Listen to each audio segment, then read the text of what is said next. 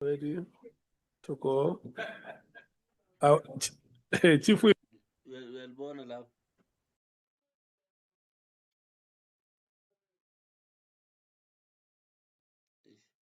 I see Lula or a linear food.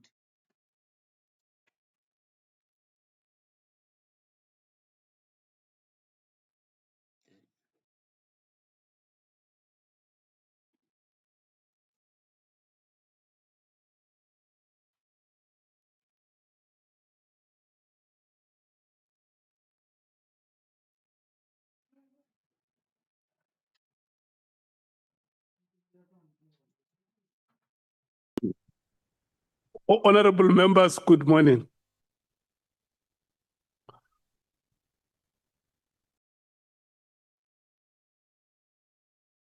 Yeah. Good morning, honorable members. Good morning, senior counsel and your team. Good morning, General Masemola. Good morning to members of staff, the media, and our fellow colleagues in Parliament who have joined us for today's proceedings. I want to greet you this morning and indicate to you, members, that today is the last day of the week. Next week, Monday and Tuesday, we have a date with General Sibia. Monday next week will be the only Monday that we will be using until we conclude our proceedings. And I want to also plead with members to say that if there is any matter that we may want to raise regarding the manner we conduct our business, let's use next week, Wednesday, because we will have a break.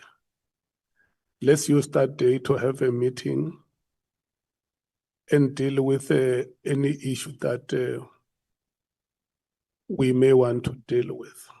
Is that agreed, honorable members? And we use the time we have today to interact with General Masemola.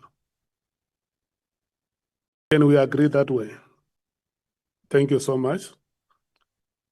There are honorable members who have indicated to me that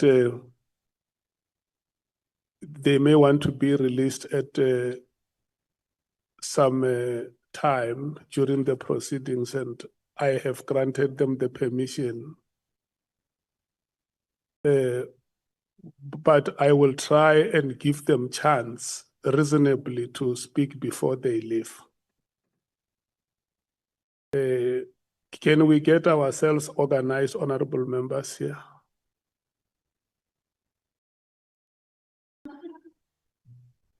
No, Honorable Skosana, those chairs are movable. You can get one between Honorable Mwango and Honorable Nomval. Yes. Yeah.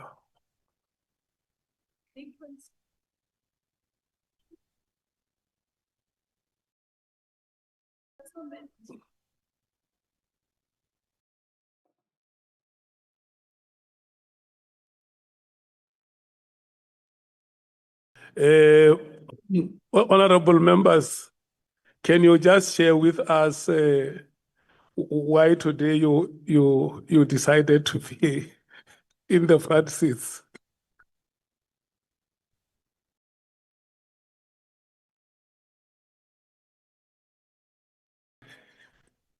Okay. You are welcome to the front line. Thank you so much. Senior counsel, can we proceed? Good morning. I want to Chair, check if you are ready for us to proceed. Yes, we are, and we obviously in your hands Yeah. now. General? Thank you. Okay, thank you. Thanks. Good morning, Honorable Chair and members. Thank you. Yeah. Honorable James had requested me that she may want to be released at 10 o'clock. I'm going to give her an opportunity to ask questions now. And today, Honorable James, I'm not allocating time for alternates. I'm just being merciful. Yeah. Thank you so much.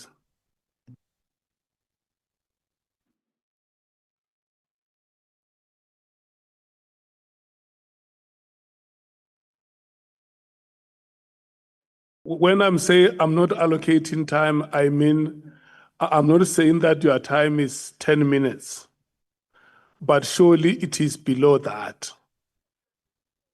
There is no 10 minutes limit today. There is something below 10 minutes. That's Because fine. let me tell you why.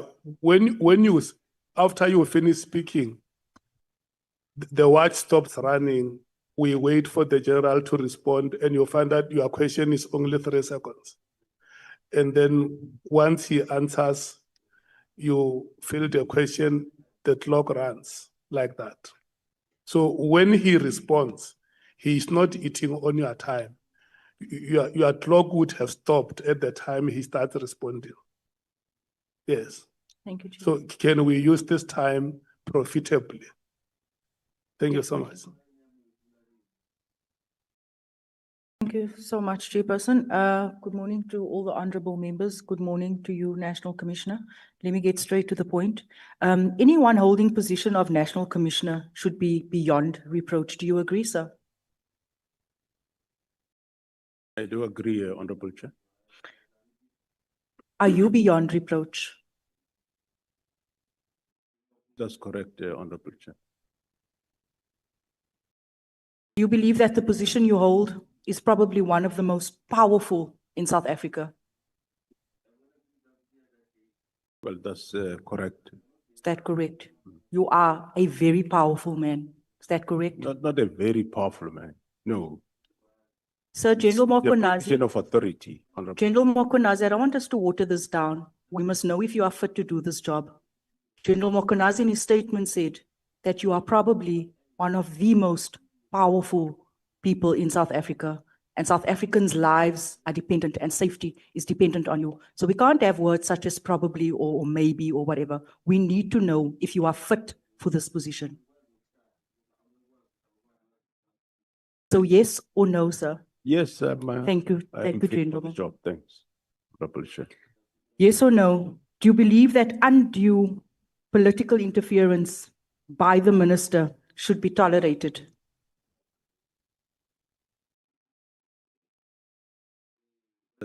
Just repeat the question, Honorable. Do you believe that undue wrongdoings by the by the minister should be tolerated? No, Honorable Chair, it shouldn't be tolerated. Do you believe that pushback towards an instruction from a minister could cost you your job? I believe it should cost me my job, but I don't mind if I have to lose my job. Then why did you not tell the minister directly that his instruction is unlawful? Honorable Chair, quite a number of times, I told the minister, why are you closing the team? And he just gave no reasons. But it was an unlawful act Well, because it was operational. He was getting involved in operational matters. well, according to me, yes, but of course, I think it is up to the committee at the end of the day to decide whether is it really unlawful or is not. But for me, that's how I interpreted it, to say, I think he's going beyond his scope. And hence I told him that I did emphasize that what are the reasons for this closing of the team? He might, the directive was not a request, it was a direct instruction. And they said, well, maybe he can give that, maybe he might not have that power, but what were the reasons? Why are you doing this? And unfortunately, I couldn't get answers. Insi, earlier on you said that you are beyond reproach. Your response does not reflect that. Because you are now speaking about, in your statement, winding down. That is not a beyond reproach. That is not reflective of being beyond reproach. Do you believe the political killing stars team was adding value? Well, that I believe and I know that it was adding value. So why are you winding it down? Is that not ultimately giving in to the minister? Well, that's what I'm saying, that Honorable Chair, the minister was determined. Well, he issued a directive to close the team. And in the absence of me not knowing what are the reasons, I kept on saying, but why are you doing this? And I then came with the plan that, well, if he's doing it, let me then rather come up with an alternative to say, you rather wind it down, not close it the way you do. NC, that is giving in to the minister. That is allowing political interference in operational matters. Do you agree? Well, my belief is yes, but I'm not sure what is his view and the view of everyone. We are not interested in the minister's view right now. We are interested in who you are. The minister made a wrong decision. You should have stood up to it. You didn't. And that is a problem for South Africa. But one thing, Honorable Chair, is that the team was never closed. It is still operational even up to this day.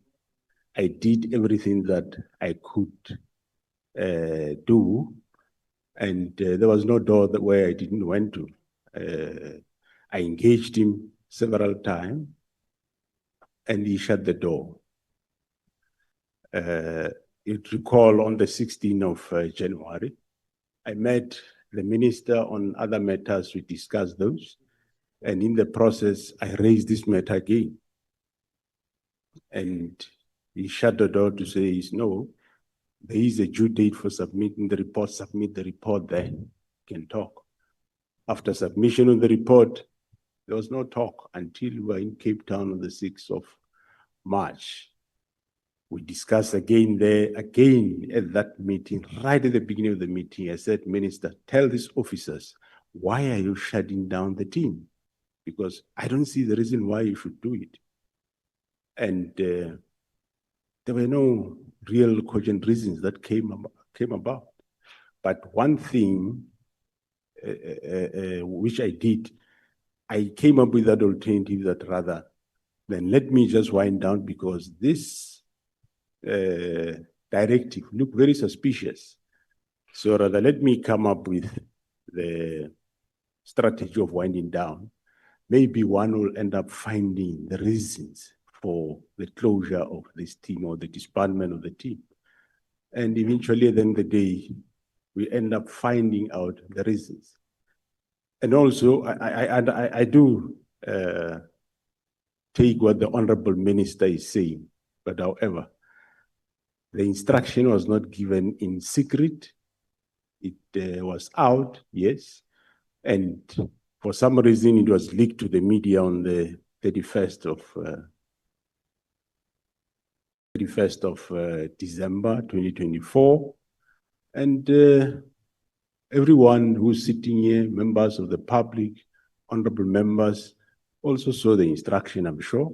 And those that really had interest in the political killings, I believe they should have also saw that something is wrong.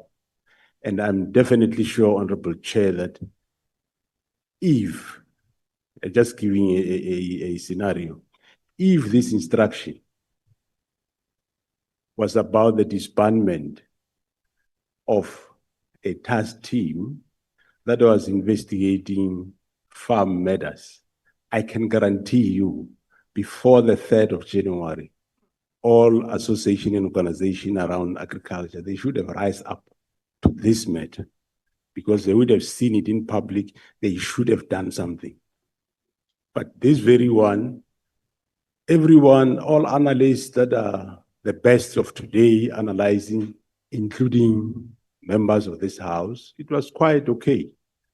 I did the best I could alone, and I tried my best. But if I have to be blamed today, well, I accept, but I did my best. And as we speak today, the political killing stars team is still existing, is still working. Never mind, yes, I might have done it differently. Anyone will have an opinion how best you could have handled it. But I handled it my way, and I eventually was able to pick up what were the reasons why is the minister doing this, and the team is still there, is functioning. Thanks, Honorable Chair. Do you believe that it was the minister's intention to close the political killings task team? Or the instruction should have actually been towards the counterintelligence task team? Because that was the team that was rattling his cages. That was the team that was actually investigating these drug cartels. That was the team that was investigating the people paying for his guests to January 8th statement. Do you believe that there was confusion because it was the 10 members from the political killing stars team that was deployed to counter? Do you believe that the minister shot himself in his own foot because he didn't actually understand? Thanks, Honorable Chairperson. Yes, today, as we are sitting here, indeed, I agree with you, Honorable Member. The intention was for closing whoever will be dealing with the counterintelligence operation in Gauteng. But remember, myself and you that time, we were all not aware what the main intention here is. It is only after the confiscation of Mr. Matlala's phone in May and later in June, when, because it was, I think, 14 May, Mr. Matlala was arrested. The team took quite some time to analyze what is on the phone. Only later, now we have the advantage on a hindsight to know actually what was happening. But that time, we didn't know. Okay. I just had suspicion something is cooking here, but I didn't know what it is. And today it shows that your suspicions were correct. It shows that the minister wanted to put a stop.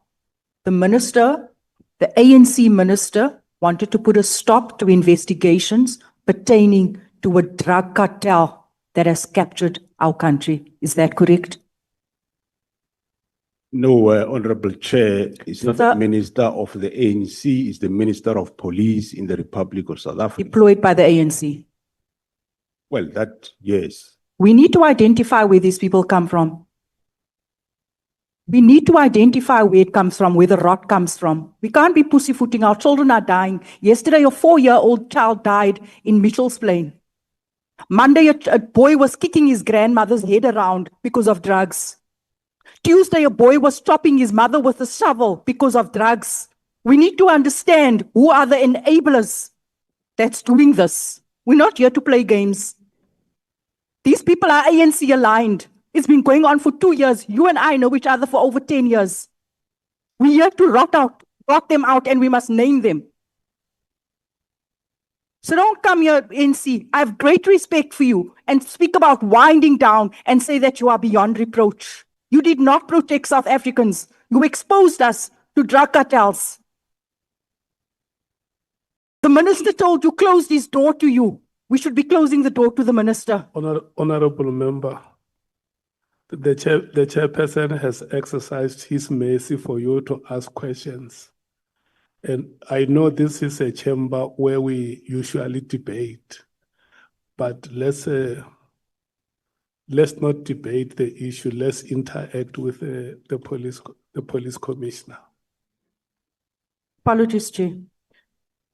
I want to ask the counterintelligence operational team, how many cases do they have, NC? And what are the case types, mainly those case types? Because we want to determine here what the minister was actually trying to stop.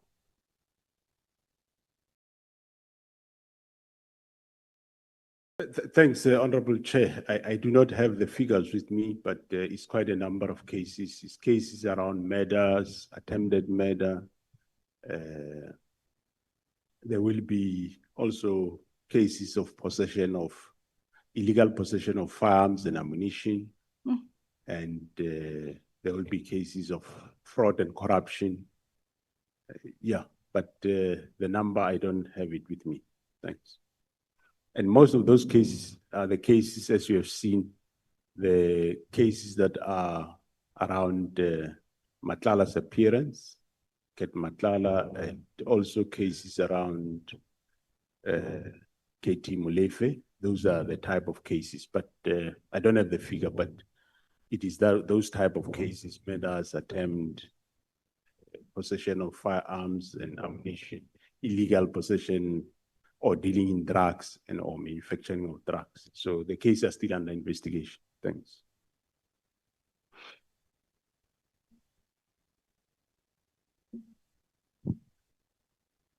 General, I want to touch on one final aspect regarding the works of SAPS. In a system where whistleblowers are not adequately protected, whistleblowers such as Babita, do you believe that you have failed Babita?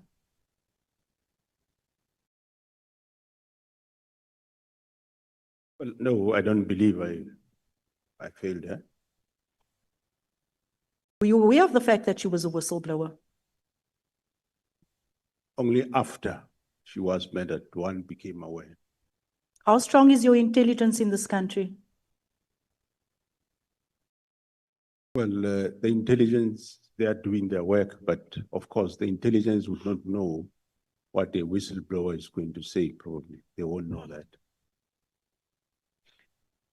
Intelligence, are they not supposed to pick up on crime that is sort of brewing, the things that hasn't been brought to the front yet? Is that not the intention and the purpose of intelligence, is to garner information? It is and to gather information? Yes, it is to collect and gather intelligence, yes. So they did not know. No, obviously, I don't know the details of the intricacies of that case and the detail of the case. I don't know it. Since Babita's death, what have you put in place to ensure that you protect whistleblowers? Well, whistleblowers, I know that there is legislation that is on its way to Parliament now by Department of Justice around whistleblowers. And from our side, if there are whistleblowers within the organization or whoever, we do provide whatever assistance we can do. But currently, by and large, there is no real mechanism for protection of whistleblowers. And unfortunately, of course, whistleblowers, remember, it doesn't necessarily mean you must go out in public and say whatever you say, but it means you go to authorities, you inform them what you know and what is happening, because your safety is quite important. I think right now authorities has been compromised. Authorities, they are the criminals based on where we're sitting. So we cannot go to authorities. So how do we protect whistleblowers?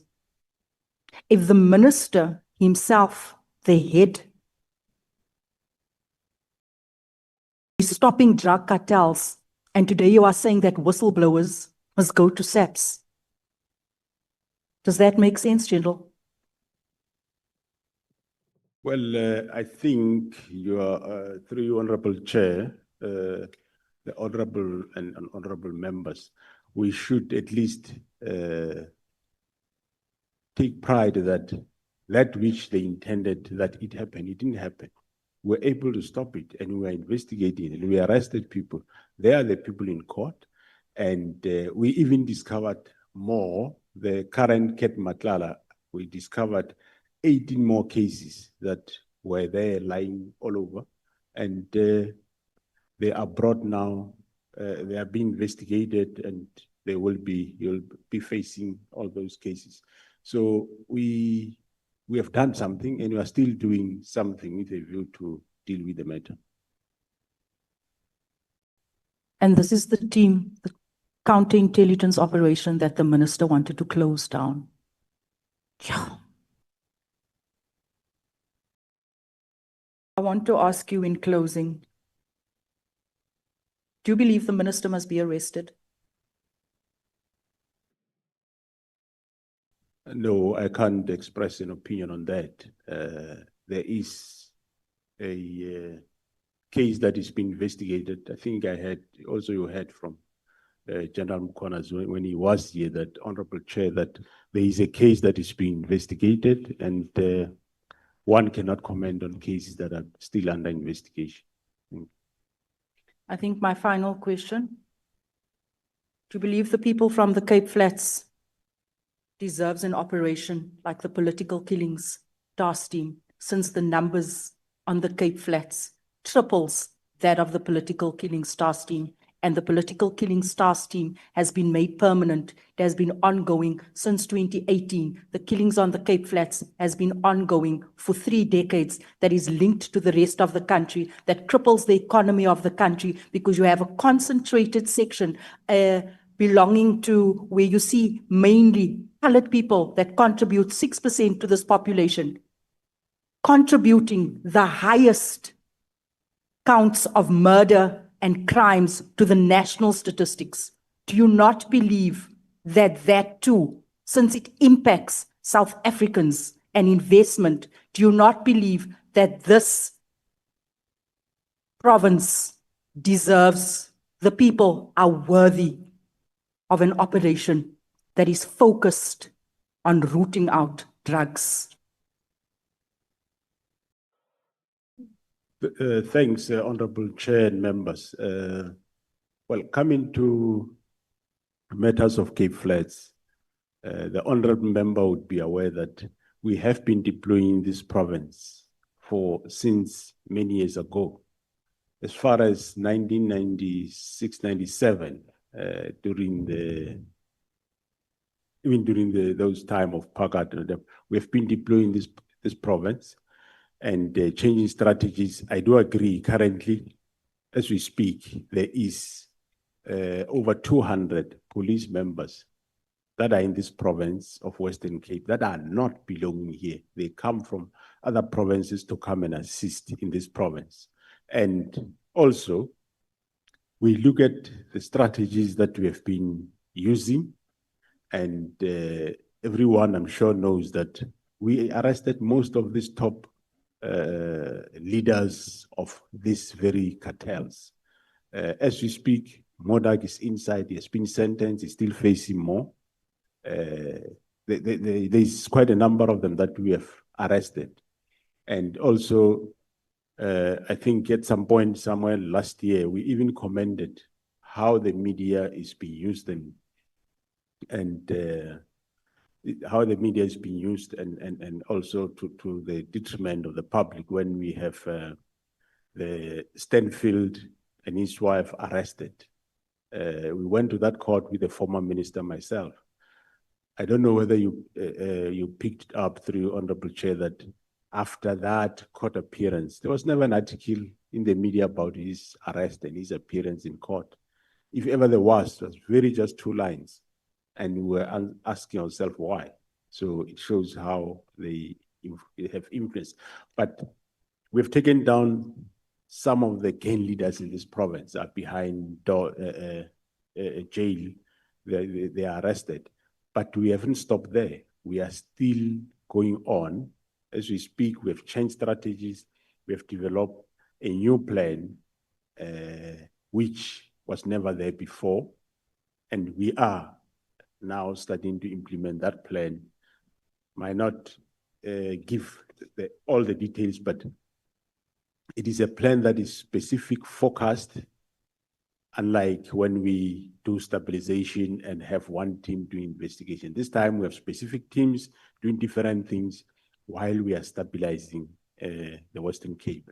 In terms of personnel, the province of Western Cape for the past 5 years, this is the only province that got more than 4,000 personnel additional to what they have. That shows we have interest in what is happening in the province, and we also doing our best to make sure that we fight this gangsterism. And also it gives one a relief that, yes, we have dig so much that we understand what is happening with these drug cartels, how they work, how they are linked, and we are dealing with that. And if we finish or finalize that, we'll be knowing exactly where we stand. So we are prioritizing Western Cape. It was never. Some provinces don't even get more than 10 people at any given time, but this province was the one given more police members, and we went as far as going to the previously advantaged areas. You are Cape Town, you are Claremont, reducing police personnel there and send them to Cape Flats. For example, the Mkhwanazi police station is made up of majority of police members that come from your likes of Camps Bay and Claremont and so on. So we did rectify to make sure that we don't ignore the Cape Flats, and that's what we are doing. Thank you. Thank you so much, General. I think in closing, let me help you. You say that you are trying to find out how they work. They work via the cartels linked to the minister. You've done much over the years, done much. The crime stats remains the same. There's no impact and there's no intelligence. We need to relook at the plan that we have for the Cape Flats and this country. I thank you. Thank you, Chair. Thank you so much, Honorable James. Honorable members, can I check the alternates? The alternates, those who want to speak, may you please raise your hands, the alternates, so that I can note you. I see Honorable Shikelen, Honorable Lee Ann Matthews, Honorable Nomvalo. Is your alternate speaking? Okay. Honorable Sokanyile, do you want to speak? Yes, that's why I want to check, so that I note all of you, you speak and we know we're done. And I must make it very clear, I see Honorable Vessels is not here, and we have not received his apology. And he also has not indicated with me as the chair that he will be arriving late or he will not be here. So I have said that you are speaking on my mercy. So at the time this mercy is being granted and you are not here, you forfeit. It's not a right that can be claimed. Okay, we are going to proceed like that. Honorable Sokanyile. Thank you, Honorable Chairperson. Good morning to you. Good morning. Maybe just before you start, Honorable James, at any time that you may want to be released, you are released. Thank you. Continue, Honorable Sokanyile. Thank you. Good morning to the honorable members. Good morning, General. Morning, Honorable Member. Yeah, I wanted to hear greeting. Then also to the administration. General, let me start with what you raised yesterday about the Board of Commissioners, whereby you indicated that the South African Police Service Act makes a provision for the establishment of a Board of Commissioners. which is composed of yourself as a national commissioner, together with the 9 provincial commissioners. Then you also said that during meetings, you acknowledge that there is a practice of including the senior officials in BOC meetings, and yet the Act doesn't provide this. Even General Mkhwanazi, when he was here, he talked about the inclusion of the senior police officials not having the provincial commissioners and yourselves in a meeting, but you also included the senior officials in your meetings. Then General Mkhwanazi raised reservation on the attendance of the senior police officials. Can you reflect on this, as you are saying that because you are the person responsible to chair that BOC, and yet you include this difference that General Mkhwanazi had and yourself having to include the senior officials. Can you talk about that? You saw it correctly. Can you express your views as well as the reservations that General Mkhwanazi had on that?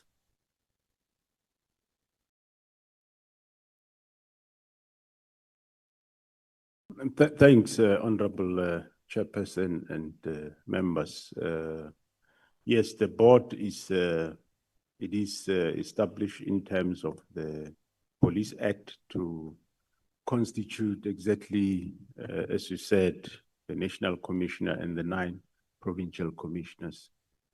But the Act doesn't prohibit any inclusion of anybody else. And the purpose of the board is an advisory body to the National Commissioner, which we, from the legal point, the legal advice that we got, that there is nothing wrong to include senior officials in that because it's not prohibiting that, and it is an advisory body to the National Commissioner in terms of various matters of coordination of in provinces. So we saw no issue or no problem because the provincial commissioners will still be included, so their views will still be taken, because it's not to say their views is going to become law or is law. They are just advising the National Commissioner. Instead of creating maybe 2 bodies, go and meet with the board and then go and meet with the other senior officials at another angle to hear their views. We saw it just as fit to have both in one meeting, and they exchange their views, give advices, and you get it from one meeting. And we saw more advantages in enriching one another in the development of the subs going forward, other than limiting it to the only 10, which if after a year or 3 years you want to go back to the memory lane, I'm sure you might not find a single one of the 10 who was there. So we saw it fit that in order for the institutional memory of the organization, and development and skilling of future leaders in the organization. It is best not to lock them out, but rather include them so that you have one comprehensive management team that is moving forward in a synchronized manner. Honorable member will also recall that I did mention that practically, if you have the 10 in any given time in a meeting, you will always have this risk that they have got various periods by when they will be leaving, and also one has to take the interest of the organization into consideration and at heart. Not that they don't, but the fact of the matter is they're human beings. As I said, some of them might be left with a month, some might be left with 3 months, and here you say that body must advise the National Commissioner on decisions that will go beyond their stay in the organization. Whether those advices will be for the better of the organization or not is questionable. Can go both ways, but basically we saw no infringement on the part of the act to include them. We saw it as it is good for the organization to have them. Thank you. Okay. Has any of the 9 provincial commissioners raised his or her dissatisfaction in the inclusion of the senior managers to the BOC? Because General Mkhwanazi raised it here in the ad hoc committee to say that he was not happy about that, because it means that it is not catered for by the act, but we're doing it. And did he in particular raise that with you, or any other 9 provincial commissioners raise that with you? Thanks, Honorable Chair and members. Yes, yeah, I think in one of the meetings, I couldn't remember when he did raise it, maybe 1 or 2, yes, they did raise it. And it was discussed, and we obtained legal opinion, and we found it not to be a problem of including them. Okay. You may not know why he wouldn't want other senior to be there. As you are saying that he did raise it, maybe looking at things, because yeah, it is good as you are narrating it, but why specifically wouldn't want other senior below him, want them to be there? You wouldn't know. Honorable Chair, I wouldn't know why. Okay, Thank no, you. it's fine. Thanks. Then going to the 31st directive, because you said you regard that correspondence as the 31st directive, whereby you were on leave on the 30th. Then there was a correspondence that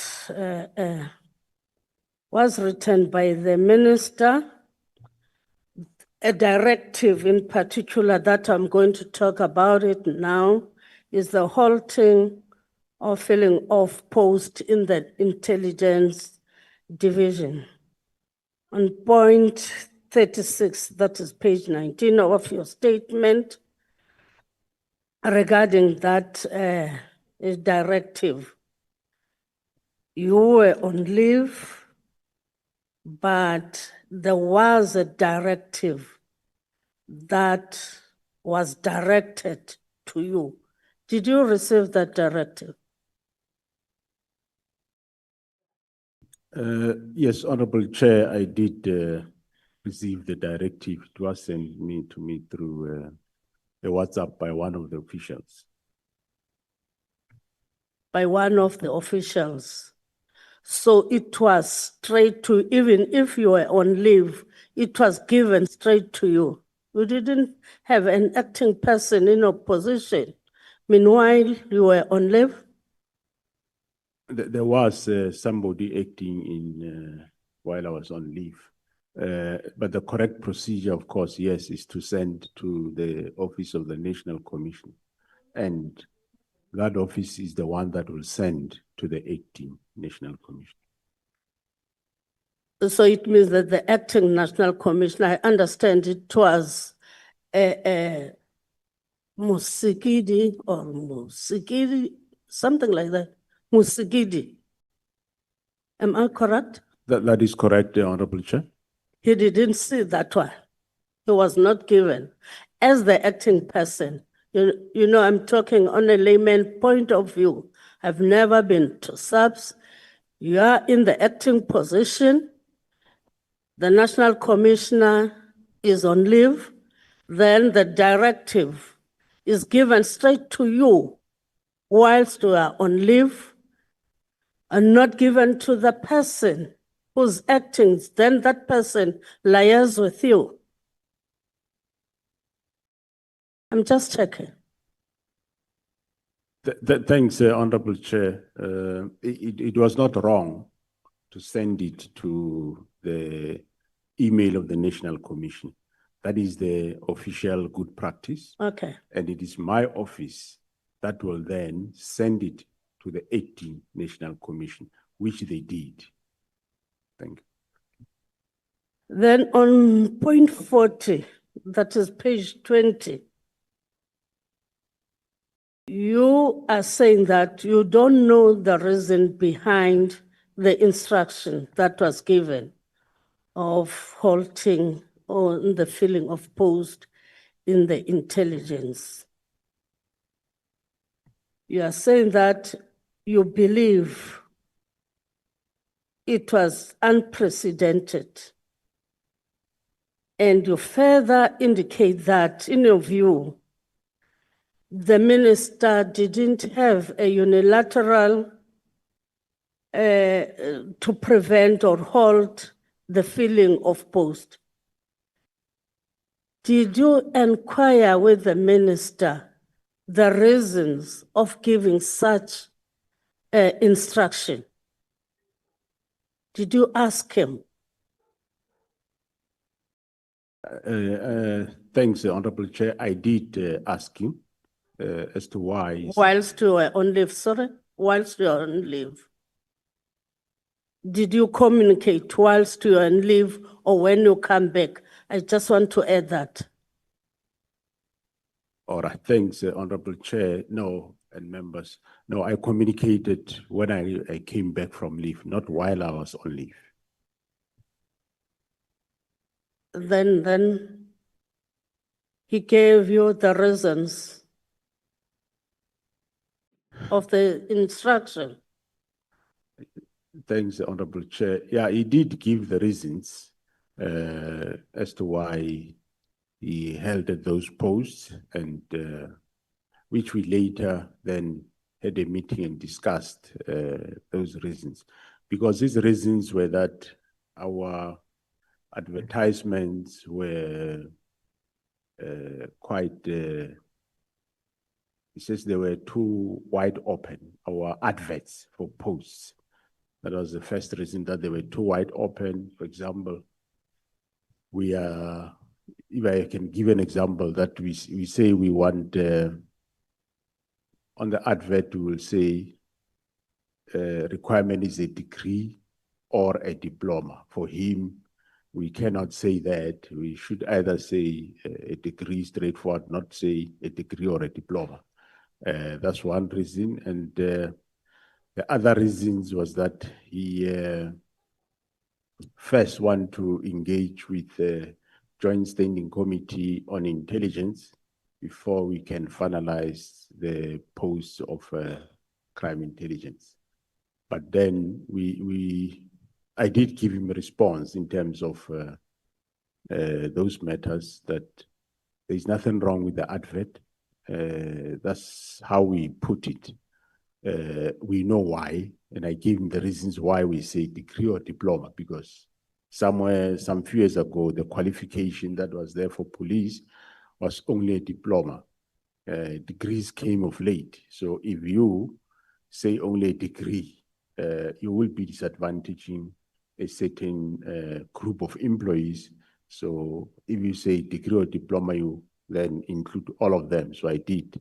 And on the Joint Standing Committee of Intelligence, I told him that it's important that we fill up the post. But he said, no, once they have engaged the committee, then we will fill up the post, which, well, that took time to engage the committee. But we have since now advertised those posts. Thank you. Then going further to disciplinary cases, on point 63, page 31, a disciplinary case against senior management, including Major General Khan. Do you mind sharing with this adhoccommittee the details of the disciplinary case against Major General Khan, and what were the outcomes of that disciplinary process?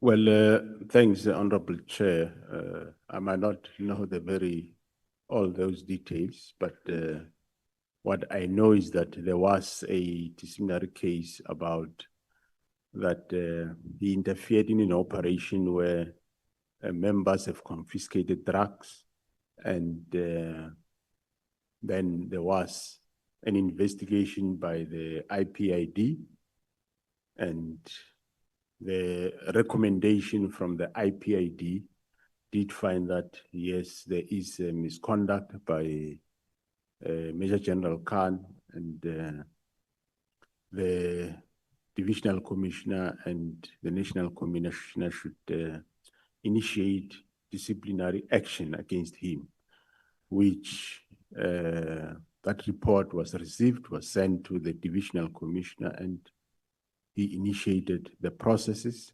and the relevant employees, that is employer rep and the presiding, were appointed, and the disciplinary was finalized, and he was not found guilty. Thanks. Okay. And then a general, in point 69, you indicate that the minister claimed that the president also agreed with the decision to disband the political killing task team. Then if you're saying that the minister claimed, it means that you're not agreeing that indeed the minister did meet with the president. Did you verify with the president on the claim that is being made by the minister to say that even the president was agreeing to the disbandment of the PKTT? Did you verify that, as you are saying that the minister claimed? That's what you said. Thanks, Honorable Chair. No, I did not verify that claim, and I didn't need to. I didn't need to get involved in between the two of them to check who's right, who's wrong. That's not my that's not my field. And whatever he say, whatever he say, whether it's true or not, I can't question it. He is the one that is saying it. He met the president. But the last time I met the president, I know the standpoint of the president, that he was surprised that this is happening. And secondly, when I suggested to him that, Mr. President, if ever this happened, it should take a specific form, which is a winding down. And the president was agreeing with me in that field. So whatever later I get, I didn't see a need that now I must start checking between them who is saying what. I leave it, I respect that space, but I know where was the president standing the last time I met him. Thanks. Okay. Thank you about that.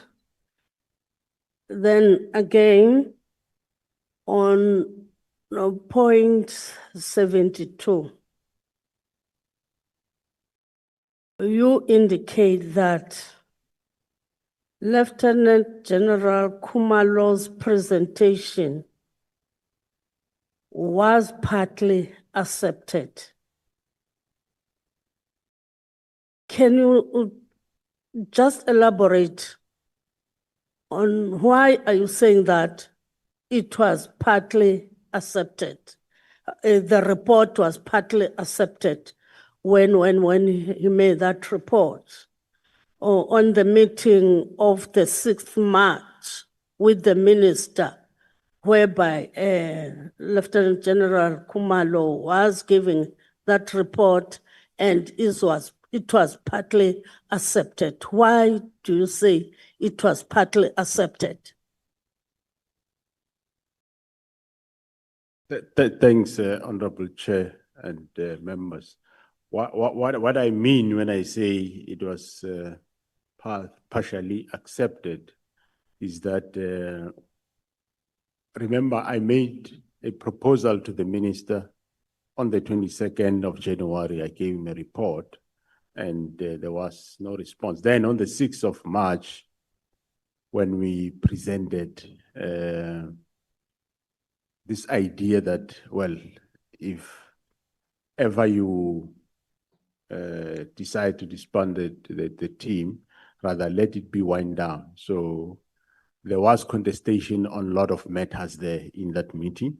And even though he didn't expressly say, I agree, but he says no, well, after this presentation, certain matters were agreed to, or were not objected. They were not outrightly objected, but there were those that were objected. For example, the taking of dockers to province was objected, and the issue that the task team go long beyond that was also objected to say, no, it must, its lifespan must come to an end this very year of 2025. So when one says partially, we refer to that, it looks like for some reason, it looks like he was amenable to this winding down in a way. Okay, I think the chairperson is looking at me. This last one, you know, when General Mkhwanazi gave evidence to this adhoccommittee, there are recommendations that he made for the parliament to consider. One of those is the decentralization of the police function to provinces. As a national commissioner, what is your view on that recommendation made by General Mkhwanazi, especially on the decentralization of the police function? It will talk to the constitutional amendment. What is your view on that one? Well, thanks, Honorable Chair. The current constitution says there shall be a single police service in the country. And my view, I subscribes to that you have one national police service. And the current legal framework, I think, is quite sufficient enough to have certain functions done at the provinces. I do not think you need another law to have functions be delegated to provinces. If there is any function that is required by province, it can still be done in the current framework, which the current amendment of the Police Act that is coming, it is about allocation of resources, be it financial or personnel. Yes, currently that is done by both head office and the province. But if there is a need for more delegations to a provincial commissioner, can be done in the current dispensation. What currently is done is that the provincial commissioner, yes, he get given a certain number of people. We develop a structure, which of course provincial commissioners have to have input in it, and that structure get approved and he get given posts, and he will sit and choose who get appointed where, which is not an issue. And the operational budget get given to the provincial commissioner. The compensation of employees, that is salaries, is managed by national. And well, whether you delegate it or you do it national, if you are paying 10 personnel, you'll still be paying 10. But I think that if there is a need, that can still be done. It does not need, might not need a law to do. It might just need the National Commissioner and the Treasury look at mechanism and delegate the whole budget of a specific province from national to a specific province. I don't think it needs any further delegation, but you need to have one single police service, one common norms, rules, and standards across nationally. Otherwise, one day you will have to carry a passport to go to another province. Thank you very much about that. Thank you very much. Thank you, sir. I finished. Thank you so much, Honorable Sokanyile, Honorable Shongwe. Thank you, Chair. Thank you. Sawubona, General. Uyaphila. Thanks, Honorable Chair and members. Sawubona, Honorable Member. Siyaphila. General, I'll just shoot straight to the point. Is IPID report on Phala Phala, is it a top secret? And why is it that General Rode, who conducted an illegal investigation, because there was no case that was open for him to conduct an investigation on Phala Phala, and he was not mandated in terms of his work scope. He's alleged to have tortured suspects and is still in the same position and nothing has happened to him. Is it because he was acting under the instruction of the president? Thanks, Honorable Chair and members. General Rode was subjected to disciplinary process. Him and other, I can't remember whether it's 2 or 3 members. He was subjected to disciplinary process, and the process ran its course, and he was found not guilty. And yeah, that was it. In terms of investigation, the members of the police, they perform their functions in terms of Section 205(3) of the Constitution, which says they are there to prevent, combat, and investigate crime, maintain public order, and protect the inhabitants and their property, and so on and so on. So any member of of subs can do any of those functions if he knows that work. There is nothing wrong with that. But of course, members do specializes. There are those that specialize in commercial investigation, specialize in VIP protection, but doesn't mean you can't do any of the other functions. Are you therefore saying any member can just investigate?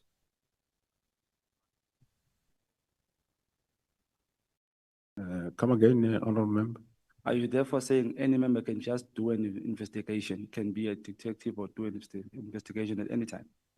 Well, Was you he can. my question is, was he mandated to investigate Phala Phala? Thanks, Honorable Chair. No, the investigation was done by detectives. The investigation at Phala Phala was done by detectives from, I think, Bela Bela, if I'm not mistaken. And in as far as preliminary investigation, yes, the commander can and is expected to do preliminary investigation or whatever happens. Let's say a member lose a firearm here in Parliament. The commander is not going to sit back and phone Cape Town Central detectives and say there is a firearm lost here. No, he's expected that commander to do preliminary investigation, find out what happened. Is it indeed this firearm lost wherever? Because quite often things are not the way they are. So it's expected to do prelim investigations, and thereafter the detectives or the assigned component will come and take over and do whatever they expected to do. Is the Phala Phala a top secret thing? That question you didn't top secret. The IPIT report. Well, I wouldn't know. I received a report which, based on that, we charged General Ruode on. I'm sure IPIT can answer that question better. So IPIT doesn't report it. Honorable Shongwe, before you, Not at all. General, the statement that you deposed with us, does it have the part that you are dealing with now, the two of you?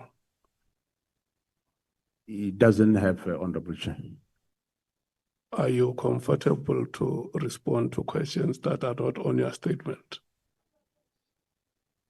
I am not comfortable because I might not have other facts to the matter at hand. Okay. Well, I will advise you, Honorable Shongwe,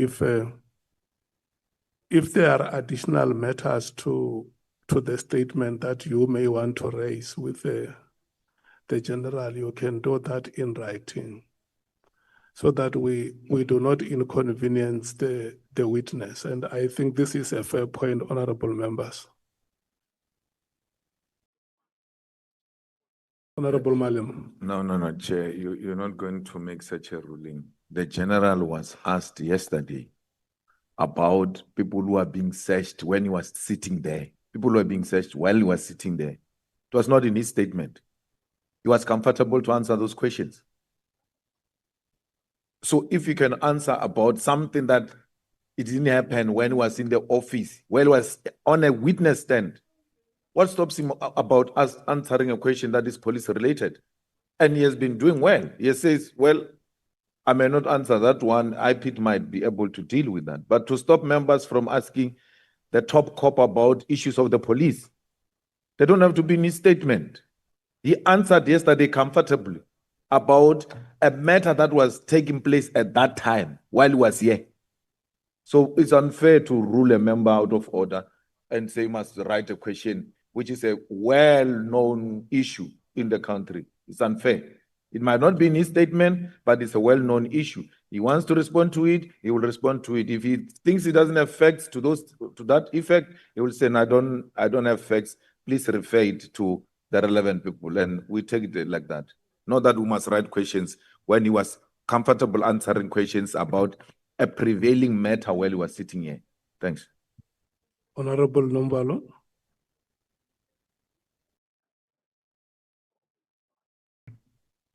Yeah, thank you very much, Chair. partly covered by the latter speaker. Chair, I just wanted to invite your attention to, within the terms of reference, to paragraph 4.1.2, which says, amongst the things that we need to investigate, is any related claim regarding corruption, financial or otherwise bribery or misuse of public resources within SAPS and any other relevant institution. So the question raised to the witness is not peripheral. It is not of context. It is within the scope of framework of this ad hoc committee. So like the honorable member has correctly said, that it must be a witness that says, I'm not able to answer to this question, but we are not of context here because the IPID matter and the Palapala report fall within the ambit of the work of the SAPS. And the question is asked for a purpose of making a determination of whether the decision to declare it as top secret was correct or not. And if it was not correct, is it related to this allegation that is here, which talks about the misuse, unethical behavior in the SAPS, and so on and so forth? So I think you have been unfair to the member, Chairperson. Thank you very much. Okay. I think you, honorable members, you have a fair point. I accept the point of order. It is sustained. May you continue, Honorable Shonga. In my defense, Chair, ngicabanga ukuthi njengomhlali waselokishini eDavidton, when a caliber of Lieutenant General Mkhwanazi says, here sitting in front of us is the most powerful person in the SAPS, I think in my mind as umuntu waselokishini, it tells me that he should know everything that happens at SAPS. Am I wrong, Chair? But the question was, is the IPID report a top secret? Can we pass that? I don't know, through you, Honorable Chair, members, I don't know. I think the IPID themselves can be in a better position to respond to that question because IPID do not report to me. They have got an executive director of IPID, which that executive director report directly to the Minister of Police. Thank you. Are you ever informed when there is top secret reports? You ever know when there's a report that is said to be a top secret? It will depend, through you, Honorable Chair. It will depend whether it's a report sent to me or is a report that, if it's not directed to me, I will not know. But if it's a report that the author writes to me, then I will see that it is a top secret report. So, ngokuzwa kahle uthi you do know when it's a top secret report or not. Yeah, I'll know. It gets written. So is this one a top secret or not? I don't know, Honorable Chair. I don't have it. I don't know the classification of that report. Okay, for the sake of my time, can I put that question in writing maybe, because I need that answer, Chair. Thank you. Where was I? Okay, SAPS is an instruction-based division. Even if when you go into a course, they give you a call-up instruction. Am I correct? That's correct, Honorable Chair. So how much of a problem is illegal and unlawful instruction from a political office bearers? You were recently illegally instructed to disband the PKTT by the currently suspended minister who should have been fired, which is a violation of Section 207 of the Constitution. Would you say another big problem in SAPS is the fighting of, would you say another big problem in SAPS and the fighting of crime is criminal network capturing political office bearers, and those office bearers do the bidding for criminals like we see in the drug trafficking, illegal mining, and political killings?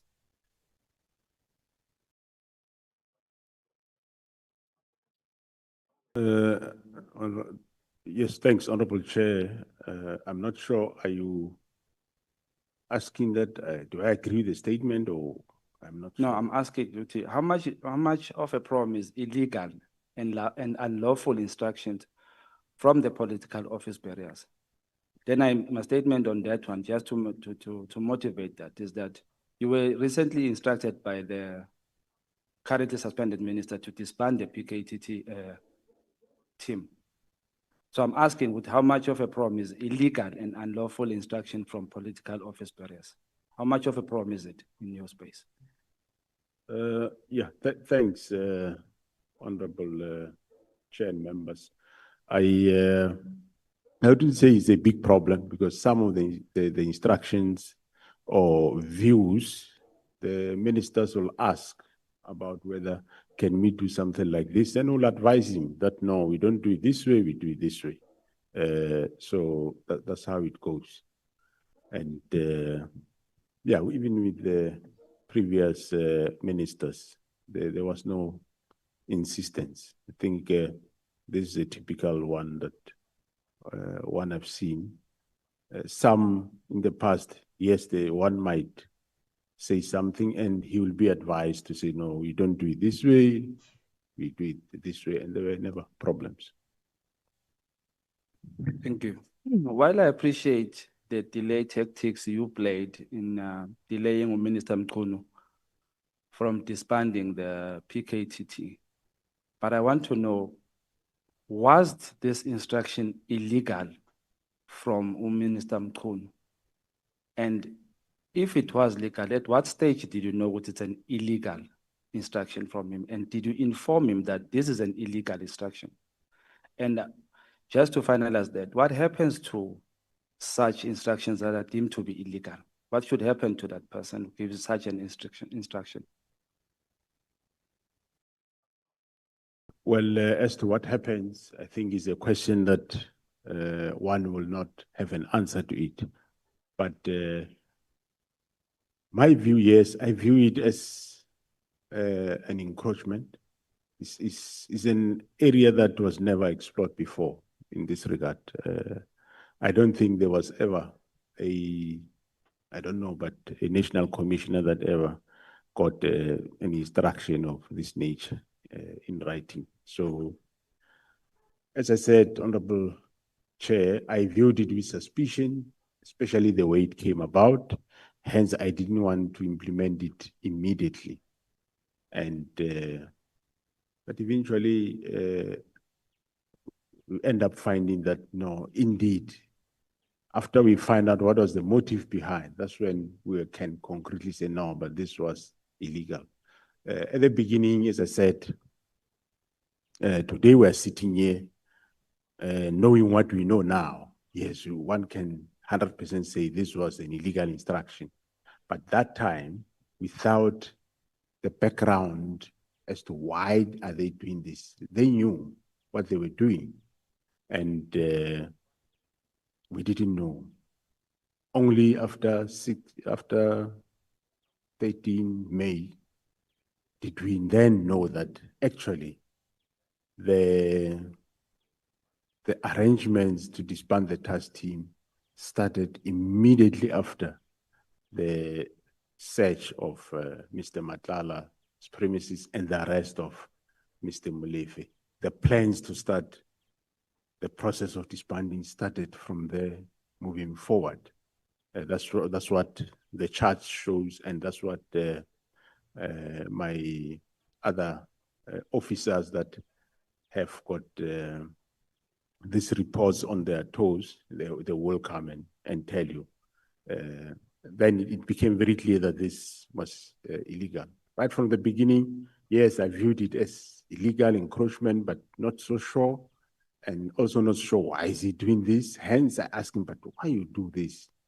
And the man could not give me reasons. Okay. Have you reported such a matter to the president? Through you, Honorable Chair, I reported everywhere. I reported to the President, General Mkhwanazi, reported to Police Portfolio Committee. I kept on asking the minister every time, the 6th, I asked him, why are you doing this? I mean, the 16th of January, I asked him, why are you doing this? Shouldn't you have given us time that we brief you? What is PKTT? What are they doing before you disband it? And there was no room to accommodate that. 6 March, 27 March, still same. So where else should one go? There is no other door. Which door to go? I can't take him to court. I can't take him to United Nations. On a hindsight, or if, as I said to the previous member of parliament, that everybody in South Africa, all the analysts that are here today, members of this August House, we were all there. And luckily, this specific instruction was out in the media. In as much as it was directed to me, yes, but everybody had the opportunity to have seen it, luckily. And none of anybody have ever saw something wrong with it. That's why I said, I'm just making a hypothetical example that should it have been this instruction issued, the task team was investigating political, farm matters. Do you think the situation would have been the same? I'm sure surely me and you know they wouldn't have. Those quotas of the society, they should have risen up. But this one, different. So we end up now, yes, fighting this, trying our best. So one tried his best under the circumstances. Thank you. Thank you. So I didn't get the clear answer of, after you have reported, where else you've said you have reported, did you report to the president? Did you speak to the president about this illegal instruction? Thanks, Honorable Chair. Yes, on the 1st of February 2025, I did meet the president on the matter. I reported to him that I received this instruction, and I will remind him about the team, and he knows the team because the team did brief him 17 March in Durban. So that this team has been disbanded, and I don't know why, and it's been disbanded urgently, and he was taken aback also why it is this happening. And that's why I said, well, it's not, I don't want to cause conflict between the two of them, but I said, this is not a request or a view, it's an instruction that I must do it. And I did try to knock for, if there is, can we engage on further on this matter? And the minister said no. Of course, I should submit the report, which I submitted, that report that he required. So, and he said he'll discuss with the minister. But of course, I said to him, my proposal, if this thing goes ahead, which I don't know why it must happen, it should take the form of slowly winding it down so that work cannot be disrupted. And the president says, yeah, well, I think if it happens, that's what he will support. So at the time you were speaking to the president, at that time, were you then knowing what this is an illegal instruction, or you're just still not sure whether it's illegal or it's still encroachment? Well, it was not really sure, but believing that this looks like encroachment or illegal, but not one can't say, yeah, 100% it was illegal. So the only answer you got from the president is no, ngizokhuluma naye. That's it. That's correct. The fish rots from the head, General. And if the country was to clean up the policing and bring back the confidence in fighting crime, I think we will need to zoom in the MPs, members of parliament, the executive, and the judiciary.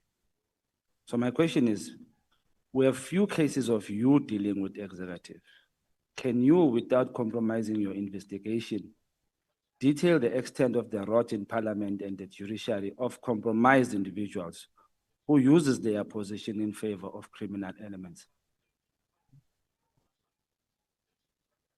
Yeah, through you, Honorable Chair and members, where there is investigation, we will proceed doing those investigations. I think we will not leave any stone unturned. Doesn't matter who, we will do our work, whether it's within general public, parliament, judiciary. We will definitely do our work. Of course, some of these things, when they start, you might not really know exactly what it is all about. We have I think there is one case which I learned about it later, which one of my officials, General Kumal, I'm sure will detail more about it. I think it refers more to the judiciary, whether the case at the end of the day was really a matter that people are involved, that they are investigating the case, so they will be able to talk more on such cases.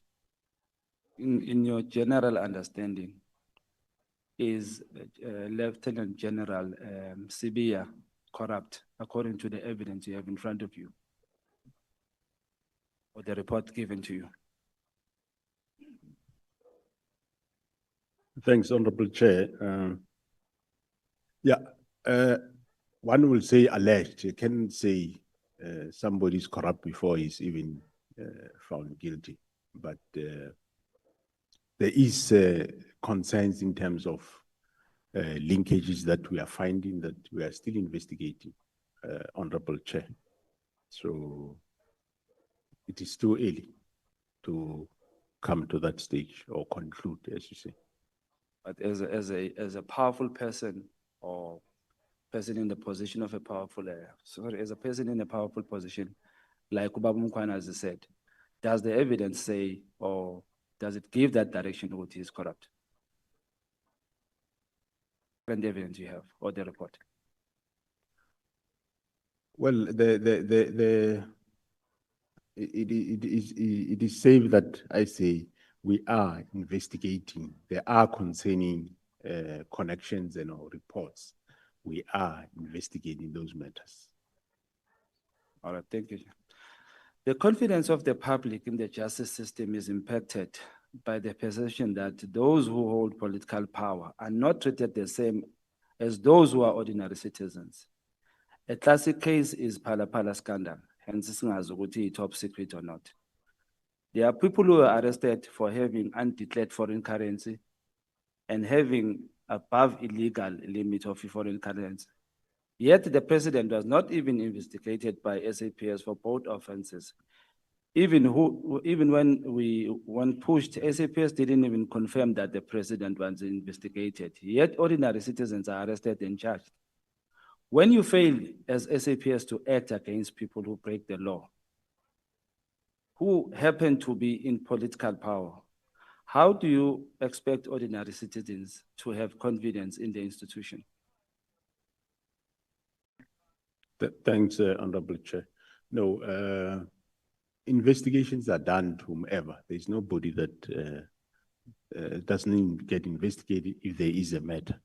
As far as I know, there was investigation by both, I think, Bela, police, SAPS, and also the DPCI. I know they were investigating other cases, even though, of course, they wouldn't be reporting that to me. I'm sure they report to the minister that, so there were investigations around Palapala. Was the president, actually, did SAPS confirm that the president was being investigated? Well, they were investigating the incident, as far as I know, that happened there. And I think the fact that I did not briefed on the investigation, I don't know what was in the docket. It would be safe to say, I know that there was investigation and or two investigations, one by the SAPS in Bela, one was done by the Hawks. And there is a case currently that I know for the people that did a break-in. And another case I know there was case investigated by the DPCI. All right, Chair. I just want to finish up the picture. One question. I think I still don't understand how to ask you this question. Uthi, remember that when this Phala issue happened, we as a country had interest. Maybe if I should ask you is this, how interested, what is your interest or how much of an interest do you have in the PKTT cases versus interest in the Phala case? I do have interest in any cases, my work that cases be investigated. But however, there is a difference. Cases that are investigated by general detectives of subs, yes, they will give me feedback. But cases that are investigated by the Hawks, they report to the minister, not to me. No, Chair, I think in same showers cut alternate like Thank you so much. I want to thank you, honorable members who are alternates. You have been very consistent in terms of compliance with my instructions. Can we move to honorable? We are going to take Honorable Shikeleng and thereafter Honorable Matthys. We break for tea. Can the two honorable members follow each other? Thank you so much. Thank you very much, Chairperson. Good morning, General. How are you? Three honorable chair and members, good morning, honorable member. I'm fine, thanks. It's not the first time that you appear in front of me for questioning. General, I'd like to make a statement. I think in my life I've called you 3 times, and the reasons for those calls were because the issues were of a serious nature. Yesterday, you told us that General Mkhwanazi had approached you various times within his career in the SAPS to discuss serious matters with you too. It doesn't appear as if he just called you generally to discuss frivolous matters or just ask you some silly things. Am I correct in that? That's correct, honorable chair. Thank you. So, General, as the leader of an elite SAPS task team, because you are the leader, at the end of the day, you're the head, you've described this task team as performing excellently. How is it that you did not immediately intervene or instruct that the decision to disband the unit be placed on hold until your return to the office after you were informed about the letter on the 2nd of January? Thanks, through honorable chair. I would remember that I did indicate that I was on leave and I was with the minister on the 28th. Hence, I did say to the team, they can write reports and I'll attend the matter when I come back. Remember, there was nothing done in that period. So, yeah. General, it's very strange to me that if this task team was performing so well that you didn't immediately pick up the phone, but we'll leave that for now. You stated that during your leave period, General Musekili was the acting NASCOM. Is that correct? That is correct. Was it then General Musekili that gave General Sabia the instruction to proceed with closing the PKTT? Honorable Chair, I did indicate that there was nothing that was done until I come back from leave, in as far as the closing of the team is concerned. Hence, I told them while on leave that I'm not going to bother myself with this. I do not want to attend crisis that is generated by other people unnecessary. I was with the minister on the 28th, he didn't say anything. So I didn't see any need why should I rush for such an instruction while I was on leave? So nothing was done until I was back. All right, General, thank you. So if nothing was done until you came back, then you were the person that gave General Sabia the instruction to proceed with closing down the PKTT. I did, Honorable Chair, I think yesterday did indicate that when I came back, he came to me with a letter that was effecting the minister's instruction, which was directed to General Kumal, where he was bringing the letter that I signed, and I didn't sign that letter. The next day, the 15th, after I said, well, remember, first day I told him that I don't want us to do this. If ever we have to do it, we're not going to do it this way, because remember, I said this instruction was, it wasn't a consultative sort of letter. It was a direct instruction that you do this thing. So I said, well, if we do it, we will do it in this fashion, which I said is the winding down, phase out approach. And I referred him to a Major General to go and assist him in the report. And the 15th, when he came back, in that letter or report, I still saw immediate disbandment. I didn't really read the whole letter. And that's when I switch off and say, no. I see that we want to go this direction, so leave this matter. I would write the report because I understand what do I want to suggest with the minister. Thank you, General. General, so if you earlier on said that the email was sent to your email address from the minister, how did General Sabia get hold of the document? And then how did he go about coming to see you with a plan? Thanks, Honorable Chair. I did indicate that it is standard that the email will be sent to my office, and I did indicate that my office, I direct my office to send it to the relevant deputies, which they send to the acting national commissioner, which is General Mkhwanazi, and also send to Lieutenant General Sabia. Thank you, General. So I'm going to go back again and say to you, so in actual fact, you are the person that affected the closing of the PKTT because you sent it, you instructed that the email gets sent forward for discussion. That is how it is.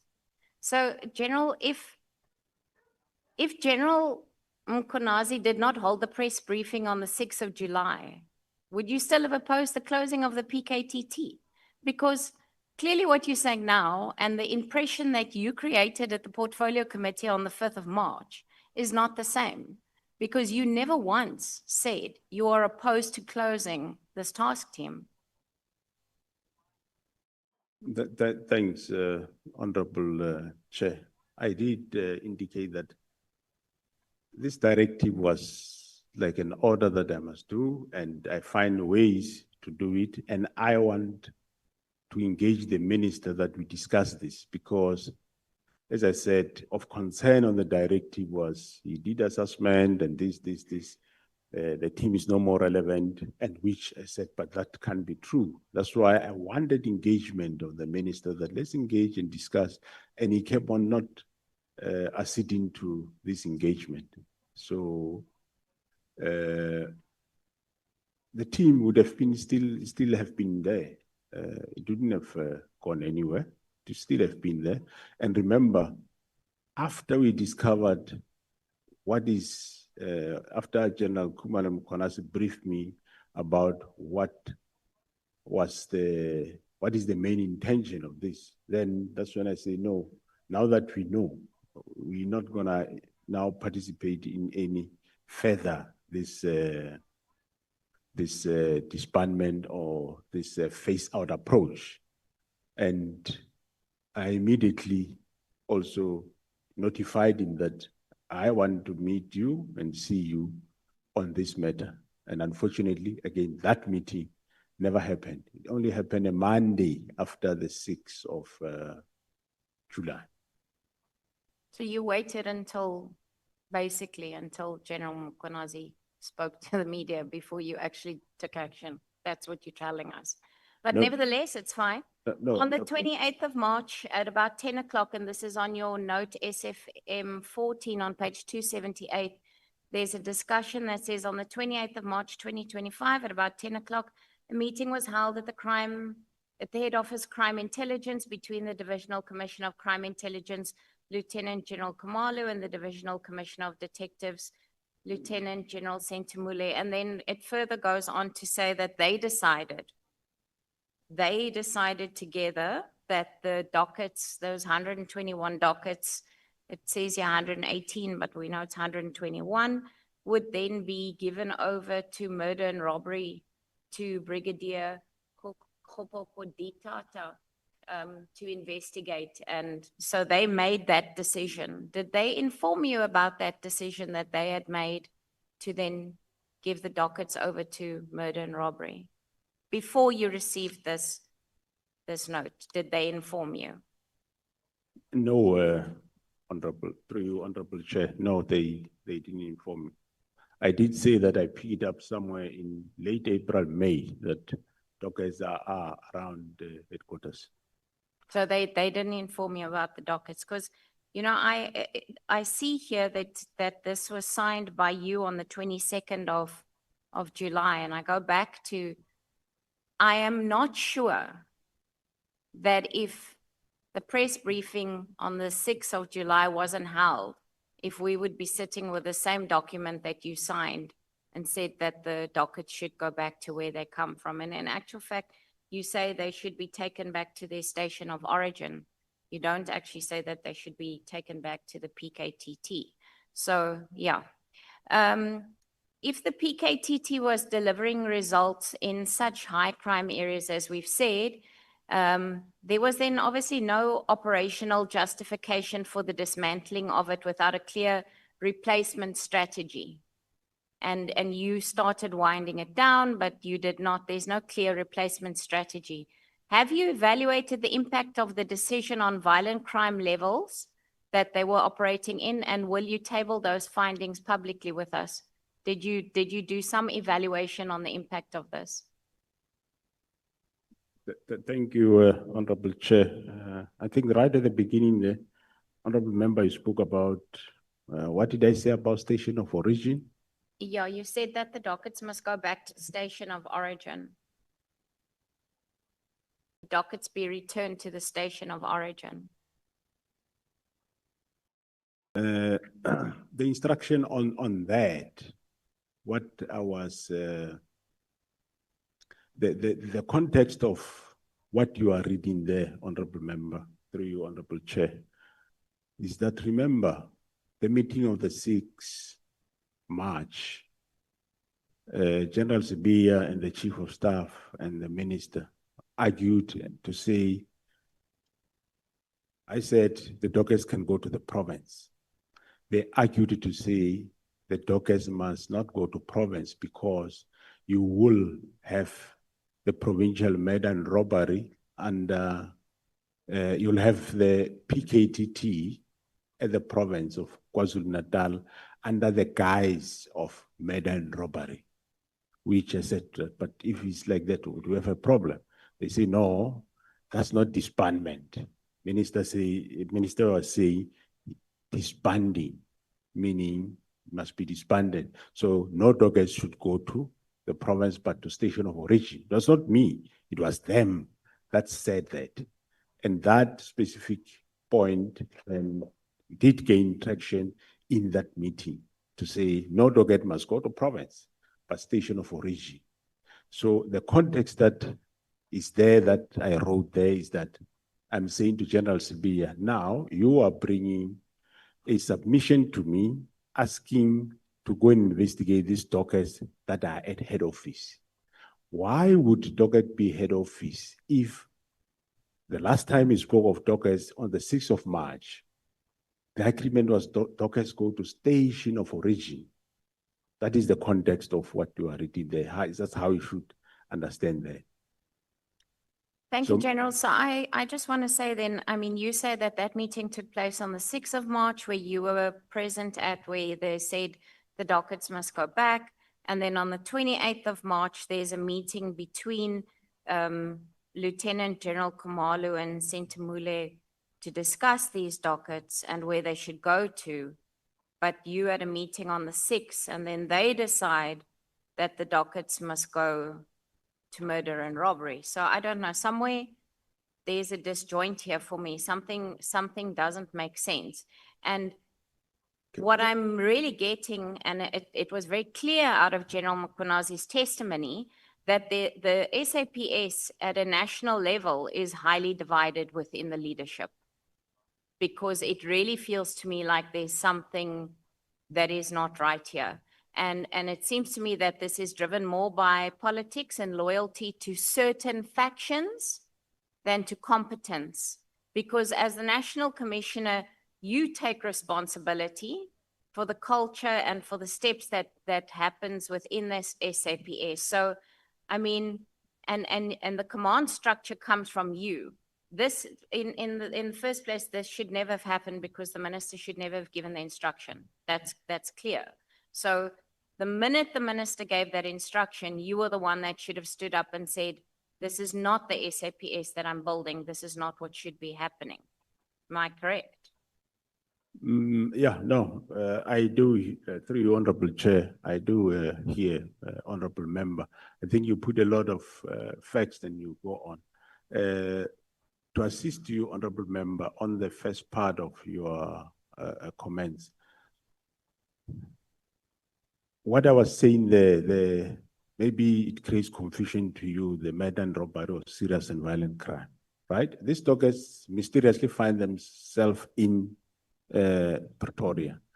Now, an application is submitted by General Sibia to say, I want to send a serious and violent crime team from head office to go to KwaZulu-Natal to investigate these cases. And that what you see is a disapproval to say, no, I can't send another team there because there is already a PKTT there and the dockets must go back to the PKTT, and which eventually did happen. And also remember, when General Mkhwanazi did the media briefing or press briefing, it is after that we now, me and him and General Khumalo, we now know what was the objective of doing this. We had now information that what is happening. So whether he did a press briefing or not, we were now empowered at that time to say, now we understand why the minister and General Sibia and them were doing this, and we are not going to now allow it. And well, then he did the press briefing. It's not to say, if he didn't do the press briefing, the PKT would have been closed. No, I sustained the PKT from that time, yes, the ups and downs until in that July. But in June, we became aware what was the real reason. So after I know, I can't still allow it to go that route. Hence, I said to Minister, I want to see you, want to discuss this matter. But he couldn't still see him. I only saw him after the 6th of July. Thank you, General. General, I mean, you've said now that after you became aware of the issues, surely then it was your responsibility to hold the press briefing actually and not General Mkhwanazi, if he, as the head of the SAPS. Well, probably we deal with, through Honorable Chair and members, we probably deal with matters differently. Mine, I said, they must brief me and I compile a report, and I was going to take that report to the president to say, the president, this is the discovery, which eventually I did, but even though I did after the press brief. Thank you, General. General, my last question is, here where we sit today, the release of the crime statistics has been delayed by over 2 months in South Africa. I asked you about it previously. It's not the first time I'm discussing it with you. Would it be fair to say that the inner turmoil currently within the SAP is contributing to the delays and affecting the organization's overall functioning? Of course, that's through you, Chairperson. One cannot deny that, yes, indeed. I mean, there was a change of ministers and there was a lot of things to be done. And yes, but it will be released soon, Honorable Chair. Thank you, Chairperson. I really do feel that, General, that there's something lacking here. And I'm not quite sure what it is. Maybe of my colleagues in the room will ask questions, but I really, there's not once in anything that you've said to me today or the way that you displayed anything to us to say that you were not in agreement with the closing of this PKTT. And I don't know, you can tell me today I'm wrong, but nowhere is there communication from you that I can see that you've submitted or anything that you've told us except for you tried to speak to and you did this and you contacted somebody, but nowhere were you not in agreement with this. Am I correct to say there's nothing on paper from you saying that you were not in agreement with the closing of this PKTT? Thank you, Honorable Chair and members. Honorable Member, if I agreed that the team be shut down, it should have been shut down. On a hindsight, you can see that the purpose of this instruction was to shut down the team while I was on leave for those few days. That's why it was immediate, urgent, which I said, no, you can compile reports, but don't do anything until I arrived. After I've arrived, Honorable Chairperson, from that time, where we were all in this space where we don't know the motive behind this, and me trying to find motive from the minister and not coming up to today. Yes, the team has ups and downs, but the team is still operating. As I said, I did the best. On a hindsight for honorable members today, because we have got more information when the instruction was issued, now you know what is the motive. Yes, you can reason that, no, maybe National Committee should have done 1, 2, 3.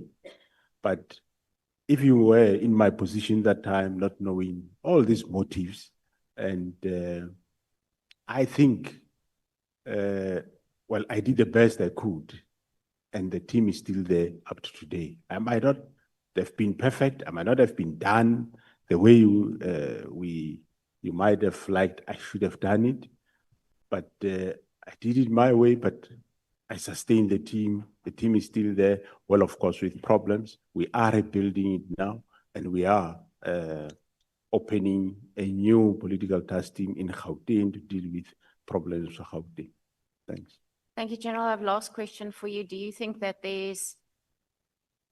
that crime intelligence in South Africa is salvageable? Do you think that we can still have a crime intelligence in our country that is not going to be under scrutiny, or how are you going to fix that department? Thank you. Thanks, Honorable Chairperson. Well, the appointment of the Divisional Commissioner of Crime Intelligence, Lieutenant General Khumalo, to that division did brought a new hope in that division with a view to resuscitate crime intelligence. I believe it can still be done, and the former minister was agreeable to the reforms that we wanted to do there.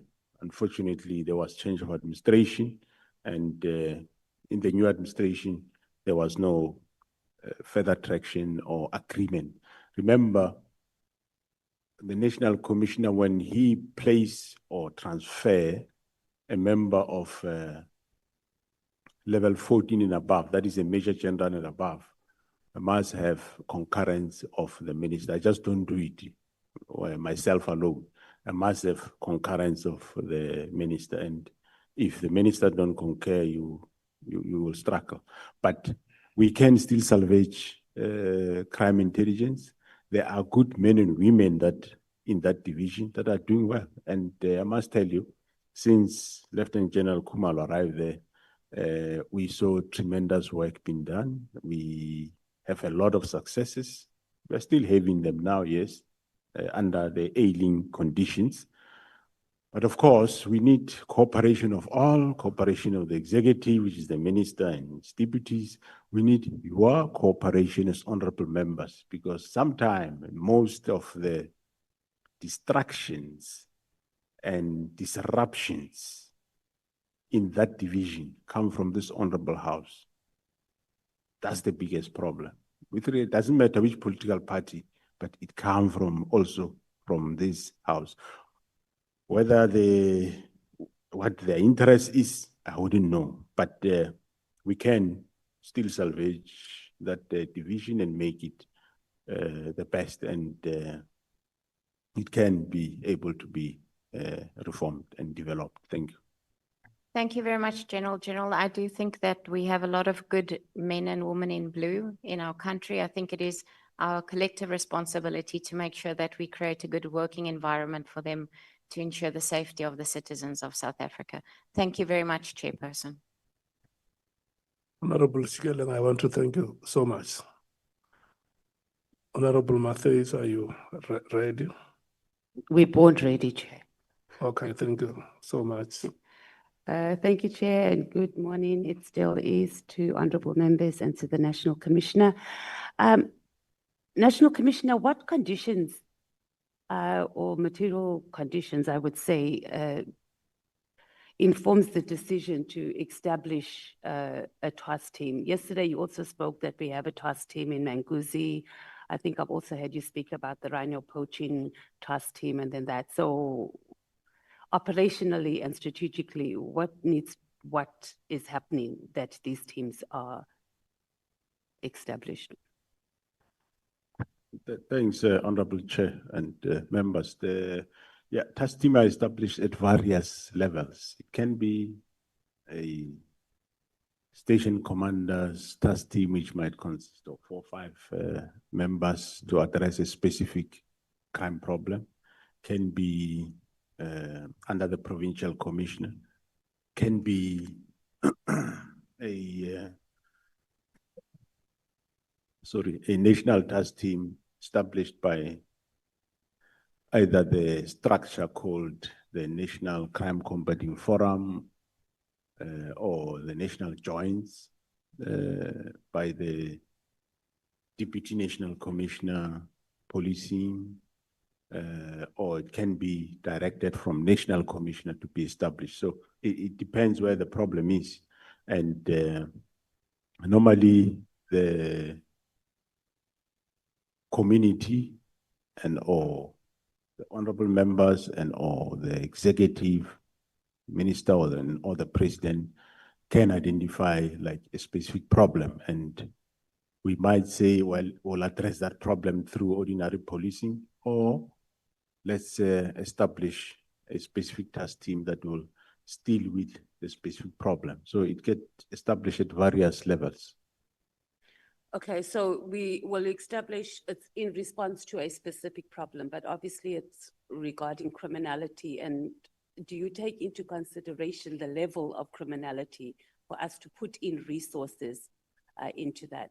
So in the bigger scheme of things, let's say the rhino poaching opposed to GBV rates, like does that come into consideration, or is it pretty much a political decision, like as we have seen in the case of the President Ramaphosa went to KZN, attended a funeral, announced at the funeral, we're going to establish a political task team, used the ruling party's position in parliament and in government to say, okay, we're having leadership problems here in the ANC and we can't deal with the greed and the desire for power, whether it's councillors or whether it's their deployees to strategic positions. So we're going to use state resources to do that. So I was asking that question to try and determine, like, how do we prioritize criminality in this country and our response to it?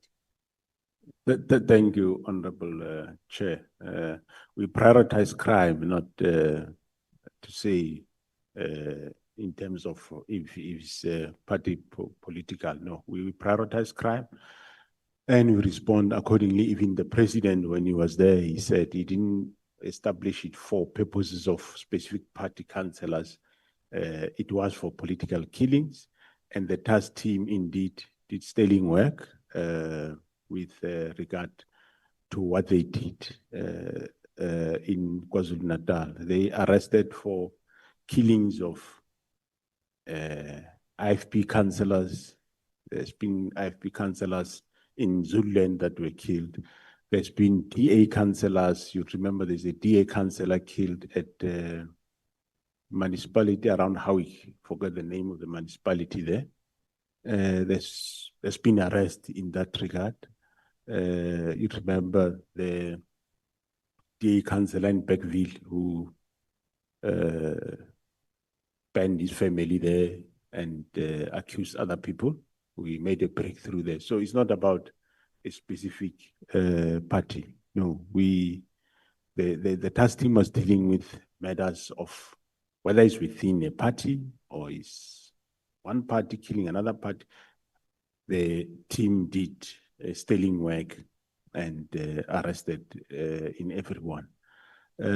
We do have, in terms of GBV, Honorable Member, we have a unit. It's not a task team. It's a specific unit that is there. We call it family violence and child protection. That is dealing with the cases. And of course, remember where there is such a case which we might not understand how it is, it's high profile case, GPV, we do establish those task teams to go and investigate and make a breakthrough. After breakthrough, then we dissolve the task team. It's not that we prioritize rhinos and politicians over other people. No, we prioritize crime.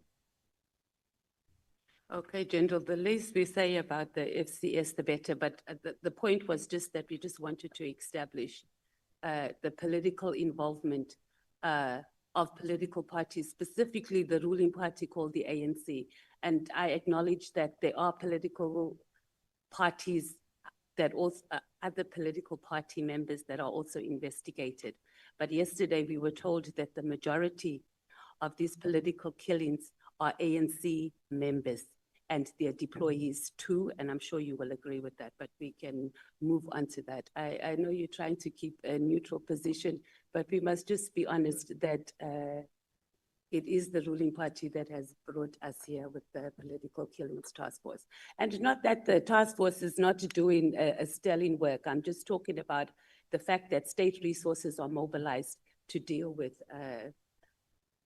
matters affecting political party in particular.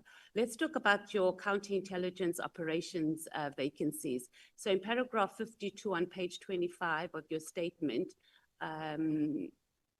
you said that there have been cases where investigations or reports, no, the question here is there cases where these investigations or reports can be deliberately or falsified to target certain individuals? Have you had a problem like that? And can this process of counterintelligence investigations and report be weaponized against certain people within the South African police force, but the country at large?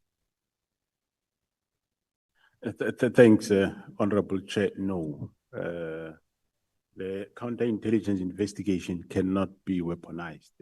It's purely investigating those people that are involved.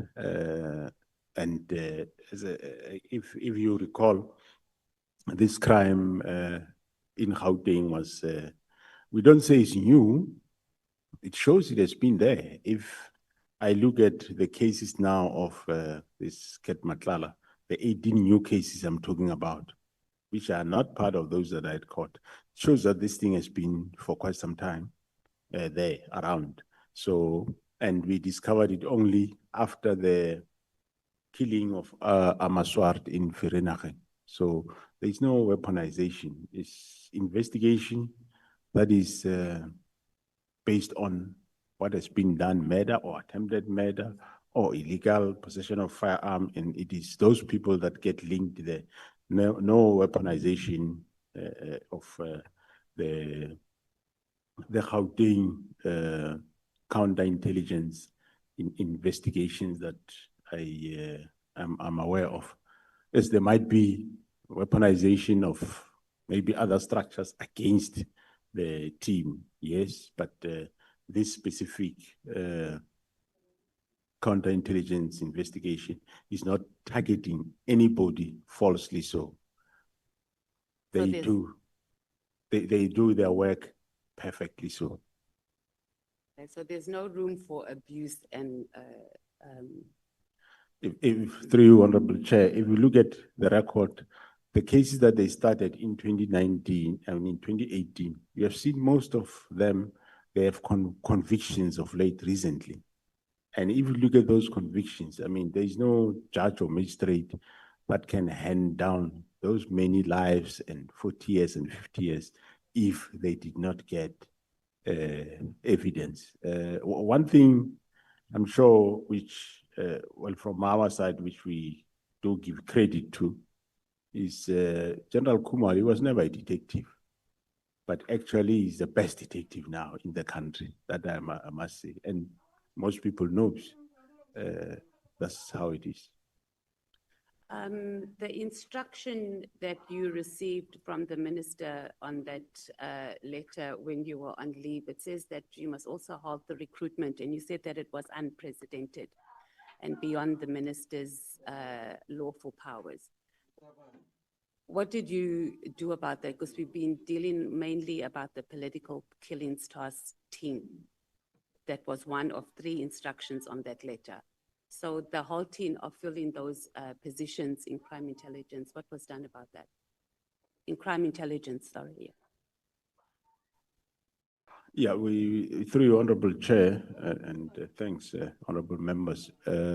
Yes, I did engage the current new acting minister, and I have subsequently advertised those posts. They are being in the process of being filled.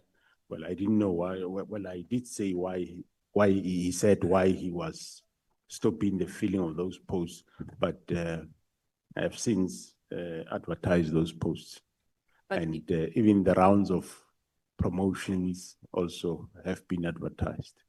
Okay, so you just continued with the process. It was done recently because that instruction was given in December. We're now in October.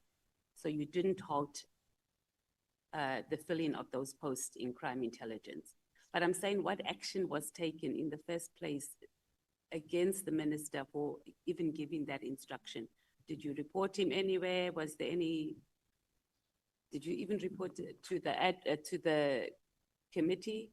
Because you presented an annual report to us, and I don't remember that being highlighted, that you got an instruction to stop. And that would have been a platform where members of parliament could have engaged the minister to ask why he would give such an instruction. Yeah, no, that I didn't report anyway. I engaged him personally, and he agreed to say, let's meet and discuss. And we eventually met, and he expressed what is his problem. And I was able to tell him what he sees as a problem is not a problem. And he agreed that, okay, you can now proceed. But of course, he said he still wants to go to the other committee, which that was the part that was outstanding. On the media briefing, did you think General Mkhwanazi overreached when he went and he did the media briefing? Well, it's difficult to say, but well, I think, well, he did what he did, so I don't see anything wrong with it. Because the provincial commissioner can do press briefing in his province, and he can. And he did tell me that he's going to talk about the political killings task team, give their successes, and Then he went and he went beyond that. So I don't have a problem with that. Why did you choose to write an affidavit when he requested you to write an affidavit about the transfer of files and you didn't act on it yourself? He gave under testimony that you submitted an affidavit, and on that affidavit, based on that affidavit, he opened cases about obstruction of justice, amongst other things, on the 121 dockets that were transferred. Well, through your Honorable Chair, remember here it is after the fact. After we know that what was happening is a crime. And remember I said, after I had the dockets, that was agreed that if ever the team is closing, dockets must go to station. All of a sudden, these dockets are now here at head office. And I said, there can't be dockets here, they must go where they come from. And those processes were started to get those dockets back. But before that, after one became aware that, oh, this, what is being done is actually a crime, then you report a crime at a police station with an affidavit. So why didn't you do it and left it to the KZN commissioner to do it? I do what? Why didn't you open the case as the commissioner, because it affected you directly? And you gave an affidavit to him to open the case. So he became the complainant. That's my understanding. Or am I not, I didn't get it correctly. Well, the offense happened in KZN, and I gave him the affidavit. Giving the affidavit, you open a case through an affidavit.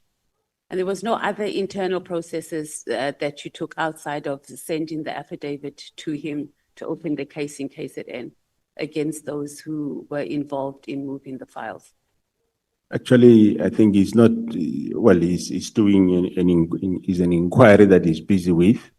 I can't here as a national commissioner investigate or investigate a case at head office. Case must be investigated somewhere from police station. So what I did was right. You don't have to, so the question is just internally as the national commissioner, like there has to be some internal processes that you could have instigated outside of the criminality and actually open a case. Did you do any of that? Just internally, because there are processes, DCs, etc. Yeah, internally, you should be aware that Lieutenant General Sibia is suspended and there is disciplinary process that is undergoing. Okay, and that formed part of it? That's correct, yes. National Commissioner, the media briefing, there seems to be a lot of movement after that media briefing in SAPS. And could it be that this media briefing is, we're not going to really get genuine systemic changes because now it's in the media, our country is all up in arms in it. So those who halt and obstruct investigations in this country are just, submarined. So we've seen movement. And then once the country moves on to something else, we are going to be back to square one and possibly even regress any further.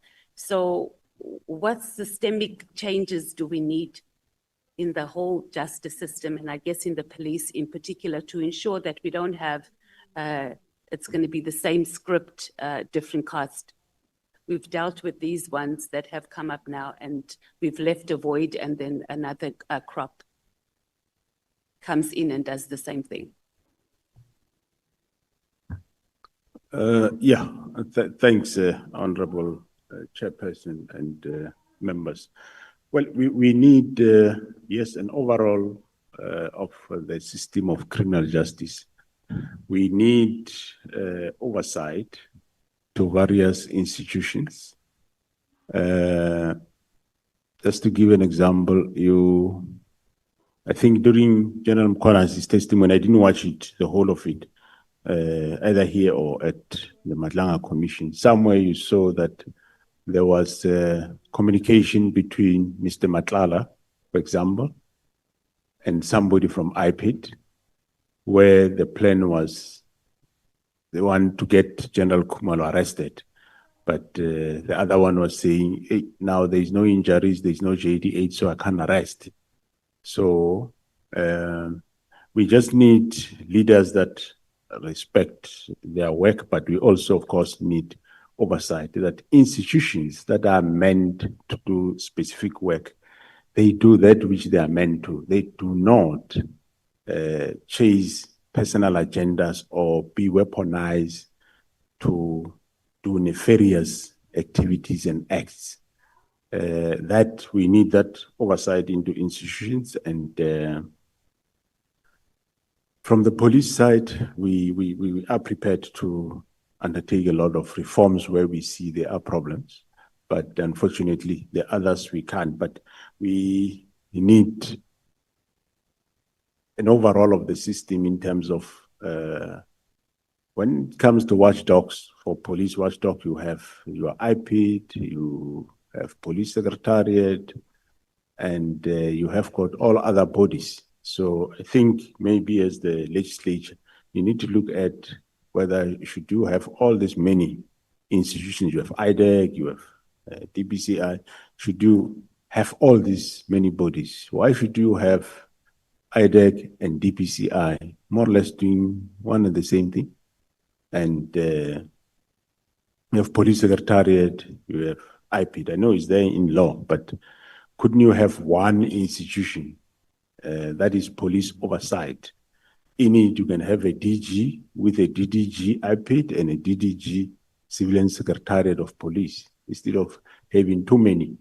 And you end up having police, instead of busy fighting crime, they are writing reports to satisfy each and every of these institutions. So that, I think we need to look at that and look at what these institutions, are they doing what they're supposed to do? Or are they weaponized to do other things? So that is the critical matter that is a problem. Institutions are tend and weaponized to do other things. Like we have now, the counterintelligence operations in Gauteng. There is a lot of institutions that want to get rid of it, or they want to get their nose in there, whereas the team is doing quite a good work and they are getting rid of cartels and criminals. So that's the support we need, and also from the executive and members of this honorable house. So we as lawmakers, we need to, in summary, what you're saying is to ensure that we don't leave a void after we get rid of cartels and politicians that are involved in enabling all this. We need to look at the oversight bodies. We have too many, and perhaps just have one, and that will assist in trying to maintain a clean South African police service. Yeah, I think if you do that, you will definitely have a better oversight, because now there are many. Some end up, somebody from you end up going to one and say, no, do for me 1, 2, 3. And they end up being busy with all those things. If you have one, you can concentrate on it and do oversight on us, and we do our work. We have got nothing to hide. Hence, I have now, as you heard yesterday, requested the SIU to do lifestyle audit of all members of SAPS, because sometimes some of you of the honorable members and other public people, they are used against us to say, yes, Masemla is corrupt, yes, he's doing that, just to push a narrative that is not really there. Some have been paid to do those things, which is not the truth. So, and public end up believing, no, Masemla is corrupt.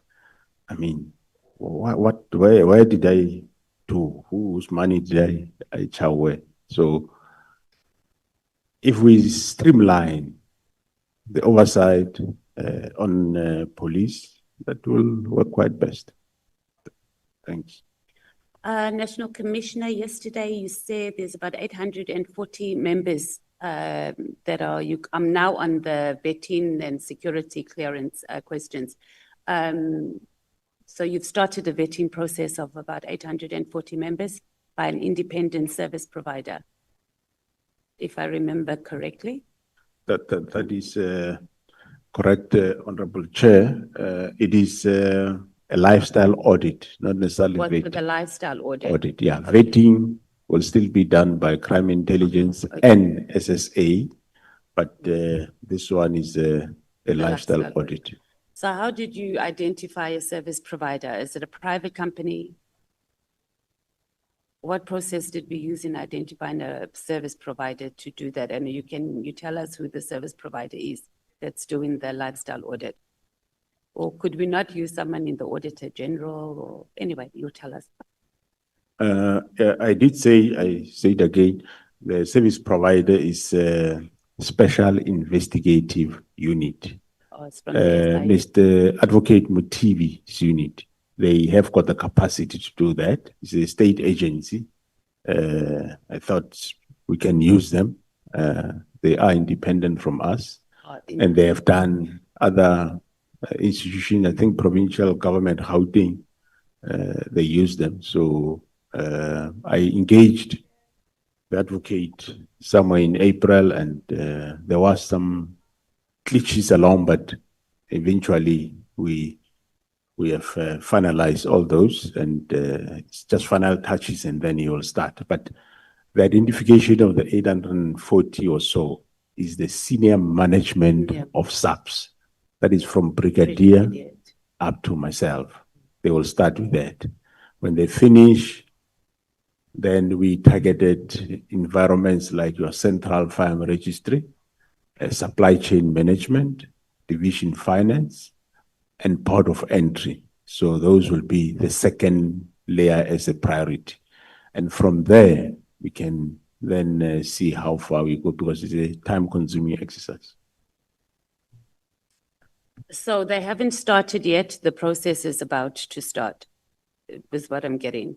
Through you, Honorable Chair, that is correct, Honorable Member. And they have capacity, because, you know, National Commissioner, when we sit in the portfolio committee, we'll say, yeah, we're starting this wonderful project and we're all excited. And then 3 months later, when we get a report, it's like, no, we don't have capacity. There was no resources, as we see with the issue of security clearance, which we come into now. And we determined that they're going to have capacity and more or less the time frame to conduct and complete these lifestyle audits of the 840 senior SAPS officials. Yeah, those details, that's what is being finalized now, Okay. Honorable Chairperson. Security clearance, do you have security clearance, National Commissioner? I do have, Honorable Chair. When was it? And it's every 5 years, if I'm correct. That's correct. So your last one was done when? You don't know whether it's 2-3 years ago. Why do you appoint people into positions, National Commissioner, when they haven't received the clearance certificates? Because we have a lot of those, and maybe in writing, Chair, we can get that. How many from you saying from brigadier right up until the general, we require security clearance. Am I correct? Honorable Chair, the 840 is senior management that I'm going to subject to lifestyle audit. It's a different process. Yes, vetting, well, it depends on where you work, what you do. That's how we prioritize. Okay. But of course, most of the senior But we managers. have amount, right, of more or less how many people who are in those positions require vetting. Do you have it offhand, or you are obviously able to access that information and submit it to us? The last year, I think the Division Crime Intelligence, they reached their target in terms of vetting. Actually, they overperformed, they overachieved. And hence, this current year, I gave them the target of 1,500. meaning I said in that 1,005, make sure you finalize every one of the 840. Currently, some of the 840 senior managers, they do have security clearances, but there is a balance that is left, so they must finalize that. And normally when we appoint people, because it is not due to the people's own or negligence, Honorable Chair, that they don't have security clearance. The way the division was structured from those years, it was structured in such a way that it is impossible for them to vet the subs by making sure that their capacity are limited. You recall I said at some point there were about 7, the whole country. 7 vetting 186,000. So it tells you. So, but we are building that capacity in the crime intelligence, and they are increasing number, and the performance is also increasing. And do we find that Honorable Matthias, may we're you, done? Okay, may you please round up? one more. Anna. Yeah. You said that during the investigations with CAT, you found that there were 80 other cases related to him. Did I understand that correctly? That's correct, Honorable Chair. And it's expanding over what period? More or less, these cases that have been dangling around the country. I think it goes far back as 2007. So National Commissioner, does that not just tell you that how we have failed the country if we have someone has 80, right? Not 18 cases since 2007 up until now, and he's gone under the radar. That speaks to a failed South African police services. I do agree, Honorable Chair, but we have discovered it ourselves. We are doing something about it. Thank you. I'm done, Chair. Thank you so much, Honorable Matthias. Honorable members, when we come back from morning tea, I will need one speaker from the ANC, one speaker from the MKP, one speaker from the DA, one speaker from the EFF. And then after we shall have taken those 4 speakers, we will then break for lunch. I'm just alerting you so that when you come back, you must have lined your speakers. We are now breaking for tea. May we please come back after 15 minutes. From now, it will be 20 minutes before 20 minutes before 12 when we come back from tea.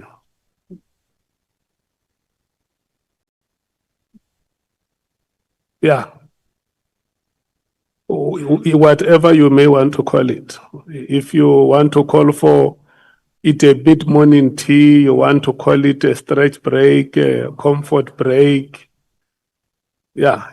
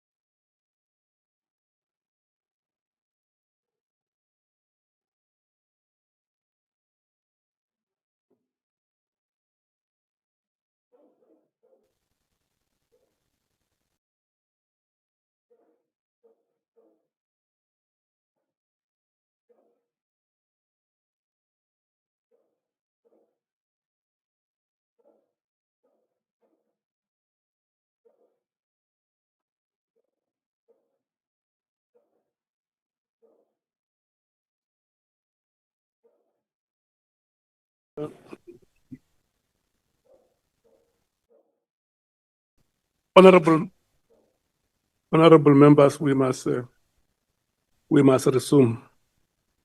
May I check from the ANC who is speaking? Honorable Ngola. Okay.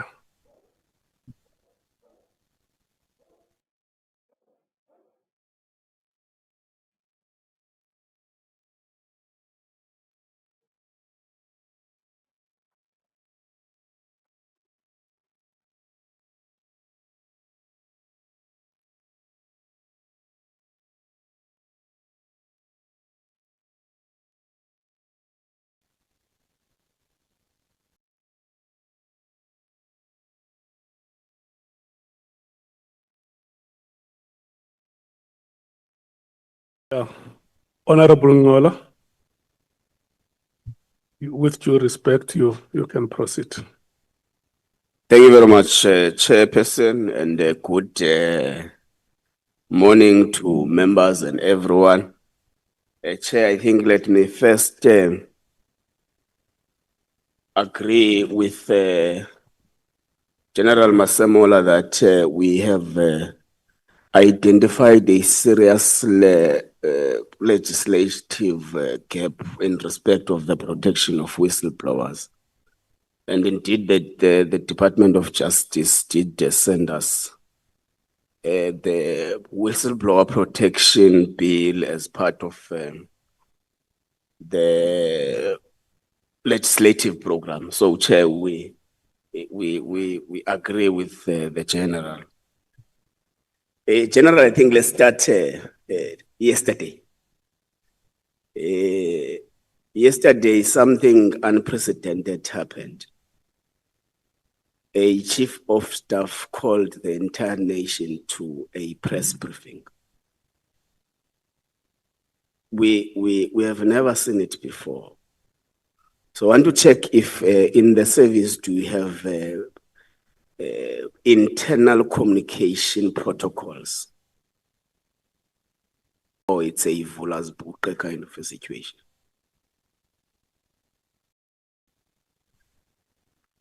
Thanks, Honorable Chair and members. We do have communication protocols.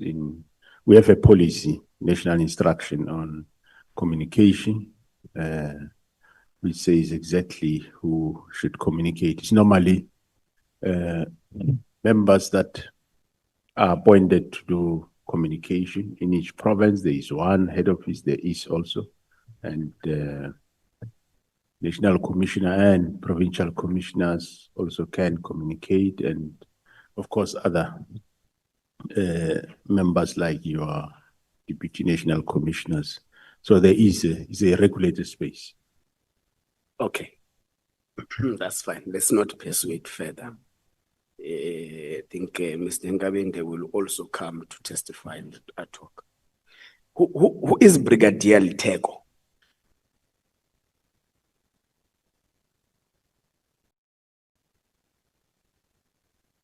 Do you know a person by the name of Brigadier Litego? Letogo. Yeah, Litego. Oh, Sorry. He's a chief of staff in my office, Honorable Chair. What would be your reaction if General Sbiya comes to the ad hoc committee and testify that on the 3rd of January 2025, he received a letter written by Brigadier Litego to him, instructing him to proceed with the dissolution process of the political killings test team? What would be your reaction to that? Yeah, Honorable Chair and members, my response will be that the chief of staff in my office sent the letter, the directive from the minister to the deputies, which is Lieutenant General Msikidi, was acting as National Commissioner by then, and also sent to Lieutenant General Sbiya to say, yes, do attend to it. Is there no letter written from your office by your chief of staff to the Deputy National Commissioner of Police Lieutenant General Sibiya that instructs him directly. I'm not talking about the letter from the minister that could have been transferred. I'm talking about a letter that deliberately instructs your deputy to proceed. It was on the 3rd of January 2025 to proceed with the dissolution process and the report on the 14th of January 2025. Is there no such a letter? Honorable Chair, I do agree. I say the Chief of Staff in my office did send a directive to both the deputies that they attend to the minister's letter. However, I'm on record to have said that between that time and until when I arrived back in the office, nothing has been done by that time. And the letter that General Sibiya brought on the 14th and the 15th, Honorable Chair, that's the two letters I nullified. Whatever he might have received, nothing wrong. Let's take it for a moment that he received that directive and he did what he did. Come the 14th, come the 15th. The same letter that he have, I tell him that I am not subscribing to this. So stop doing this and leave it, get out of it. Don't do it anymore. I will do it myself. So directive be given on the 2nd or 3rd, Honorable Chairperson. I come the 14th, yes, he says, National Commissioner, Minister says we must dissolve the PKTT. Here is an instruction signing so that we dissolve. I look at it and says, no, we don't do it this way. Honorable Chair, you would recall yesterday, I even explained how we, the interaction of that day when he told me this House Scorpions, the way the directive is, this House Scorpions was dissolved, so it's in order. Then I told him why we can't do it, and that let's not do it this way. It's not my way of doing it. I'm going to do it differently, and then explain how it should be done. Phase approach, winding down, and go and come up with that plan. Come the 15th, he come with the letter.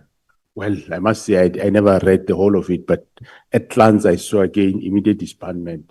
And I said, no, you know what? Leave this matter, don't do it anymore. I will do it myself. So whether there was a directive from my office on the 1st or 2nd to him, that doesn't matter because nothing happened in that period. Whatever you have done during that period, the 3rd one. whatever you have done in that period, the product of that's what came to me on the 14th. And on the 14th, I told him what to do, which he went to do with the assistant of another employee of the service. He came back on the 15th. Again, I says, seems you don't understand what I'm saying. Leave this matter, get out of it. So whether the directive on the 2nd, I don't deny it. I said it is standard that whenever such matter come to the office of National Commissioner, it will be directed to the relevant offices. Okay. So did you authorize the letter of the 3rd? Did I? Did you authorize the letter of the 3rd of January? Honorable Chair. Or how is the communication from your office being get authorized? Or anyone can write a letter and send it without having checked with the principal if this letter should be sent in this form?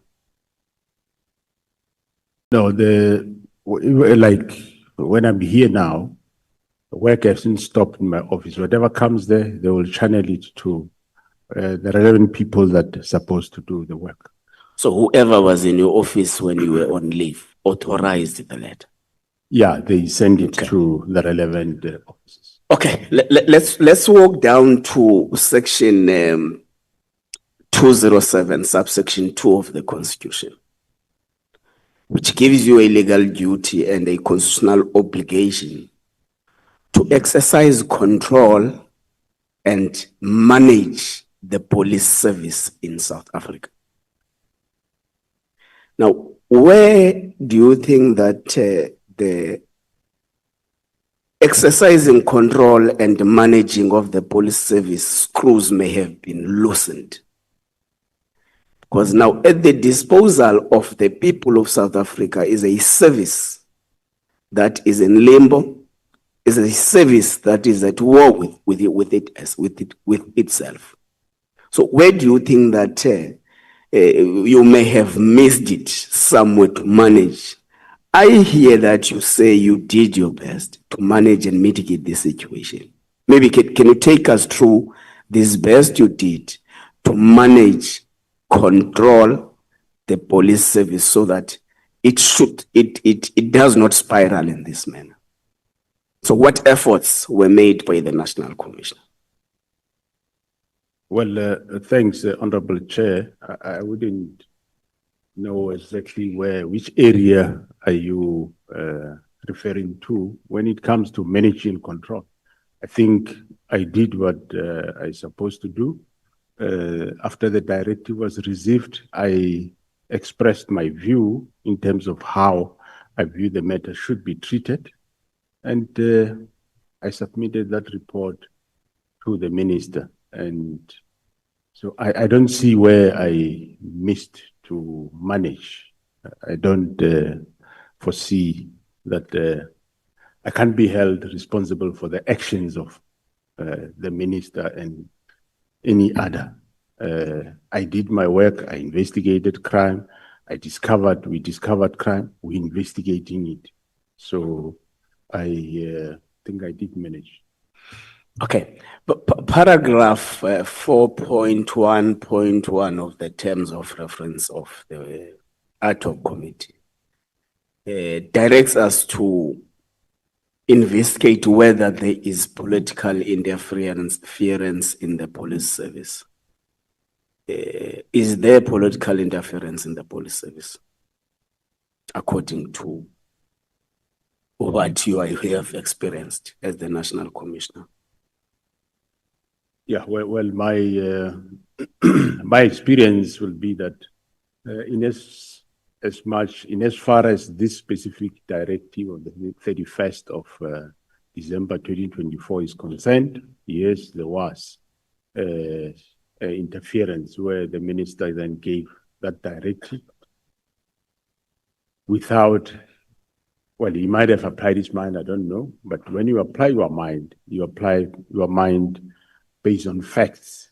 So I take that as interference because he didn't have facts that have led him to decide. What I heard yesterday from the senior counsel to say he would say receive complaints about PKTT, receive reports from Riti Haas and all those others. Those are not reasons that can make you disband a team. That I'll say yes, sounded is I regard it then as an interference, because should he have come to want to understand anything about the team, that could have been a different situation altogether. Get a briefing, understand, he put his problems forward, we give responses, and he then can give a directive, or we jointly find a solution. Okay. So, along this interference process, you take General Sbeya to a leave of absence or something like that. He takes you to court. You depose an affidavit to the Pretoria High Court that, amongst other things that it raises, is that actually the minister has got a legal obligation to oversee the police service and its units and task teams. Are you aware of those the contents of that affidavit? Yeah, I might not remember everything of that affidavit, but yeah, I take it is there. Okay, but do you get the fact that the affidavit says something different to what you are saying now in terms of the political interference? I do take the point of the honorable member chair that he says that's what that affidavit is saying. Okay. No reason to doubt. Okay, your CV suggests that you have at some point led you headed in intelligence operations. And amongst what the main witness, General Mkhwanazi, alleges here under oath is that the letter itself in its nature is an ammunition to stop reforms in the crime intelligence. Because part of what it asserts is that there must be the filling of vacancies in the crime intelligence must be halted completely in all levels. So he has got a strong view that the letter itself is to stop the reforms. Are you aware of these reforms in the crime intelligence the general is talking about? What is your view on the reforms? Thanks, Honorable Chair. You would recall, Honorable Member, that I did say after the divisional commissioner took over in that division, myself and the former minister and the divisional commissioner, we did agree on reforms within the space of crime intelligence. So, and General Kumal was busy with those reforms in terms of we're transferring people and trying to bring other people so that we reform the environment. Okay. So on the 31st of December 2024, the minister writes a letter to you or your office. Now, the main witness alleges that the letter itself was not authored by the minister, nor was it authored by anyone in the police service, because there was a back and forth of the contents of the letter. Are you aware of that allegation? Well, I heard that from General Mkhwanazi, but I can't be a witness to that. I don't know, but I heard him saying that. Okay. The PKTT's term of office was supposedly 6 months. When is it expiring? As long as there is work, as long as politicians get killed, I will sustain it and have it. Okay, what is the process of extending the term of office of any task team in the police service? Is there a process, or is just the national commissioner takes a decision as long as there is an assessment to it? No, the process, normally, sometime when you start, you might give it, say the task team should be for 6 months or a year. You give it a period with a view that they must deal with the problem that you identified. If it's a specific crime, they deal with it. When they finish, then task team is dissolved. So normally how we renew, the people that are doing the work, they will write a motivation to say they ask for extension for a month or 2 or 3 or 6 and give the reasons why. And that will be assessed. Some teams will be assessed by the body called National Crime Combating Forum, which consists of operational divisions at head office, and they will approve at that level. Or if it's a team that gets approved by National Commission, they will send for approval to the National Commission. Okay. General Mkhwanazi also mentions to the adhoccommittee that amongst the 121 case dockets that were taken to the head office. One amongst them is that of Namhla from Tata. I'm sure you'll recall the Justice for Namhla campaign. So if that's the case, then would we say that SAPS actually characterized the brutal assassination of Namhla as a political killing? And what is the status of the docket now? Has the removal impacted the fact that there's no one arrested today? Thanks, Honorable Chair. No, the political killings task team, as you are aware, they were doing the work in the province of KZN. But I am on record to have said that when we went to Fort Hare with the then minister, and we saw that there is a problem, well, of murder cases, but not necessarily alone, we enlisted the political killings task team to go and help there. So the fact that they took Namhla's docket is not to say we classified as political killing. All we wanted was, we wanted people that can be able to resolve the case. That's how the team went. And the team did work on the docket until they were interdicted. That's one matter that where we don't understand how the judiciary came into being. The certain people went to High Court, they interdicted the team on that case for other reasons and for almost a year. But the docket is back with the team. I might not precisely say where it is now, but it's back to be investigated. Okay. So I think the interdict will maybe assess it in the in-camera arrangement. I think the general does not want to give us deeper detail on it now in a public platform.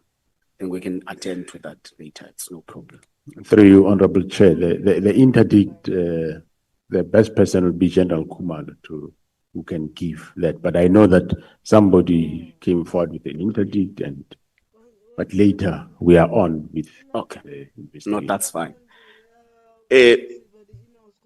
General, is it your evidence that political killings are still prevalent in South Africa?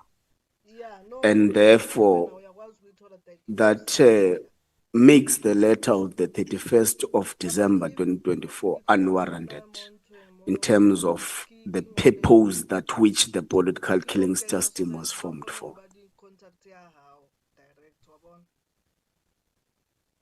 Yes, I do agree that they are still prevalent, Honorable Chair. Okay, that's fine. Then the letter comes. Part of the provisions contained in the letter is the fact that political killings task team must be disbanded immediately. And General Mkhwanazi makes exception of the immediately part. So, apart from that, you choose to design a program, a smooth program that will make you arrive at an ultimate dissolution. So, is it your concession that the letter the problem with the letter is the immediate part of the dissolution of the PKTT? No, Honorable Chair, the problem is not the immediate. The letter itself is a problem. Yes, the whole letter is a problem, not the immediate. But what I chose was not to do it immediate, but do it my way. And remember, Honorable Chair, I did say that this letter was a directive and not a request. And at that time, I had my doubts as to circumstances surrounding this letter, why it came. And that time I was not in a privileged position, Honorable Chair, like the honorable members now. You have both sides, you have the before and after. Myself, when those things were happening, I only had the before. I didn't really know what is this. I suspected that this irregular, illegal, but not really having facts. Thanks. Thank you, General. So part of what you say in your statement is that part of what makes you disagree with the approach of dissolving the PKTT is the fact that there was no report solicited in terms of the performance of the task team. There was no consultation with the sister departments that which constitute the PKTT. You will understand that it's not only SAPS. So in the process of developing a winding off approach or plan, did you consult the head of the crime intelligence, the head of the National Prosecuting Authority, the head of Hawks? Well, the Hawks were not really more involved in this matter. And the NPA, yes, I did speak to the national director informally. But the reason why I didn't want to consult wide on this matter is because, remember, I haven't reached a point where I'm saying this team should be resolved. That point were not reached. And this plan of disbandment of the minister was not yet finalized, not yet approved. But General, you said the reason why the political task team, the political killings task team is still standing on its feet is because the minister did not sign the plan, not because there was no interest on dissolving the PKTT. Yes, on my side, there was no interest in dissolving the team.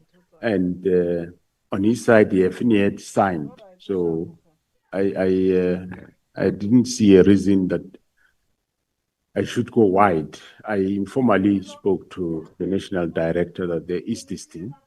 And, but the head of intelligence, well, he was part of it.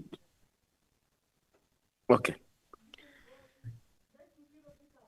The main witness has got a very strong view that the decision to dissolve or the intention to dissolve the political killings task team had really nothing to do with what was written in the letter.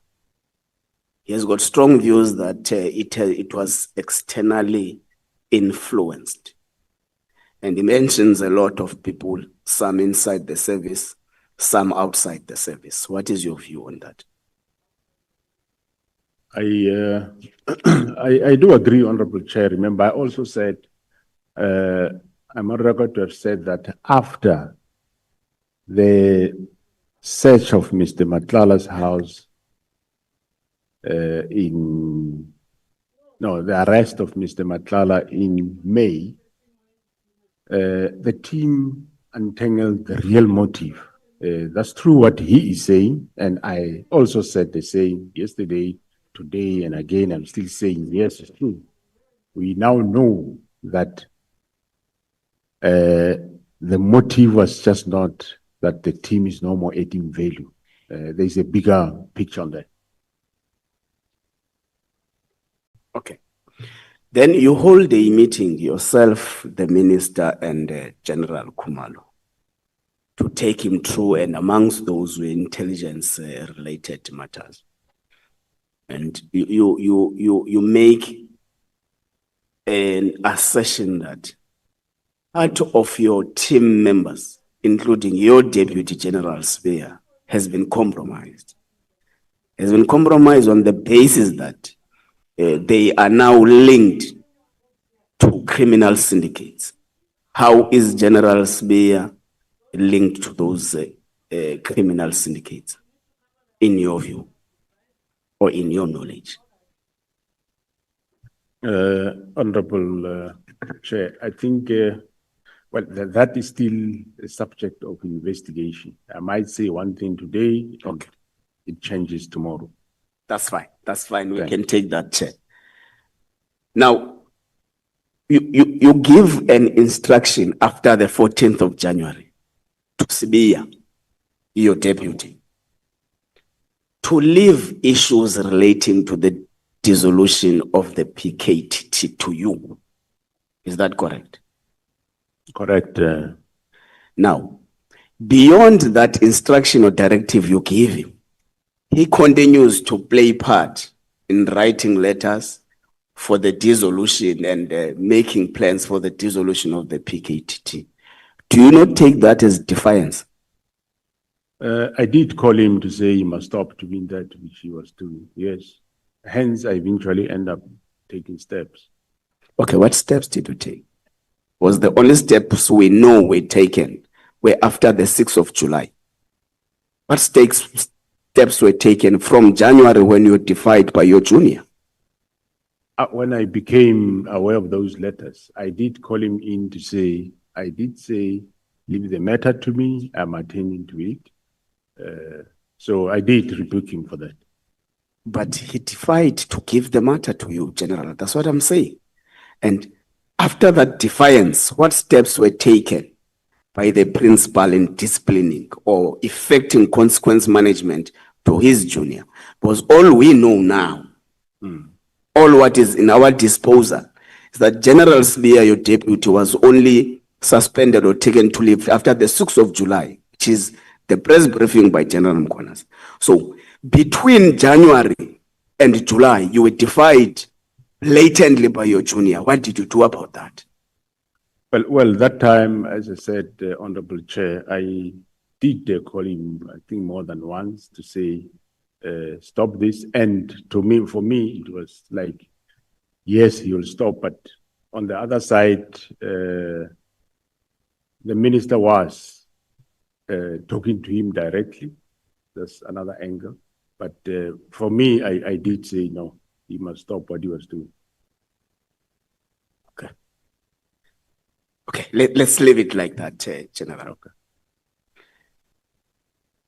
You in your statement, you make mention, I think it's paragraph 63. You make mention of a disciplinary hearing. I think Honorable Sokanyele did ask you about that. A disciplinary against General Khan. I didn't get what now becomes the status of General Khan in the South African Police Service.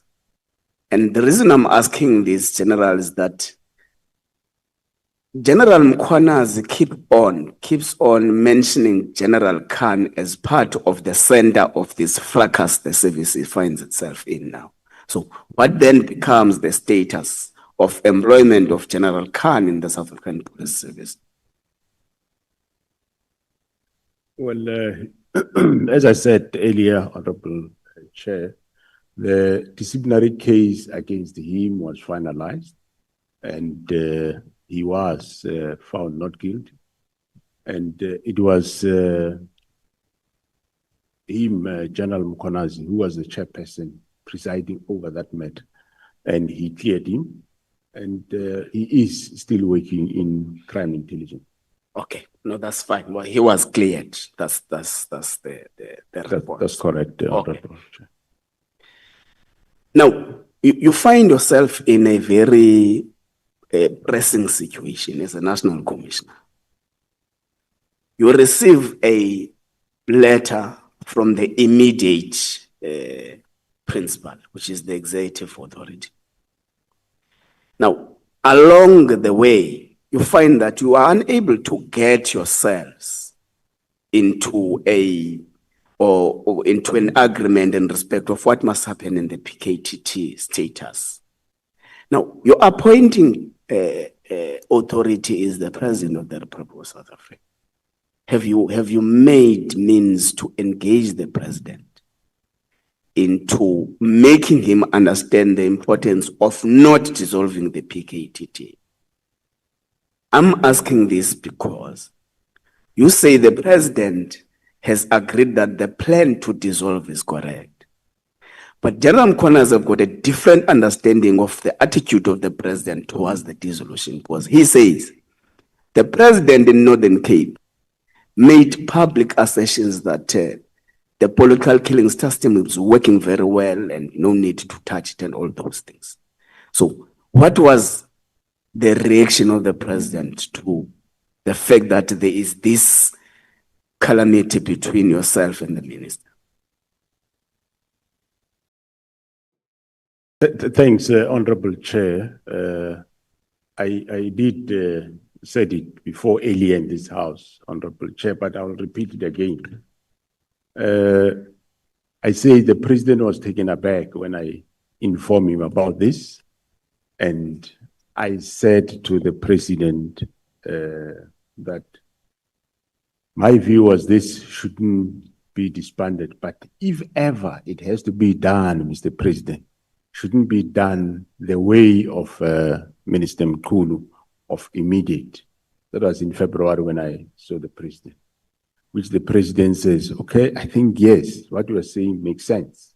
So you just have to understand what I said. I said to him, this team, I think it should not be disbanded, but if ever it has to be done, should be done the following.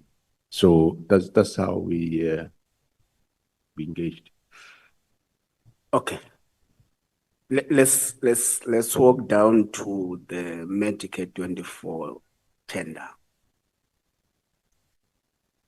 The minister finds that there is no progress in terms of the work it was supposed to be doing and orders you to terminate. You correctly start a process arrangement that at least there must be a process to that decision. Correctly so. So you instruct the internal audit team to do an investigation. Then in January 2025, the investigation comes and it points out serious irregularities in the appointment process. Then what consequence management was effected to those who were part of the bid committees and the final signatory to the appointment? Thanks, Honorable Chair. Well, the report that you are referring to, Honorable Member, was a preliminary report, and the final report came in April. And after the final report, I terminated. And yes, I did want to take immediate actions against these members. But the experts within the field advised me that no, let's do a forensic audit. That forensic audit, I received a progress report about a week ago to say they are about to finish, and it will be right and best that we allow this forensic audit because it will tell us exactly what went wrong and who's involved. And only with that report, we can then take departmental steps. Because if we start taking steps with this ordinary audit report, we will run the risk that later people might start mentioning or implicating other people, which if we did the audit, the forensic audit would have alluded to that. So as soon as this is finalized, Honorable Chair, yes, we're going to take drastic steps against those involved. Okay, I'm going to ask you three questions. It's my last questions, General. General Mkhwanazi asserts in this artwork that the letter itself and the transfer of dockets was a missed target. was a missed target by people who actually thought that is the PKTT that is investigating the drug cartels in Gauteng. Maybe you'll tell us your understanding on that matter. But he further expands and say, part of the reasons why they had to enhance the work in Gauteng, deploying 10 members of the PKTT to do the work was that the police management in Gauteng has collapsed. Has collapsed because those that which are expected to run after the criminals are actually drinking and dining with those criminals in Gauteng. And the last issue is that he says the issue relating to the arrest of General Khumalo is not a credible or meticulous policing related issue. It's a project. So he says General Khumalo is a project of the people who wants investigations, particularly in Gauteng, to be halted. What's your view on those three issues? Yeah, thanks, Honorable Chair. Before the arrest of Mr. Matala, even General Mkhwanazi wouldn't have said that. We all got that after the team have analyzed the phone and we came to that. And well, the call for assistance from the political killings task team to come and assist Gauteng at that time was solely based on the fact that we wanted the expertise of the political killings task team. As we have seen in Fort Hare, where we think we have a problem, I enlist them. When in KwaZulu-Natal we had the problem of killing of traditional leaders, then we also enlist their assistance. So even there in Gauteng, we wanted their skill. It was during the process of investigation when they start uncovering these matters, uncovering that there is some members, some police in Gauteng that seems to be compromised, and they uncovered all the rest. And that's when then we registered this project of Gauteng counterintelligence to investigate the whole thing. So that is the investigation that's in the process. The arrest of Khumalo, I wouldn't want to venture much into discussing an arrest. All I know is that he was arrested for employing him and the team. They were arrested for employing somebody from BMW to a post in crime intelligence. The person, I think, was earning 1.1 million and employed in crime intelligence, where he'll be earning 1.2 million. And the process, according to me, was fair. And I did get a report from IDEC after the arrest. I tasked somebody to internally investigate that matter for discipline purpose. The report came to me to say there is no case based on what they find the process looks legit. And I did clear them, I did inform them that we don't find a misconduct in this thing. Thank you, General. Thank you, Chair. I'm sure I'm still left with some minutes, but I'm done. Thank you so much, Honorable Ngola.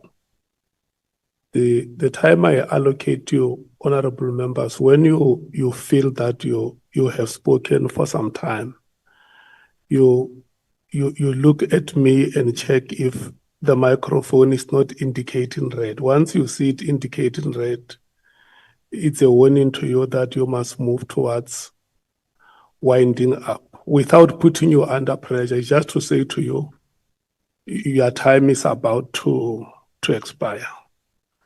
Okay, thank you so much. Most of the time, my microphone is off. Can we please move to, is it you, Honorable Nombalo? Thank you so much. Thank you, Chair. How are you, National Commissioner? How are you doing? Through you, Honorable Chair, I'm fine, Honorable Nombalo. I'm okay too.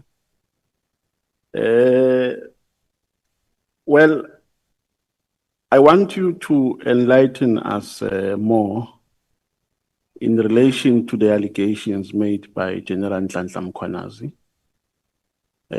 which we have also put here as terms of reference in your statement in page 4, on page 4 of your statement. There is an allegation under paragraph 4.1.7, which says that inter alia, we must investigate, open quote, the alleged corrupt relationship between Mr. Mkhunu and Mr. Brown Mkhwanazi, and between Mr. Mkhwanazi and Mr. Vusumuzi Ket Matlala. Now, who is this Mkhwanazi guy?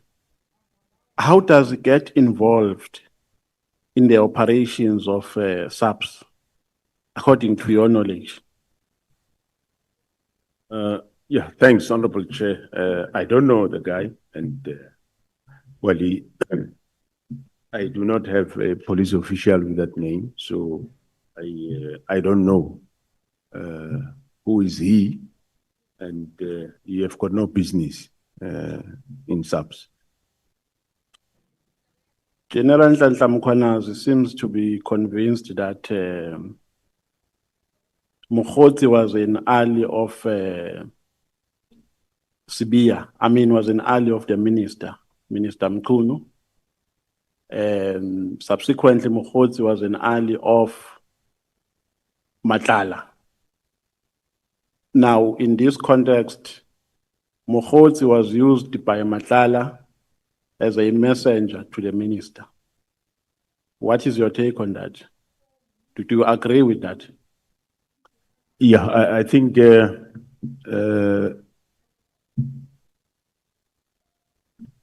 relevant officials like General Khumalo will be able to show you that. I think also General Mkhwanazi did show you those links.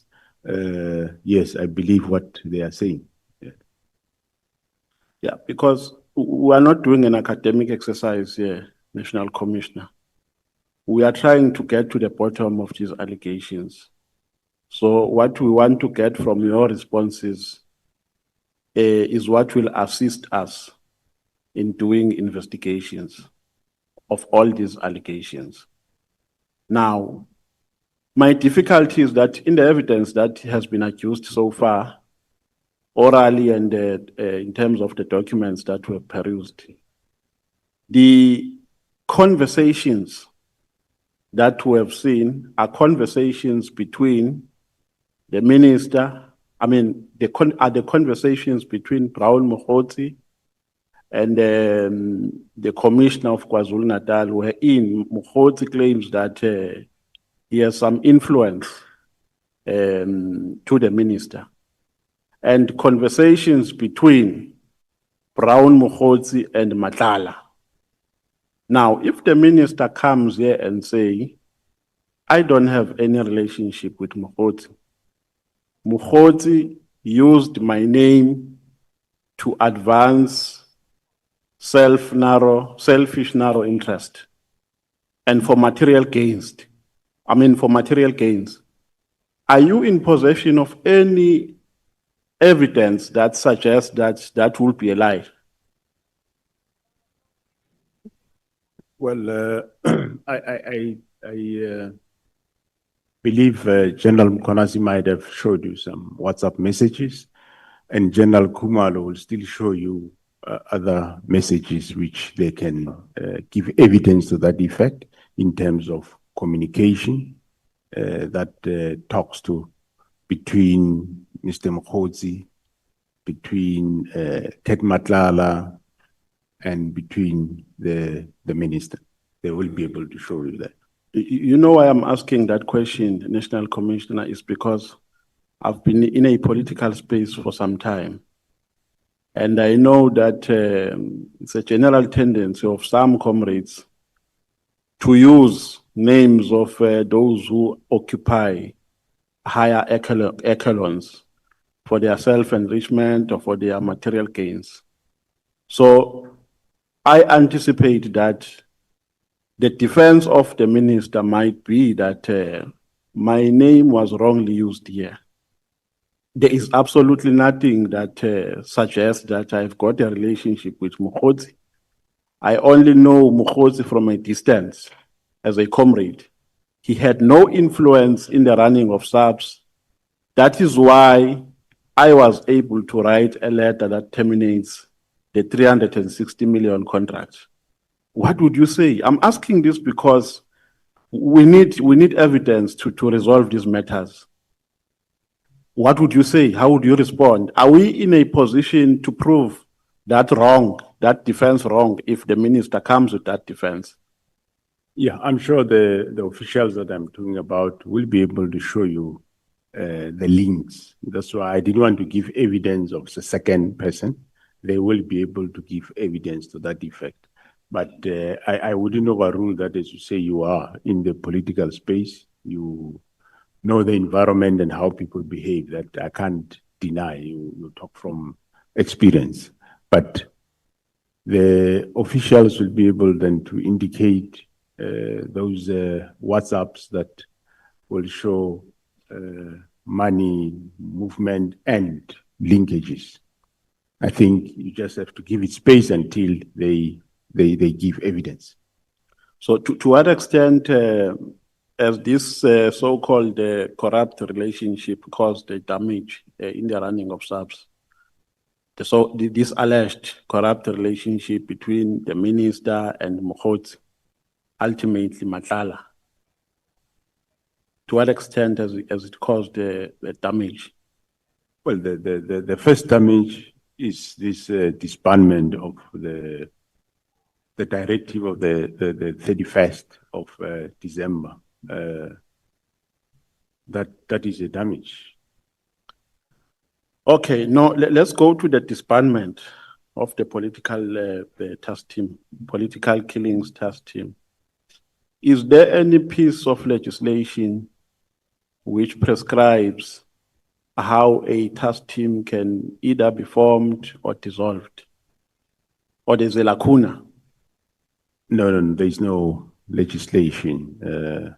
Legislation says the national commissioner can organize and reorganize, establish institutions, depots, units, and so on. So, but of course, even a task team, one can take it as part of that. So, but doesn't mean it can necessarily be established by national committee. It can be established at lower levels also. Yeah, so the advice that you can give to us as lawmakers is that you must close that gap, correct?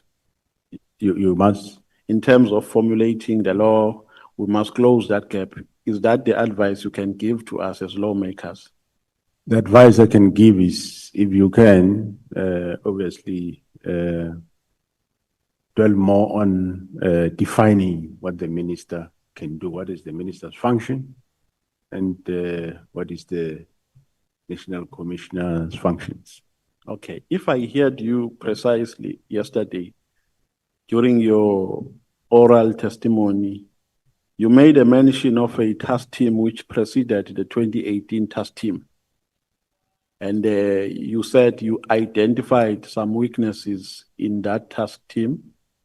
Ipso facto, you established another task team which was multidisciplinary, in that it consisted SAPS, NPA, etc., etc. Now, in that, how was that? Because you never spoke about its formulation and disbandment. How was it formulated and disbanded? You only spoke about the formulation of the 2018 task team, which started from the visit of the president establishment of the interministerial committee, etc., etc. And you spoke less about the formation of the previous one. May you please take us through? Thanks, Honorable Chairperson. So you want me to? Yes, the previous task team which preceded the 2018 one, how was it formulated and dissolved, later dissolved? Yeah, the previous task team, when it was formulated, I was involved. We went to KZN. It was myself and the former, by then, Minister of Police, Mr. Fikile Mbalula. We got a briefing to the provincial commissioner or the acting provincial commissioner. That time, I can't understand and remember. I think it was acting provincial commissioner, Major General Langa, I suppose. And after that briefing, and we said these political killings are a problem, so we need to do something. Then myself and General Langa, I said, no, Minister, in this case, we will establish a task team. And that agreement was endorsed, and the provincial commissioner established a task team consisting of members from various units and stations, including the DPCI. Actually, the brigadier from DPCI was the head of that specific task team. So you later dissolved it on the basis that it was not fulfilling its responsibilities to your satisfaction, correct? That's correct, yes. Did you identify some elements of criminality within that task team from the members of SAPS?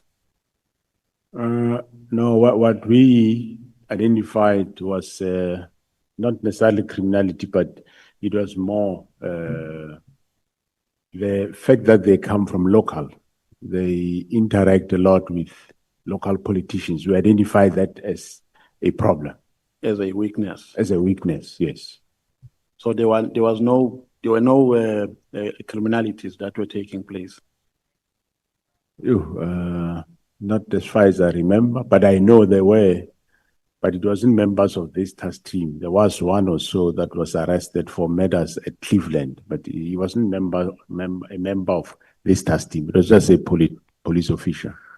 Okay. Now, in the 2018 task team, you said that there was an involvement of different components because you wanted to tighten its strength. There was an involvement of SAPS, NPA. Now, where was the NPA reporting?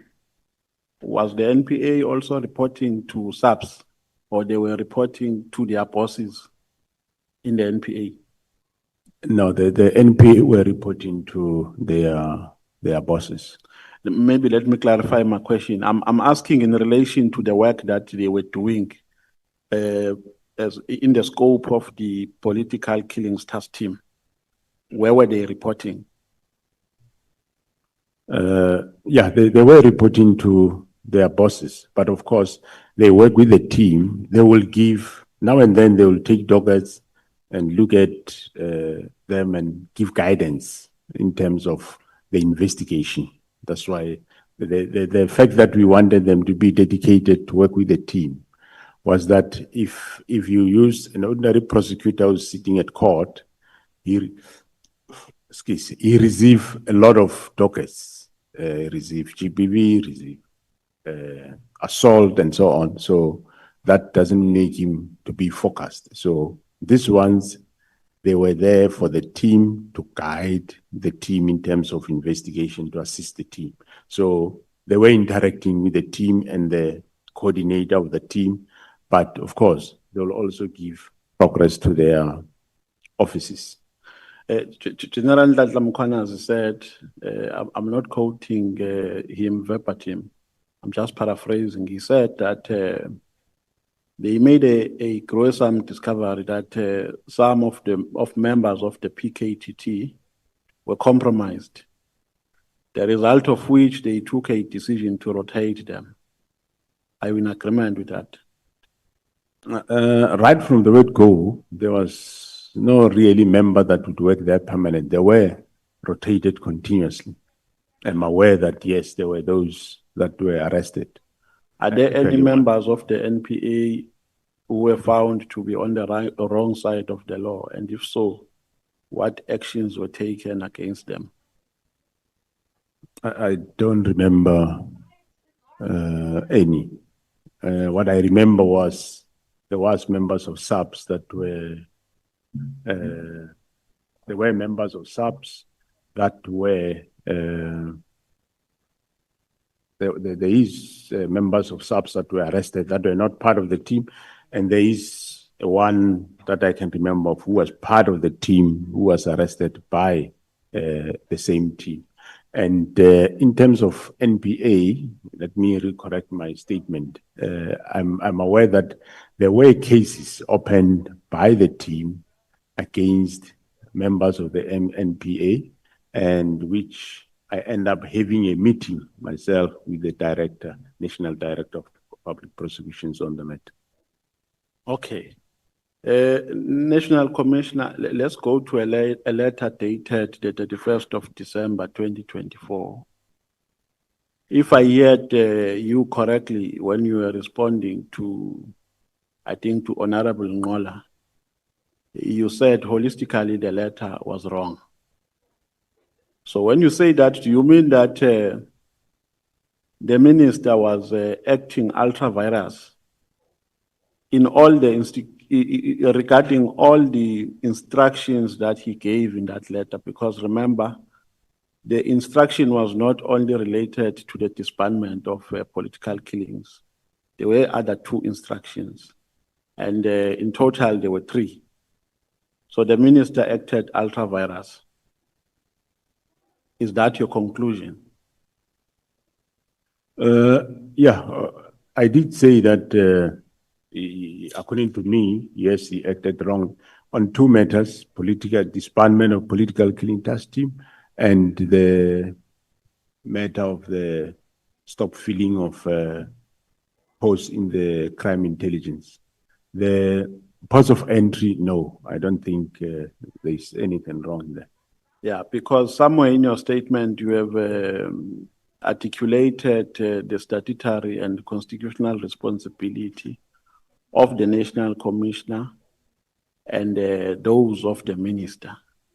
The gist of the minister's responsibility is to formulate and implement policy. That is correct. Honorable Chair, yes, yes, to develop national policing policy. So these matters were not related to that scope of framework. They were operational matters. According to me, the 2, they were operational matters that were within my terrain of managing. I could, if you have a problem with the task team, you could have said, I have a problem, 1, 2, 3 with the task team. Then I would go and investigate, see how serious is that. If it's so much serious that I should disband the task team, then I'll do it, or take out the members and bring other ones. Yes, that's what I would have done. Okay, the last paragraph of that letter says, open quote, my observation in this regard as indicated above is that further existence of this team is no longer required, nor is it adding any value to policing in South Africa. Now, I know that your sentiments around this, your sentiments are that the team was effective because you went to an extent of giving us statistics of the arrests that were made and the investigations. Now, so I want to get the extent of the work that was done by this political killings task team. You know, I'm going to put a proposition to you, and I would request your opinion. And the reason why I'm going to put this proposition is because I want to be sure if you arrived at the root cause of political killings in KZN during your investigations. Because there's a perception that at the center of political killings, taxi bosses are involved. Now, my assertion is that, National Commissioner, because of a decline of the profit margin in the taxi industry, the former the former taxi bosses resorted to getting involved into tenders. And their anchors in tenders are politicians. To safeguard their interests, they still use the same modus operandi that they used when they were still taxi bosses, of eliminating people who appear to be problematic to them. When you are doing, because I'm trying to establish the effectiveness of that team, did you go to that extent when you are making your investigations? And do you agree with my assertion? Thanks, Honorable Chair. Yes, to an extent, we have picked up that, taxi environment, they move to the political sphere for tender purposes. And that assertion is true. But also in the province like Western Cape, in terms of the gangs, they're also doing the same. Are you aware of a perception that the police are scared of taxi bosses? Are you aware of that public perception? That the police are scared of dealing with taxi bosses? No, there might be that saying, but I know that they are not. No, maybe some police. My perception is not a fact, it's just a perception. I'm not saying that by being a perception, then it's true. But are you aware of that perception? No. Police that are afraid of taxi bosses. No. That is why the taxi industry took over during the looting. It's because there was a great loss of confidence in the police.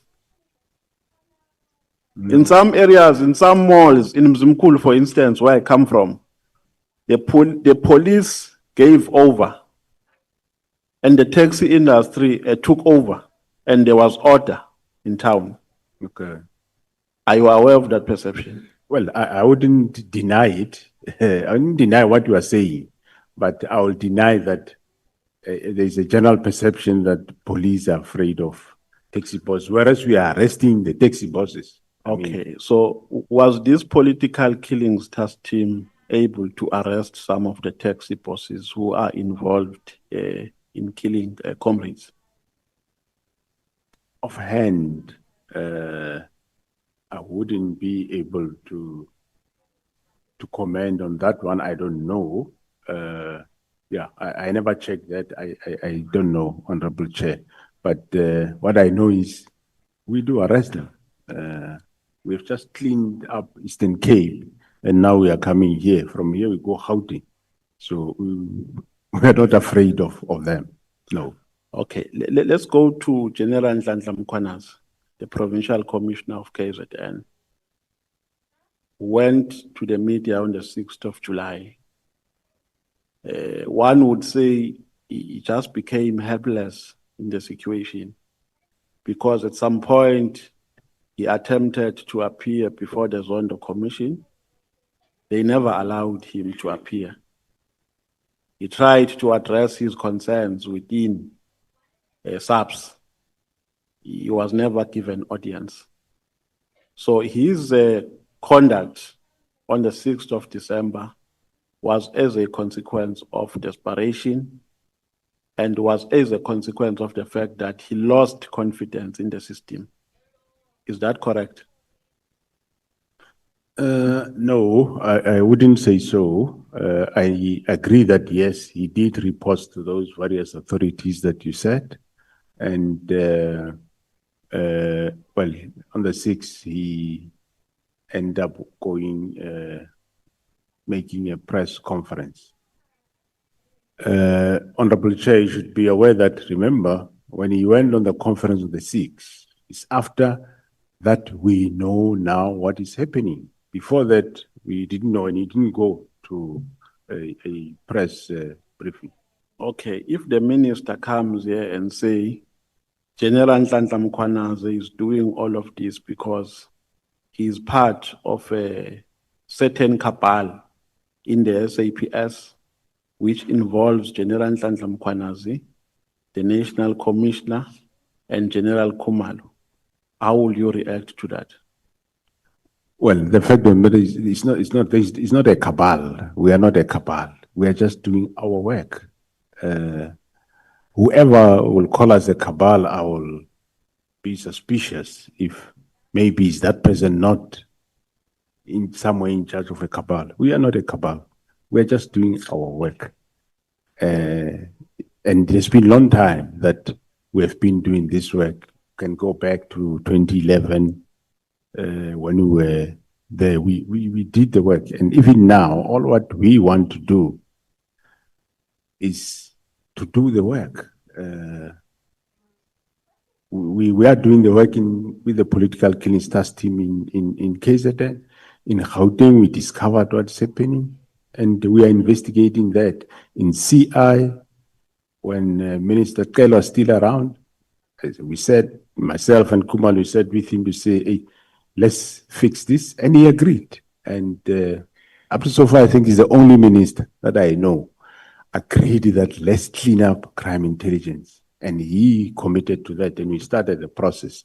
Unfortunately, then he left, and unfortunately, with the new minister, it never went through that. If we are cabal for what? To do, we're doing what? Okay. We're dealing with what? My second last question, Chair. General Mkhwanazi said he thinks that General Khumalo is a target. Do you also hold the same view? Because he even said that at some point there was an attempt to kill him at the airport, and they had to beef up his security. And there was also an attempt to link him with the murder of Cindy Somakaka, which was frivolous. Do you agree with that? I totally agree with that. Who is targeting Mr. Khumalo? And why is he a target? I wouldn't know why they target him, but one thing I know is that General Khumalo is a good investigator, and he does his investigation proper. Yes, I will agree that he's been targeted, and I do agree that there were those incidents, and we beefed up security. And I think, yeah, some of the matters might require certain in camera to delve much on them, which might affect investigations. So I think maybe one would, it might not be a good platform to get into some of those details. Is it true that the DG in the presidency is protected by members of the task force? Are you aware of that? No, it's not. It's not true. It's not true. Correct. Thank you very much. No further questions, Chair. Thank you. We are cruising very, very nicely, honorable members. Your performance is very impressive, and I must give you this credit. Honorable Breitenbach, is it you or Honorable Cameron? It will be you. Once you are done, you hand over to Honorable Malema, and then we'll break for lunch. In that way, honorable members, thank you. Thank you, Chair. And good morning, General. We have already established that you're well, so let's not go there again. So, General, you're the top cop in South Africa. Your microphone is far from you.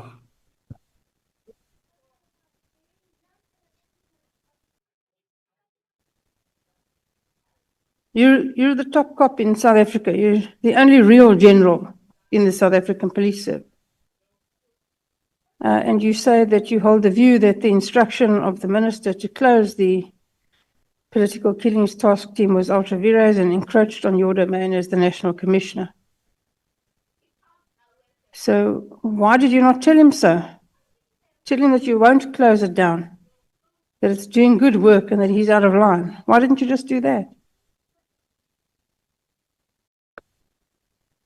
Thanks, Honorable Chair. But even though I tell him that this team is doing good work, we're not supposed to close it, he said we must close it.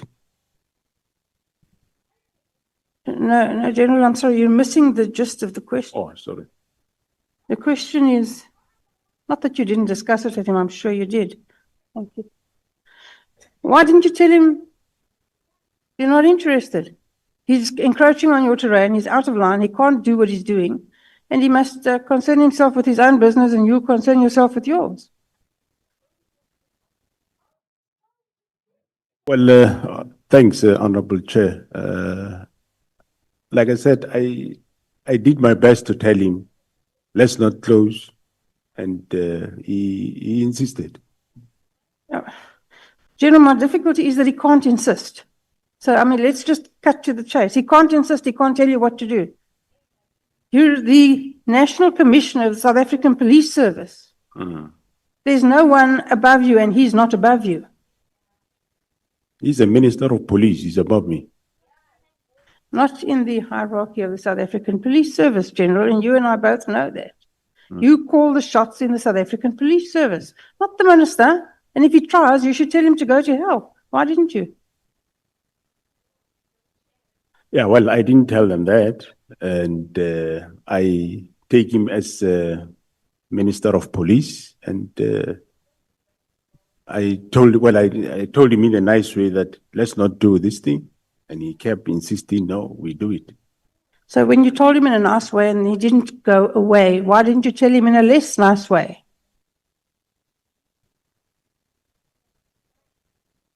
Yeah. That's not an answer. General, you're the National Commissioner. You're the head honcho. You're the boss, not him. Why didn't you tell him that?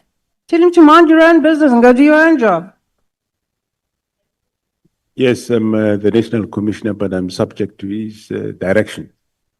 You consider him to be your boss? Yes, I consider him, yes, to be your boss. Supervised, yes. The National Commissioner of the South African Police Service thinks the minister is his boss. Wow.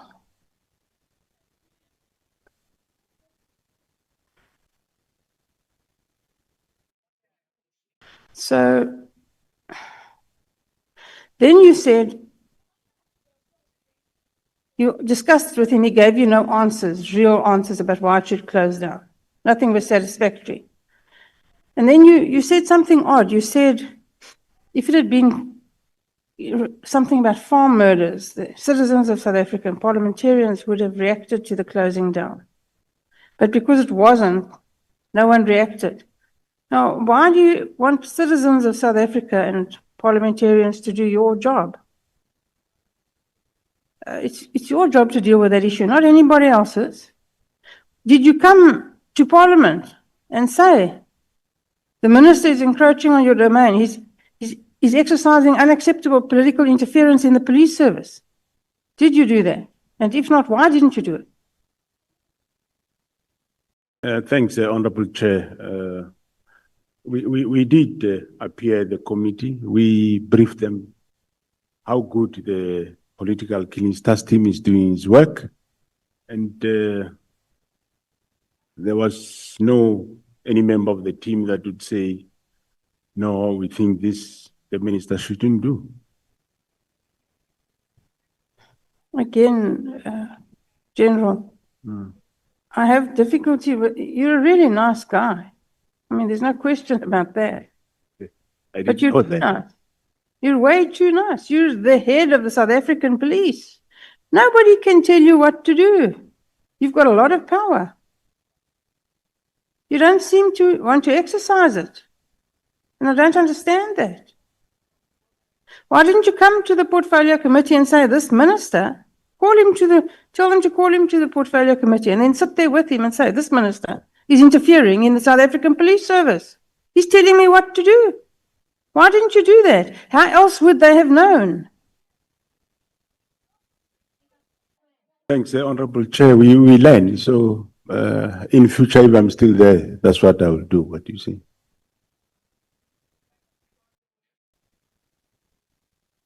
You say that no IMC has been created in the 7th administration. Why not? Well, that I wouldn't know. Normally, IMCs get established when there is a specific problem.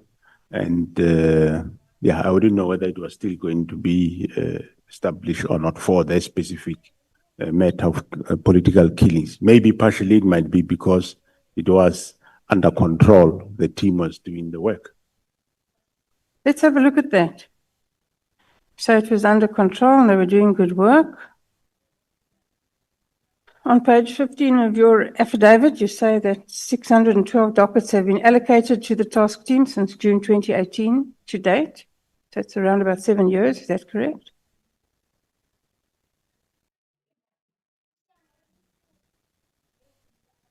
That's correct, Honorable Chair.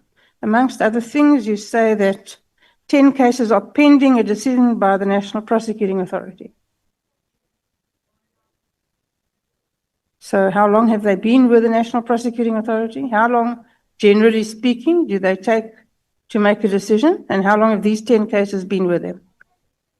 For the political killings task team, Honorable Chair, because they do have the prosecutors that are working with them, it doesn't take long. So that is as of that time, I think February 2025. So those cases have been finalized and they've been handled. You say 57 cases have been withdrawn.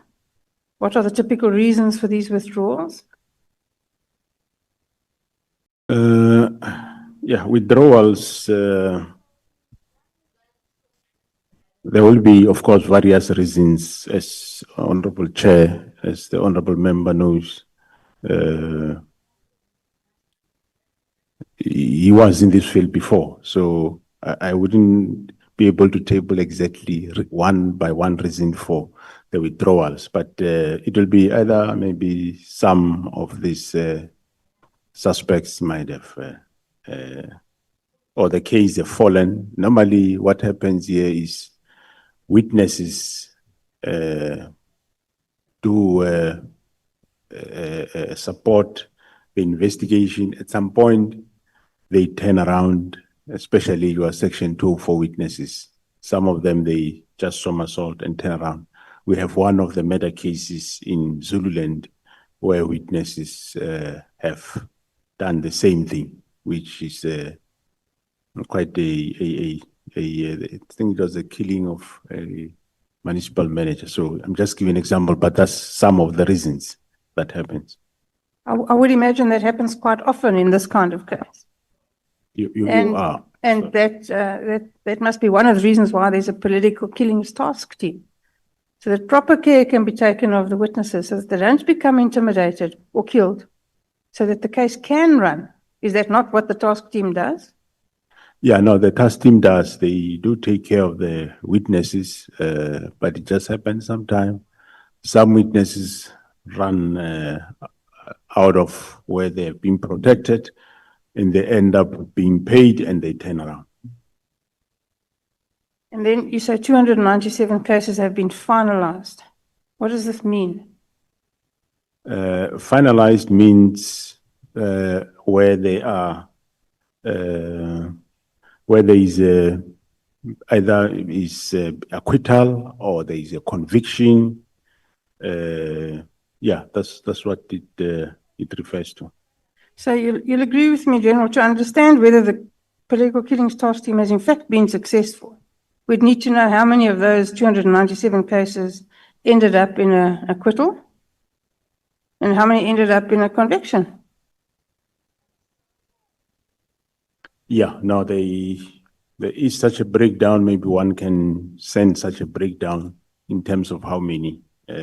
But yeah, most of them were quite. Let me just check if I won't find it here.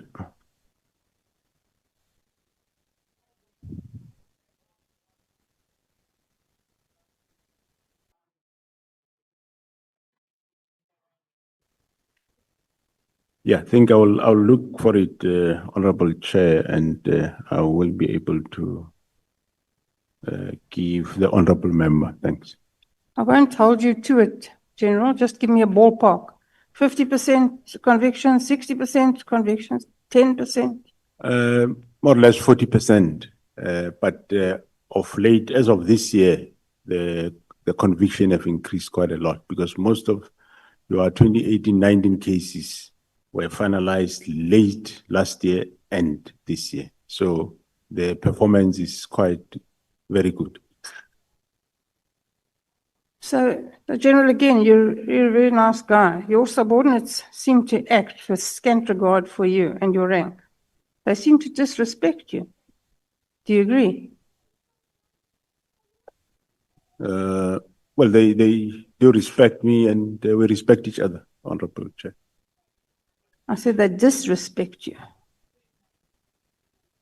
Yes, They do sir. as they please. Honorable Chair. They do as they please, clearly. And why do you put up with it? If you didn't want to close the political killings task team, why didn't you reprimand Sabia and tell him to concern himself with his own business and not act counter to your orders? How do you exercise authority over the people that report to you? Thanks, Honorable Chair. Yes, I was exercising authority, but as I said, there was also this lake that the minister and General Sabia were also pushing. Who's the head of the South African Police Service? Myself, Honorable Chair. And so Sabia doesn't listen to you. And your reaction is to say, just leave it, I'll do it myself. That's not exercising authority. Why don't you tell him to do the job you told him to do? He answers to you. Well, that time, Honorable Chair, remember, I didn't know what was the objective of all this. I thought he can't really do what I expect him to do. Hence, I said, leave it. I'll do it myself and get other people to do it. General Sabia is a lieutenant general. It's not an insignificant rank in the South African police. Surely he's capable of doing any job you tell him to do. Correct, Honorable Chair, but he couldn't. So it was my understanding that time. It was that maybe he doesn't know how to do it. I didn't have a benefit of what we all know now. So General, you can't cut out of it like that. I'm very sorry. You can't just say you didn't think that he couldn't, or you thought he couldn't do the job. How long have you known Sabia? He occupies the second highest rank in the South African police force. And when he doesn't do what you tell him to do, you assume it's because he can't? It looks to me like he wouldn't. Well, that time I thought you can't, Honorable Chair. And you say, we sit here today knowing what we know. And only after the 13th of May did we know that the plans to start the disbandment of the political killings task force started after the raid on Matlala and Molefe. And before that, you didn't know it. That's correct, Honorable Chair. How could you not have known? What is the crime intelligence doing? Are you not briefed daily on intelligence issues? And if not, why not? Yeah, you do get briefed, but this one we did not know, Honorable Chair. You know, the rest of South Africa knew and has known for some time. You're probably the only person who didn't know. How is that possible? Well, Honorable Chair, indeed, I didn't know, I must say, and we only know that day. Also said that you were not so sure that it was an illegal order from the minister. If you weren't so sure, the South African Police Service has got a huge legal division with lots of well-paid people. Why didn't you ask one of them for an opinion? Well, we did ask, and they were also, some said yes, some said no. That's not how legal opinion works, General, and you and I both know it. A legal opinion works like this. You give somebody a brief. You ask them for them, not their opinion, not what they think, what the law says. That's a legal opinion. And they would have prepared one for you and told you what the law says. Not something this, something that. That's not a legal opinion. And you and I both know that. So please, will you answer the question? Yeah, Honorable Chair, thanks. As I said, I did ask, and that's what I got. Some And said yes, some said no. yeah, and that time, of course, I said it's a fine line whether it should be. Is it some would say yes, is a policy direction. Some will say no, he have encroached. So I chose my way to say I think he encroached. So I don't know what is the feeling of this Honorable House. Did you get a written legal opinion on whether the instruction from the minister was in fact ultra vires or not?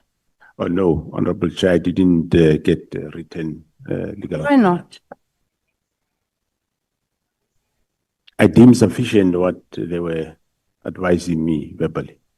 They weren't advising you. Some said yes, some said no. That's not advice.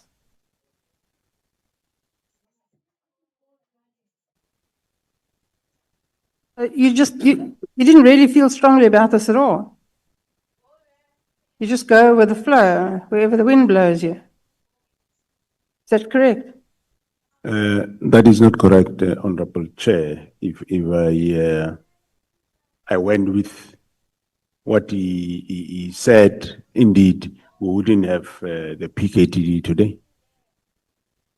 Now, Section 207 of the Constitution mandates you to exercise control over and manage the police service in accordance with the national policing policy and the directions of the cabinet minister responsible for policing. Is that correct? Correct, correct, Honorable Chair. And in your view, what does this mean? What are the parameters of your authority as far as you're aware? Well, my understanding, Honorable Chair, is yes, Minister will develop policy and I implement, and he will give directions. I think the matter around directions is what one might say it's not clear as to what exactly, how far do these directions go? Do these directions mean giving instruction to say, don't do this or do this? So, but my interpretation was that, let's say for argument's sake, what he said is a direction. I hold the view that probably he would have said, there's a problem with the PKTT. Check what is happening, whether it should still continue, yes or no. Then I will go and do that. So that's what I think would be a direction. But then, in this case, to go beyond to say close and close immediately, that's where I thought maybe it's an encroachment. But I think it's a matter that requires maybe some legal clarity. So you've already said that you think the minister is your boss. If the minister's son, this is purely hypothetical, if the minister's son is arrested for something and he phones you up and says, let him go, will you do it? What, his son do what? Hypothetically, if the minister's son got arrested for a criminal offense and the minister phones you up and says, let him go, will you do it? No, I wouldn't do it. Through you, Chair. I see.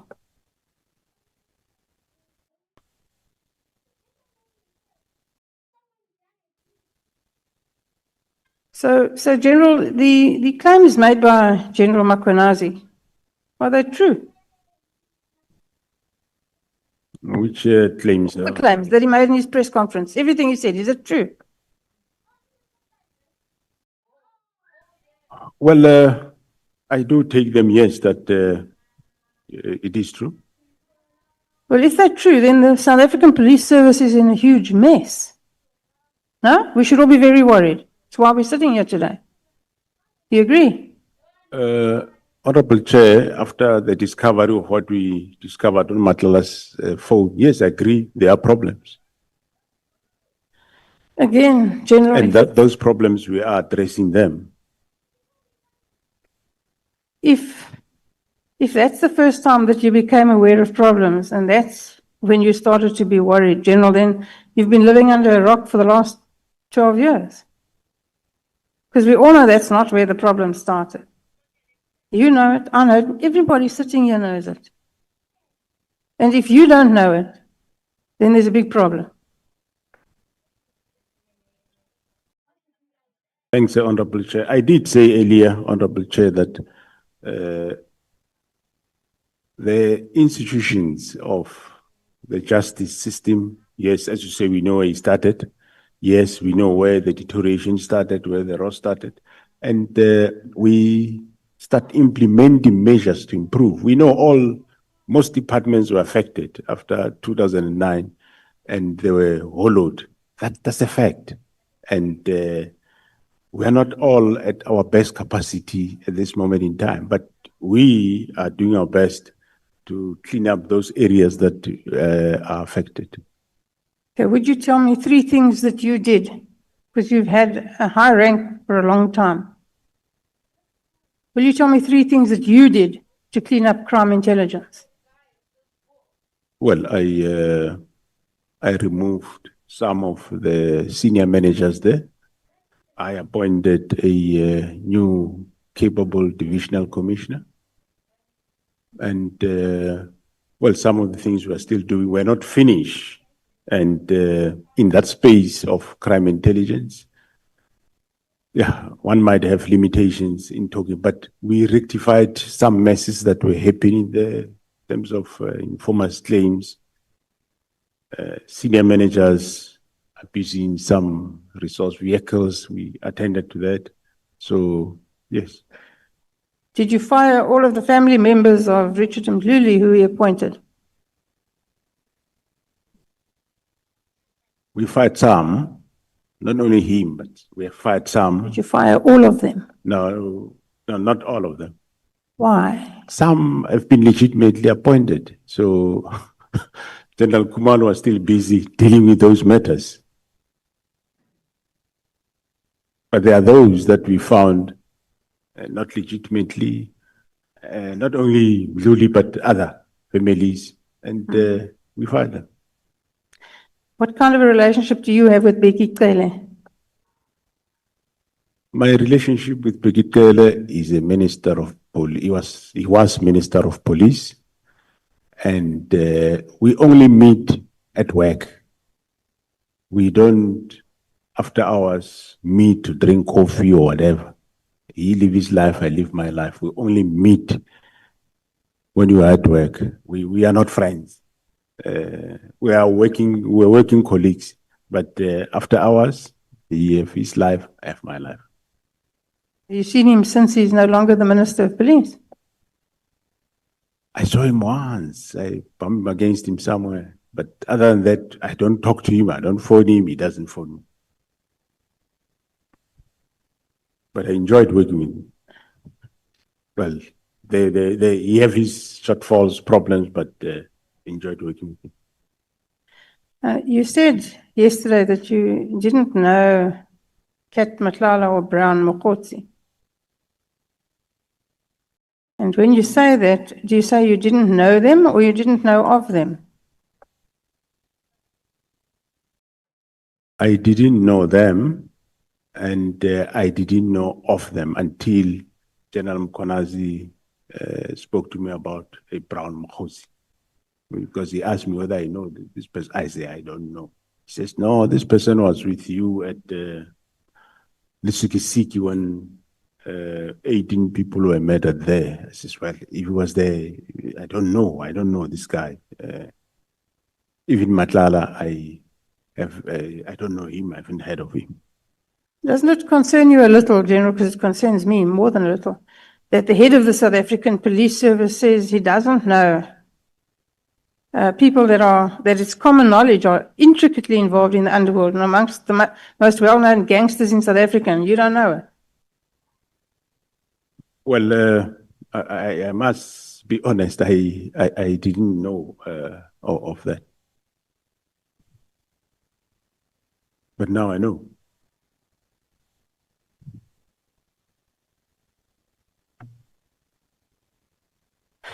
You say that you did not know who Babita Diakaran was, and that now we should all take pride in the fact that the theft and corruption at Tembisa Hospital has been stopped and has implicated Kat Matlala.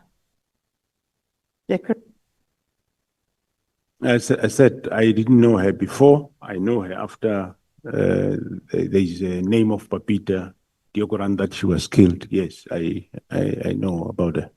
Are you aware of the fact that the actual shooters are serving prison sentences after pleading guilty? We all know how that little scenario works and will play out. The actual kingpins have never been caught. The persons who organized it and paid for it are still at large. And it doesn't appear as if anything is being done to apprehend them. How can this be something that you're proud of? Well, I now know who are the masters of that, and we are busy with them. You'd recall that the case of those that were convicted was investigated by the Hawks, and now we are investigating a case of the masterminds. It's done by the GC Ops Gauteng. So we know them. We are dealing with that matter. Have you ordered an audit of the Crime Intelligence Covert Fund? And if so, what were the results? The results, after many years, where they were not getting,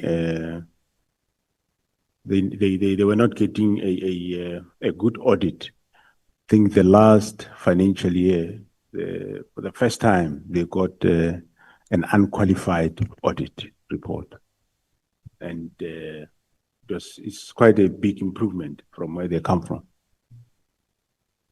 You also said that since January 2025, you have been aware of a syndicate that has significant influence and connections within the political, law enforcement, and criminal justice systems. What does this mean? What I mean by that is that this cartel is not only infiltrating SAPS.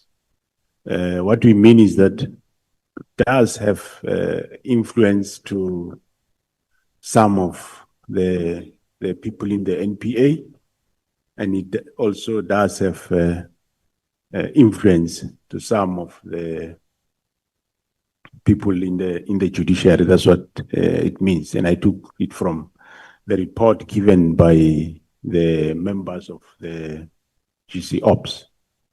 Why haven't these people been arrested? We are in the process. That's why we have Gauteng counterintelligence operations. They are dealing with that. You will see the results as time goes on. Now, you know, it's nearly the end of October already. When?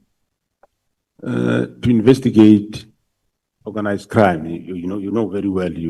It's not like you take a person.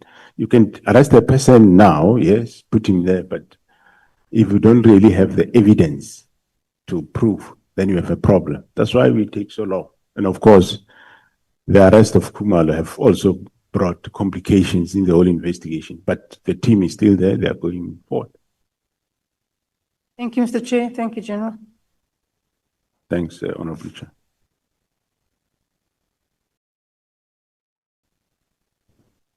Thank you very much, Chairperson. Good afternoon, General. Good. I want to ask very few questions. I think colleagues have dealt with a lot of issues.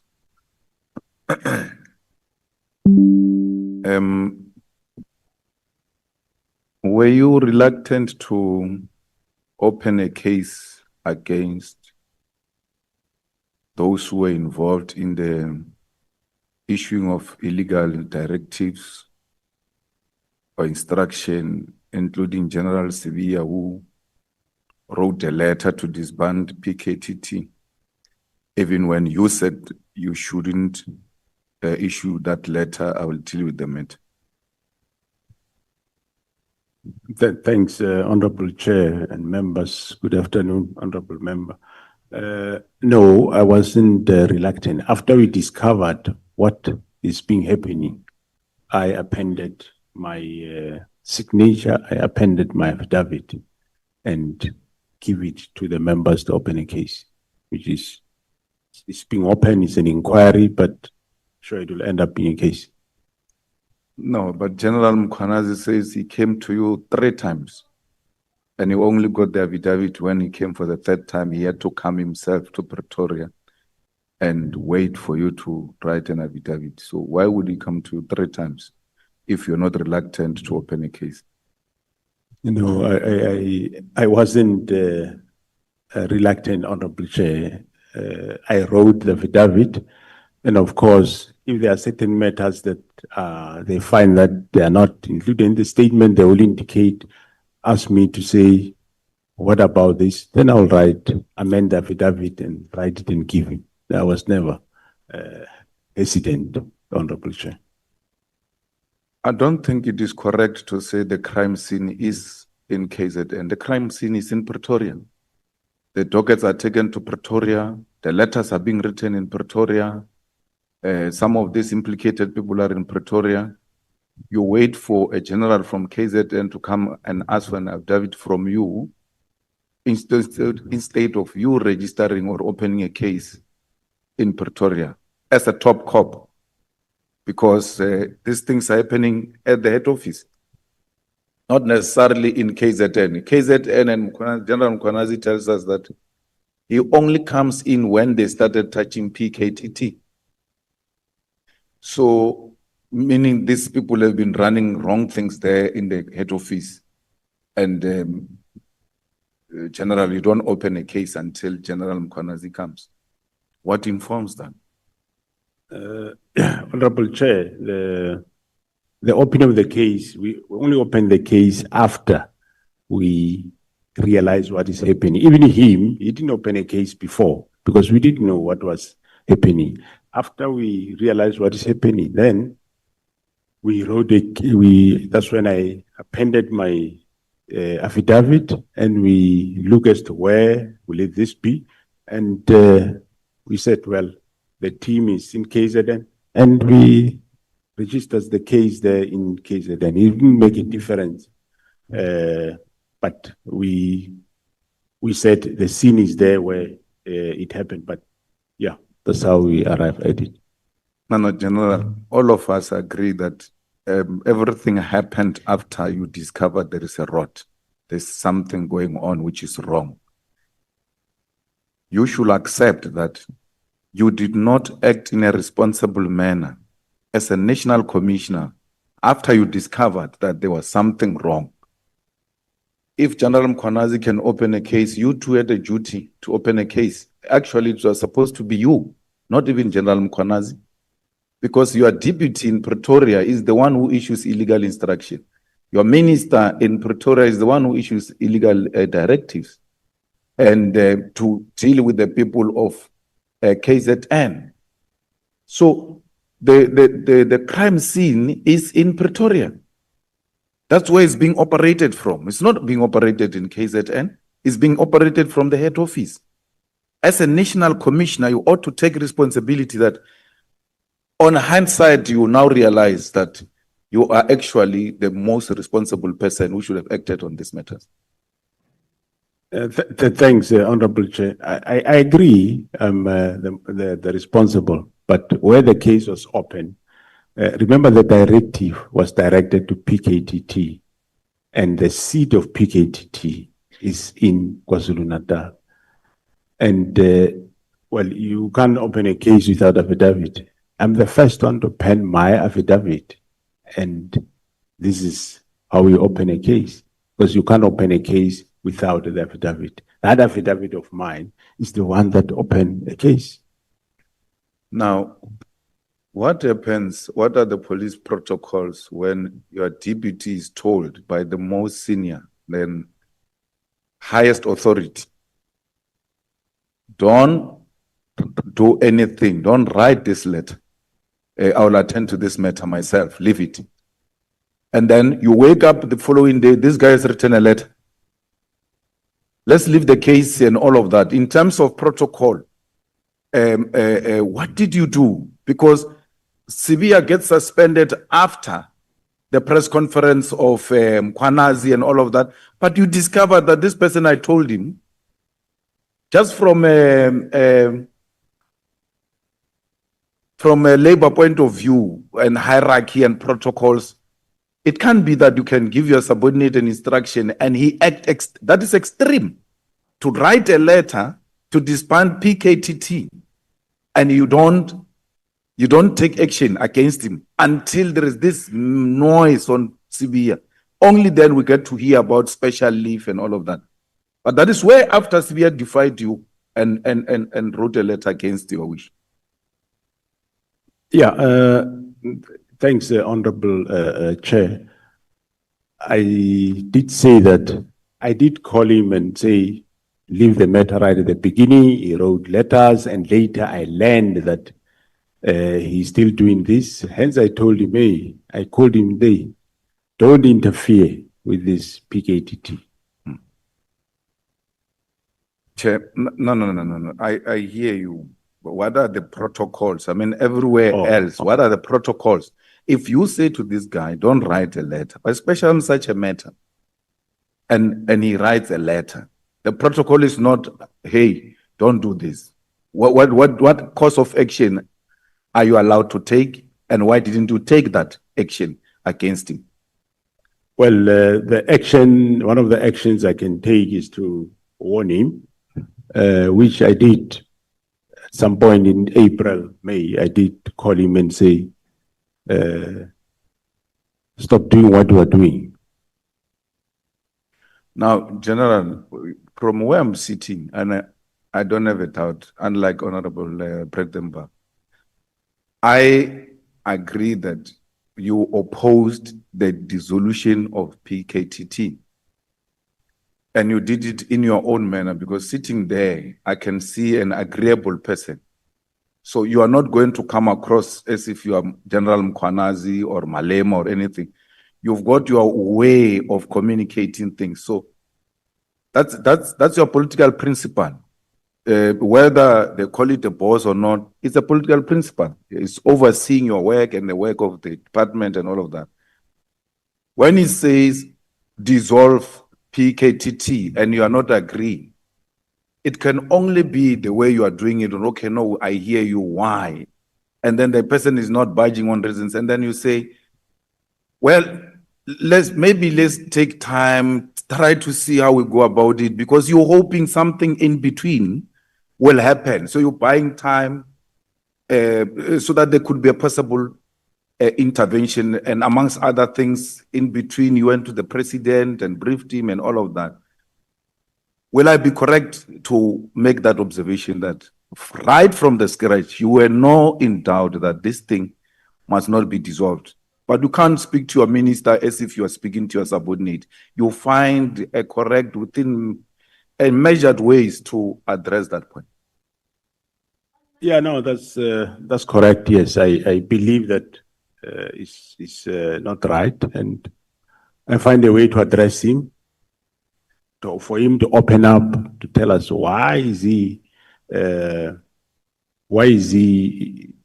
disbanding this team, and that door remained not open. Now, General, who qualifies to, when there is an information that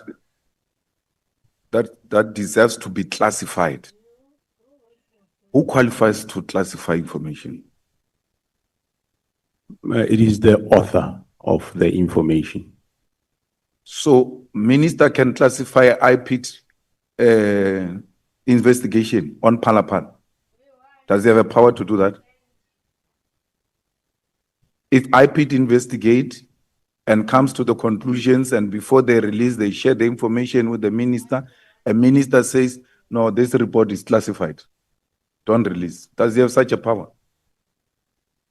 No, it wouldn't be the minister who classified it. He can say it if he saw that the report is classified, but he doesn't have the power to classify it. The report would have been classified by the author, in this case, which is IPIT. So the IPIT classified Phala investigation. According to what you are saying, yes, that will be correct, because I don't have it with me and I wouldn't know what level of classification is there. But No, I'm the not author would according have. to me. I'm asking if Phala was investigated by IPIT and then at the later stage they classified that investigation. Themselves as the authors, through you, Honorable Chair, would have, if the report is classified, it will be them, IPIT, that classified the report. Have you checked up on General Kumalo since he called since he went on sick leave or something like that? I did, Honorable Chair. And how is he doing? No, he's doing quite well now. So we should expect to have him soon. Yeah, we can expect him soon, yeah. It was quite a tragic thing, but I think maybe a week or so, he will be fine. Now, General, when you say PKTT did a good job and therefore it must not be closed down, are there few examples you can give us of the work done by the PKTT, which are tangible and we can be in a position to make a quick reference to and confirm that indeed this team has made serious inroads? Yeah, even though I don't have the details of each case, but there is a number of cases that I can give that they resolved. One of them, as I said, is the case of the DA councillor in Bergville. He was convicted for murder and killing. The case of also, I think, is a DA councillor around Howick. There has been convictions in that regard, and a number of people, including the Nkosi there, has been arrested, and the case is going on. And yeah, the case of Cindy Somakata, it is the PKTT that have unraveled what we now know. And the case is not yet still finalized. There has been conviction of some suspects or accused, but the case is not finalized. So there is still arrests that will unfold once the first phase is finalized. So yeah, some of the cases now and then you see in the media where I think recently they did get a life sentence in the murder at Lady Smith. They got life sentences. A number of cases they had life sentences. And in terms of arrests, we have seen they've recently, of course, brought Mr. Molefe on a number of cases, Ket Matlala on a number of cases. And in KZN, it's quite a number of cases, just that I will need to talk to each case, but those are the success that they have done. And also in terms of police officials that were involved in this type of political killings, or they aided in one or another or defeated the ends of justice, there is 34 police officials that the PKTT arrested, which some of them have been sentenced, some of them are still going court, and majority have been dismissed. few are still left in the organization. And there is a number of firearms that they have recovered, over 100 firearms that they recovered, which were linked to these cases, where they also found people guilty of illegal possession of firearms and ammunition. So, yeah. Now, when they went to Molefe's house to arrest him, they found a leader of the PA, Kenny Kunene, with Molefe, and they claimed there were other people, including a journalist. Are you aware of other people who were found in that house, or any journalist who was found in the house of Molefe when he was getting arrested? I'm not, yeah, I'm aware that there was a journalist, but I don't know who. But I know that they did find Mr. Kunene at that house. And a journalist. A journalist. Yeah, the journalist, yes. I don't know who the journalist is, but I know that they did find Mr. Kunene there. Actually, it wasn't the first time. When they went for the second time, they found him there. When they went for the first time for Molefe, they found Mr. Kunene there, and when they went the second time, they found Mr. Kunene there.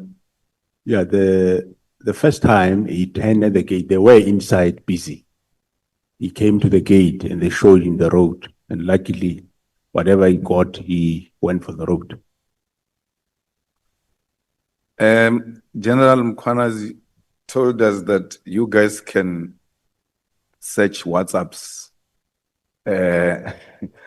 including a view once and deleted WhatsApps and all of that. Do you have an equipment like that as SAPS, or have you outsourced that responsibility to a private company? And if it's a private company, whose company is that? And how was that tender awarded? Honorable Chair, because we don't want to be searched here WhatsApps by Matala. Yeah? You give Matala's tenders there, only to find this WhatsApp thing is in the wrong hands. So we need to know if it's private, who. But if you've got equipment, that's enough. Thanks, Honorable Chair. The question is quite sensitive to answer this one. But we don't use service providers, but. Oh, so meaning it's internal. I do really, I don't want to confirm that we can do that.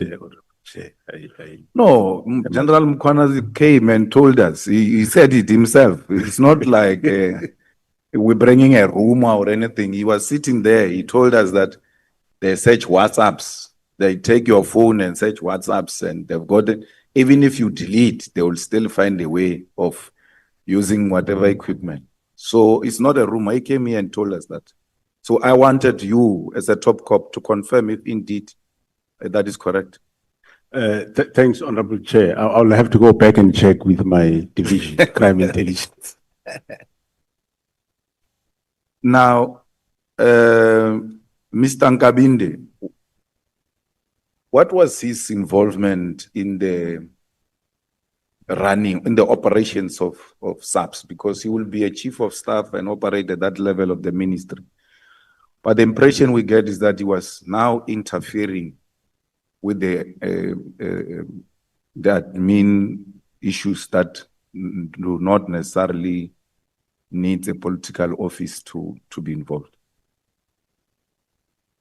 Yeah, he would, Honorable Chair, he would interact with during meetings, when we have meetings with the ministers. And he didn't, outside the meetings, he didn't get involved in the giving officials instructions or anything of that sort? Yeah, no. From the sub side, I am not aware of, but from where he was worked once at IPID, I'm not sure. I wouldn't know. And then Brown Mkhwanazi, was he ever involved with subs operations or interference of any kind? No, what I know of, as I said, the first time Honorable Chair I heard of the name Brown Mkhwanazi was from General Mkhwanazi when he raised matters, and I said no, let's investigate it, and we investigated, because when he got involved, that's when he was alerting General Mkhwanazi about the Mbangeni search that was done at the prison by the members of SAP. So it was at that juncture that he did speak to me about Brown Mkhwanazi.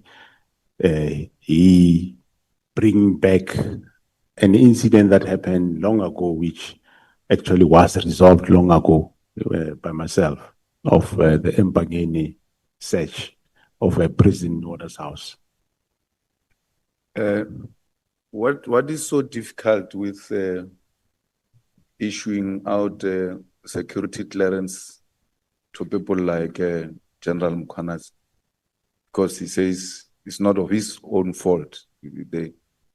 There are many others who are awaiting to get security clearance, and it looks like at the intelligence, a crime intelligence or intelligence office, there are some people who are just deliberately holding clearance certificates for certain individuals.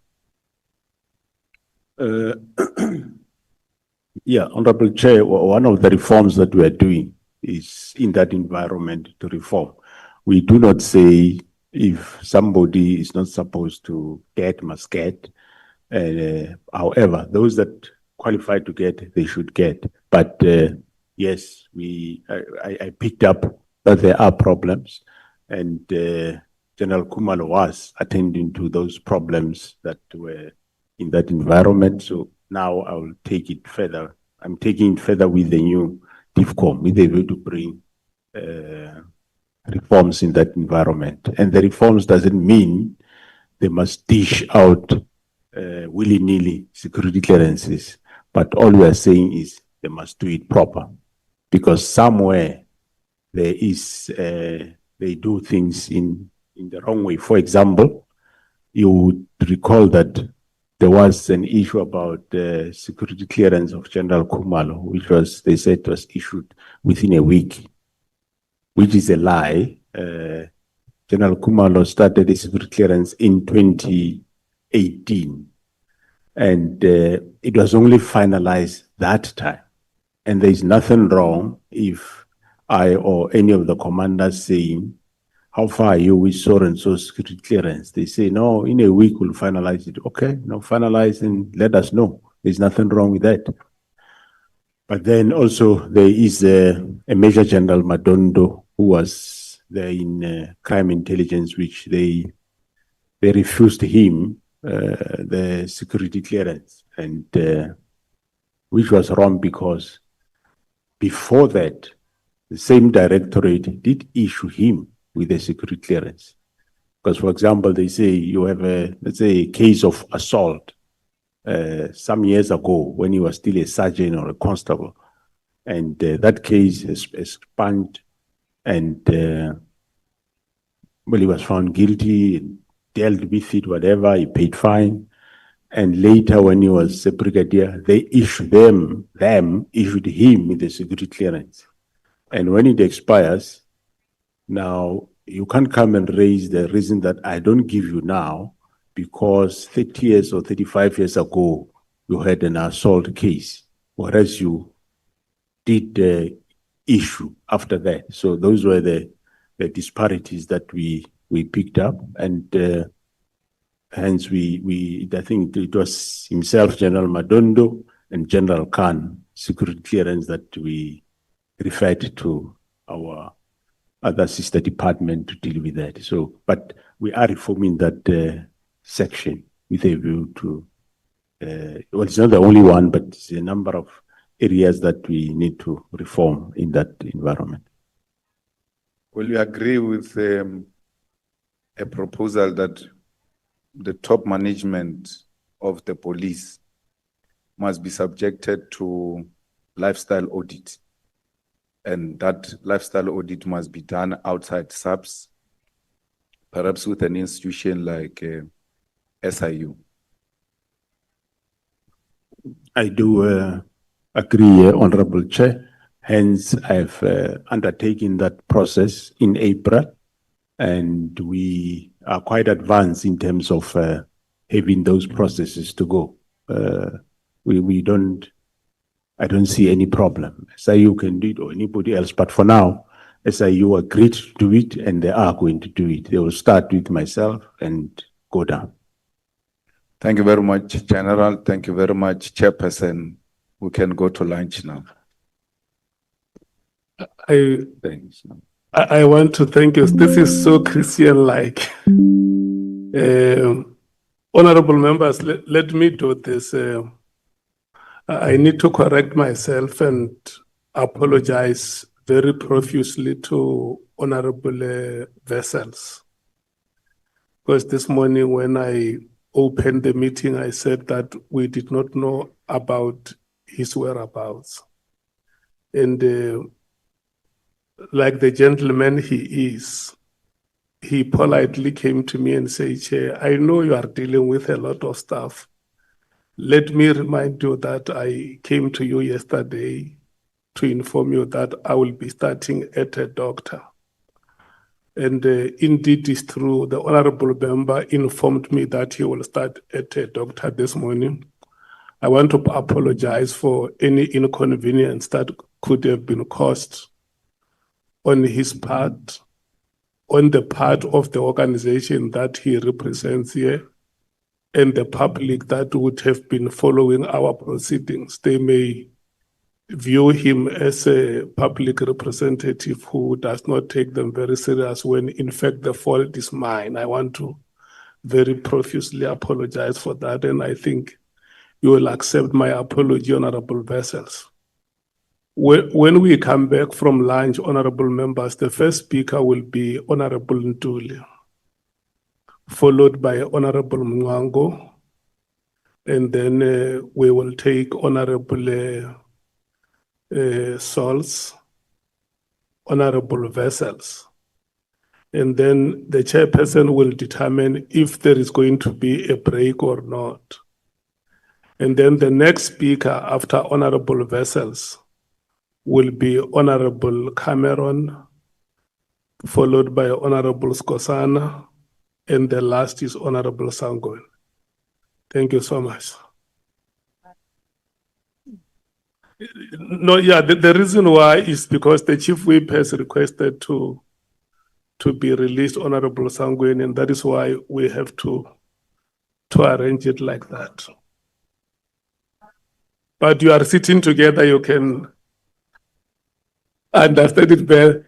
And then let me say, the honorable members who have requested to be released, once you finish speaking, if you see time is no longer on your side, you are gladly released from the meeting. Thank you so much.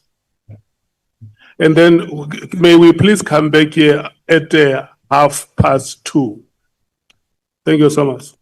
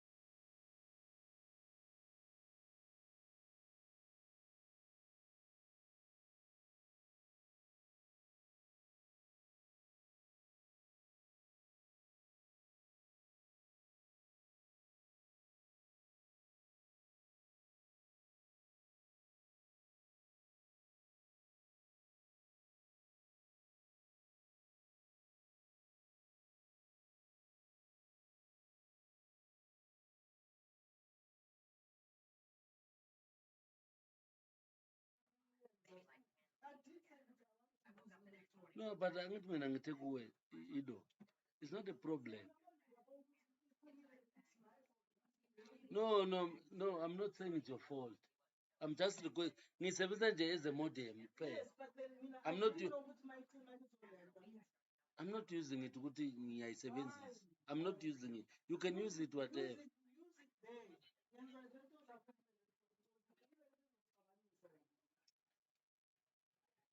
Mara why uthi ngiyizwe ku laptop?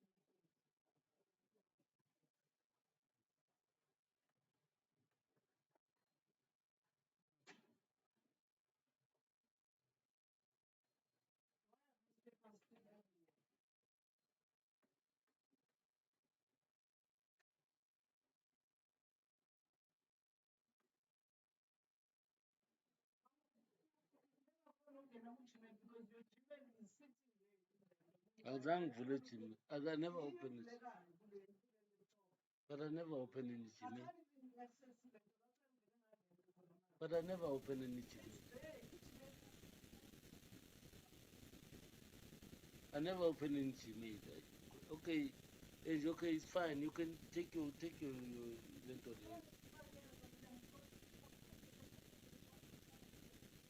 No, you can have it. It didn't cancel as on case. I was just trying to make something, but it's fine. Let me cancel this thing. I'm sorry. Oh.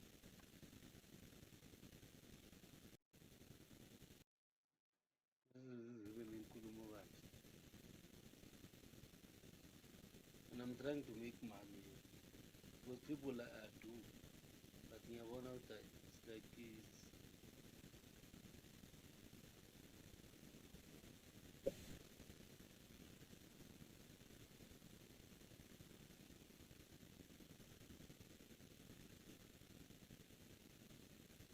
I wasn't fighting. I'm just using. I'm not even. Angenzi anything. Bengifuna nje lento le kuphela. You can do whatever you want to do with the laptop. I'm not using it. Ngisebenzisa le. But you, ungathi manje I'm an outsider. Oh, yeah.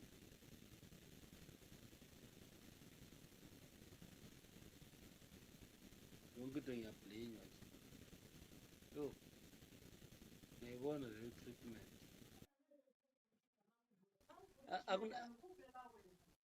I didn't touch it, but you can also do it. Gmail, you can log out and log in. What is the problem? But not you can't. You can log out my Gmail if there's a Gmail.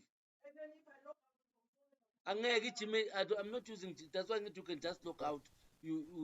I told you ngathi mina ngisebenzisa as a modem kuphela. You can do whatever you wanna do when you learn. No, it's fine. I'm logging out. It's fine. I'm just logging out everything. Yo, bengacala uzoba na-argument. Yo, we can't like this man. This is a laptop. I know good in a laptop, but it's not functioning properly.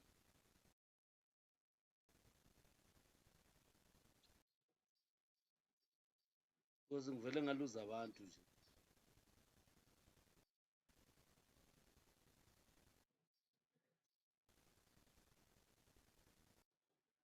Yo, ngaze kube i-argument enje. Just to charge lento le nje ibe on nje. Yo.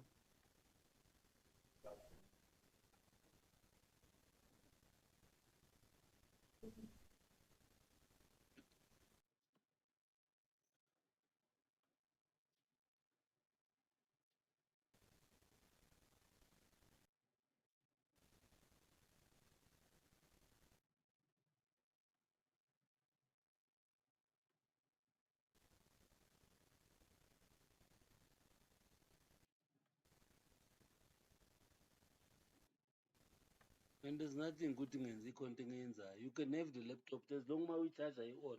Agna problem. Connected. Agna king.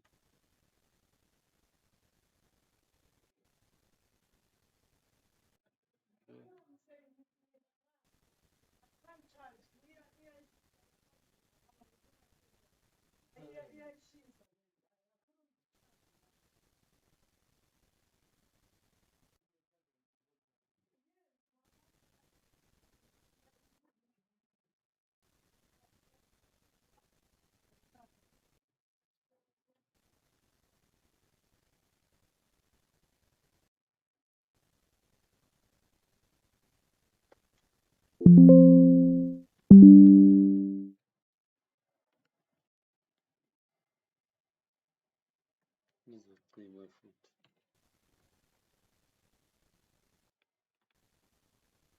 Beyenza msicaleni.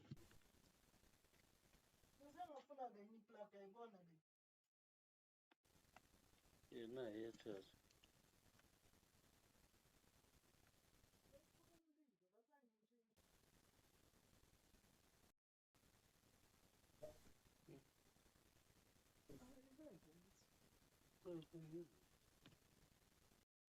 And this is what I don't want. No, but it's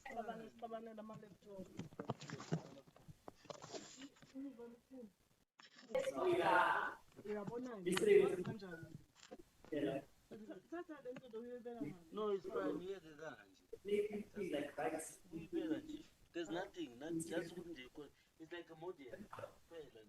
But okay, for how long are we going to do? No, you can use it whatever you want to use. This is what I'm saying. Should be very more forever again. Not This is what forever. I'm asking. Mamelo, we're just using it. Okay. Amen. Because you're not. No, it's been a good. So how long are you? Whatever man could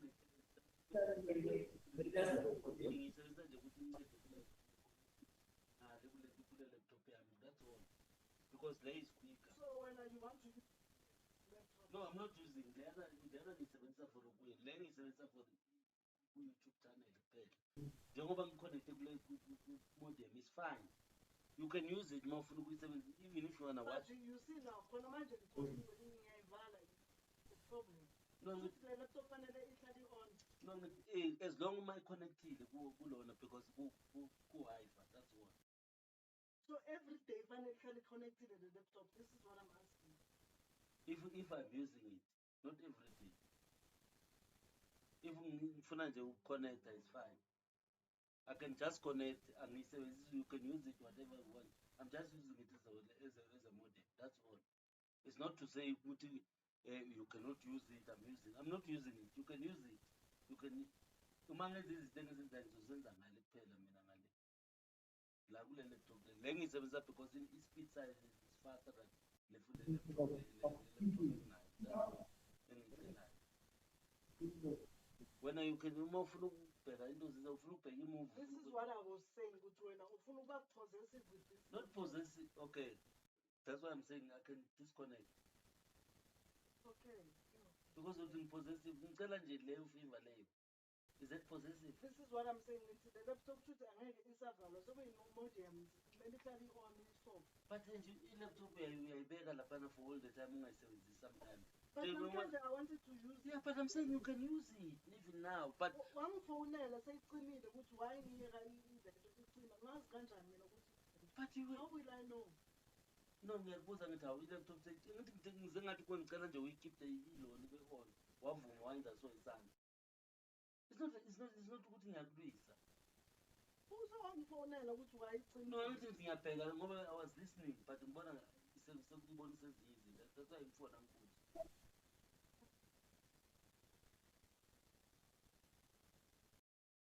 I'm not saying I'm owning it, it's yours. No, I'm just saying ukuthi manje mina fanele ngibe involved. Awukho involved with mina go anytime you can use it.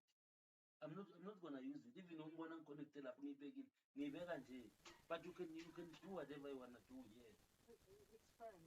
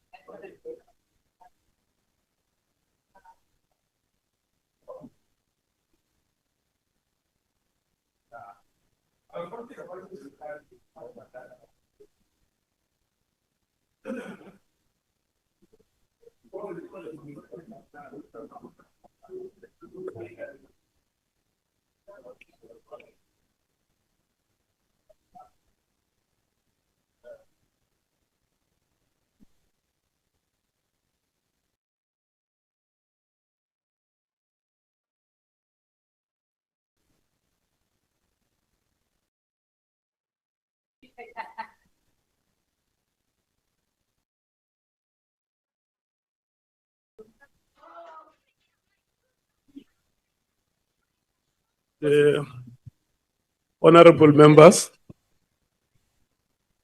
we are going to start. This is that part of the afternoon where we may have to find ourselves chasing time so that we don't end up in a situation where the chairperson is left alone with the witness here, because members may be pressed for time. And we understand that the members are leaders in their communities where they come from. There may be other pressing demands for the weekend. We will start with, before we broke for lunch, I said we are going to start with the chief whip. But the members have alerted me that they have spoken between themselves and requested the chair to honor their request, that we start with Honorable Mwango. So, Honorable Mwango, I'm handing over to you.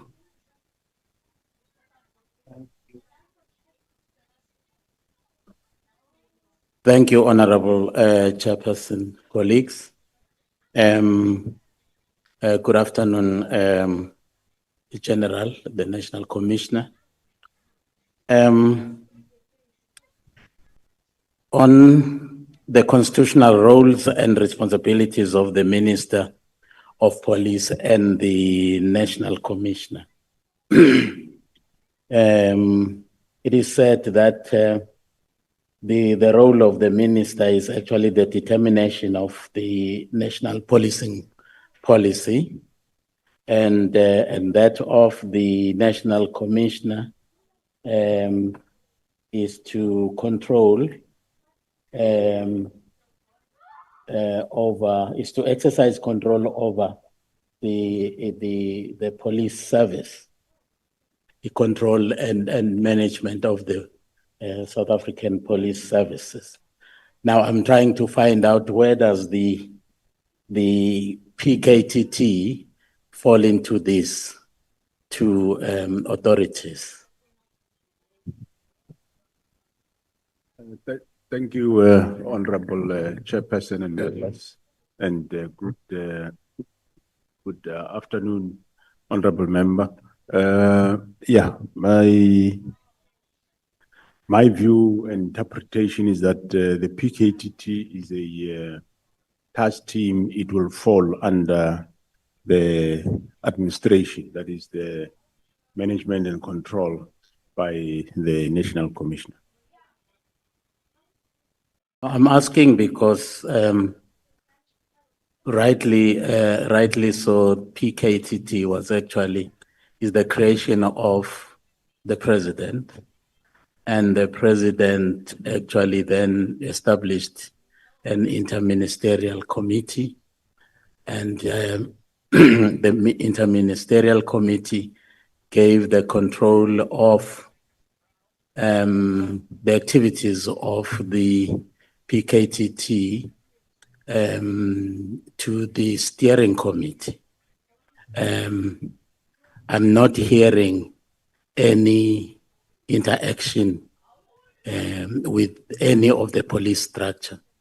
I'm hearing the president, I'm hearing the steering committee, the IMC. Where is the police featuring? How does it feature into this? Thank you, Honorable Chair. The police, they are a member of the steering committee, which consists of all the departments that we spoke about: justice, NPA, corrections, SSA, and so on. So they are part of that steering committee, which together with the National Commissioner will then report to the IMC. But the decision to establish was eventually established or disestablished was taken by the National Commission.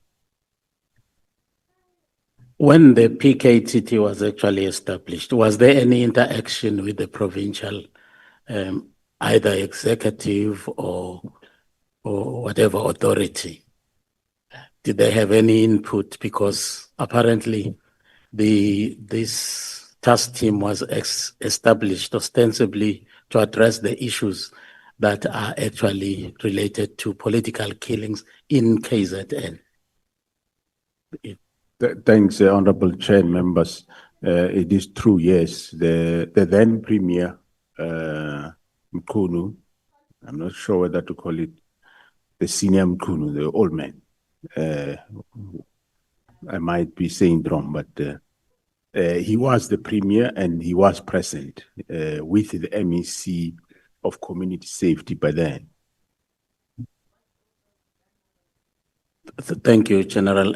How often did the PKTT actually give the minister reports or progress reports since it was established in 2018? Thanks, Honorable Chair. The PKTT would give the minister reports on a quarterly basis together with the IMC, or sometime when the minister happened to be in the province, KZN, he would call me to say, I'm here in KZN. Is it possible to maybe get briefing by the PKTT and the PC? And then I'll check their readiness and say, okay, you can go, they can go and brief you. Thank you. When you left to take your leave on the 30th, which was a Monday in December 2024, who actually was left to act in your position? Who was in your office to actually assume your duties when you actually were not there? I did appoint Lieutenant General Musikidi to act during that time, which the minister endorsed. Thanks, Honorable Chair. Yeah, is there any reason why one actually hears very little about him in the whole fiasco that then actually developed around the letter that actually was written on the 31st of December? We don't hear whether the letter was delivered to him as a person who was in office at the time and referred it to you or whoever else, but he is completely out of the picture. Is there any reason? Thanks, Honorable Chair.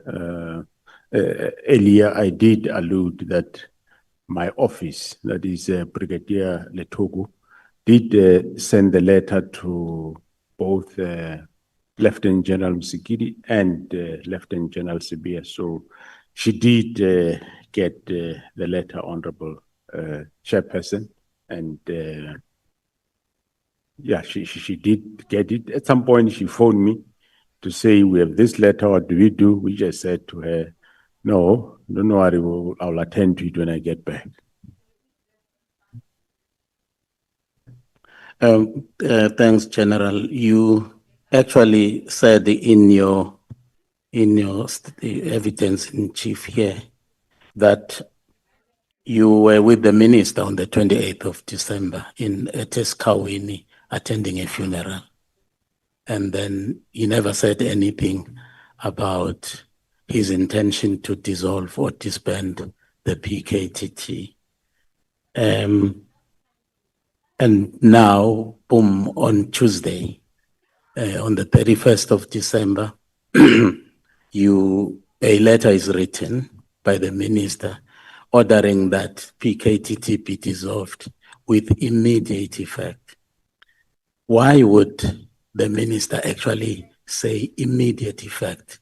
Because I would imagine that he would actually say so if he was convinced that there was a crisis. Thanks, Honorable Chairperson and members. Yes, one would also, yes, take it in that manner that if there was a crisis, he could come up with the immediately. So I also do not know, but on a hindsight, one, when look at it, it's a probability. I don't say it is so. It's a probability that maybe it was done with a view that the disbandment happened while I'm away, so that when I come back, the disbandment has been finalized. I can only deduce that probably the word immediately was intended that when I come back, it is a done and dusted. But unfortunately, when they called me, I said, no, they can start with their reports, but I will attend to the matter when I get back. Thank you, General. Was the order to disband the PKTT ever communicated to the IMC and or the steering committee? Were they aware of this disbandment order? Since the new administration, Honorable Chair, there was no IMC for political killings, and also the steering committee haven't said since the current administration.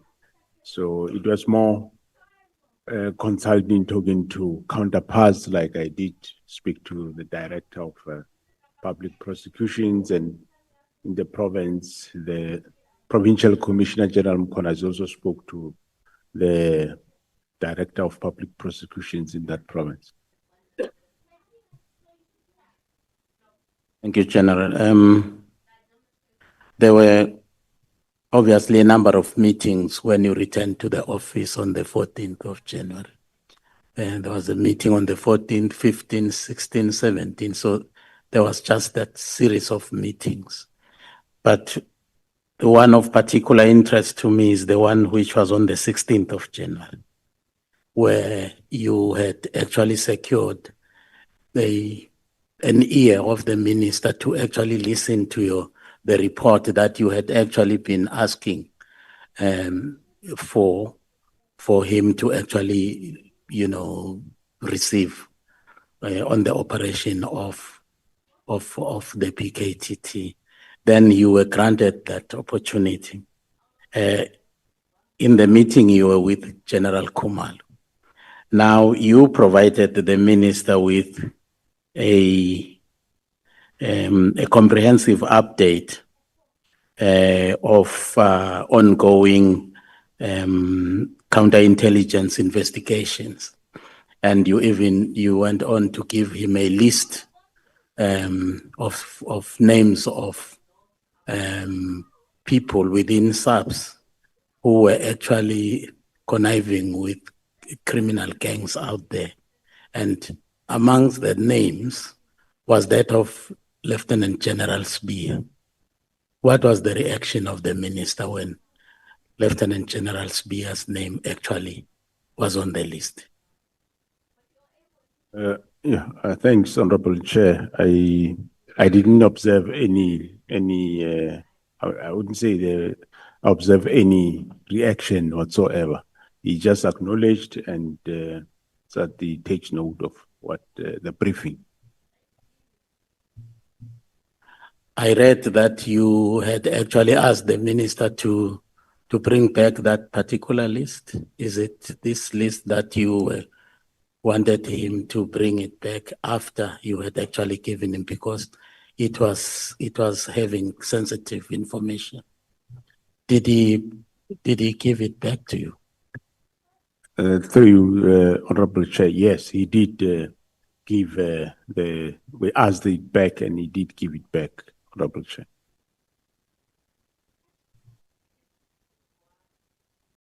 One of these days, between the 17th and so January, Spear walked into your office and he came with a plan to actually dissolve PKTT and asked you to sign it.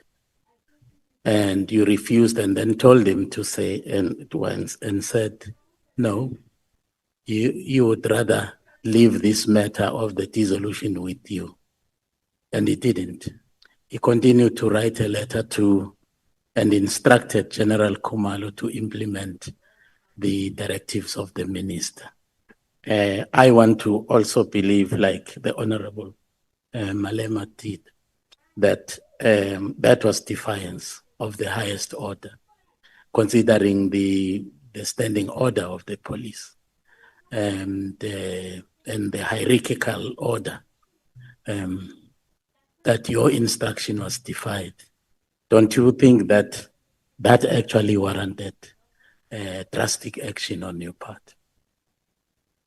Yeah, thanks, Honorable Chair. On the hindsight, I do agree, but however, when situations evolve, sometimes you don't think them the way they are.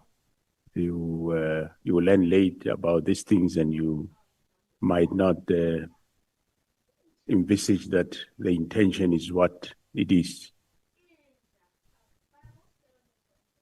Thank you, General. General Spear at one time was out of the police service and was employed by the city of Johannesburg. And somehow he came back but before he was re-employed by the service, police service, he already came with a lot of baggage, should I call it that, because there were allegations against his conduct. But the police went ahead to re-employ him anyway, without actually checking on the veracity of the allegations that were being made against him. Now, why was that? Why did the police actually turn a blind eye to the allegations that were made against the behavior of Mr. Smith? Thanks, Honorable Chair. It is not that the police turn a blind eye to the allegations. Yes, we heard there's a report, I think a member of parliament that said he wrote a letter to the minister. But here, the Labour Appeal Court have issued a judgment that this person should go back to his work with various conditions and so on. So, meaning he had to be re-enlisted, and if there is a misconduct, then we deal with that specific misconduct. So, in this case, if I can go directly to that, he was dismissed on the 31st of August 2015, and on the 22nd of July 2020, the Labour Court judgment did dismiss the case of the employer as procedurally and substantively unfair, and ordered that he be given 12 months remuneration at the current level of a Major General, and SAPS to pay those litigation. So this judgment was not appealed, and by the DPCI then, and then, well, he wasn't satisfied. He further took the matter to Labour Appeals Court, and the SAPS through DPCI, they said it will be too much to appeal this matter because they think that the first court of instance was right, and the Labour Appeal Court then did give judgment, and well, it set aside the Labour Court judgment and replaced it with reinstating Sibia at his back at he had the option of election to come back to SAPS or only receive payment, which then he elected to come back to the service. Later, there were cases that were registered, and those cases were finalized. Some of them, it was said, and there was a case that he was employed regularly by Gauteng Johannesburg City Council, and that case was held that it is not him who employed himself, and it's not against him. There was other cases that were eventually finalized, and he was not prosecuted in those cases.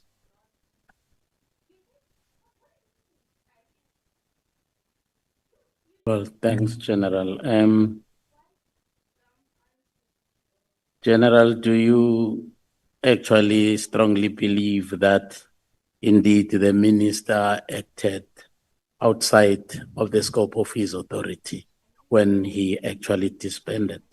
He ordered the disbandment of the PKTT. Thank you, Honorable Chair. I indeed believe so.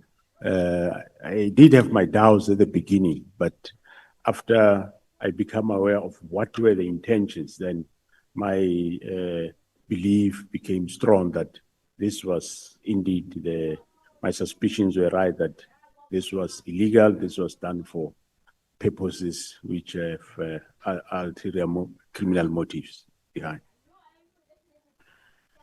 In the letter, the minister uses very strong, expressions here. He says, this team is no longer required. Nor is it adding any value to policing in South Africa. And that is, he says that is his view. Yeah, that is correct, Honorable Chairperson. That is his view. But the problem with that is, I'm not sure how he knows that they are not adding any value.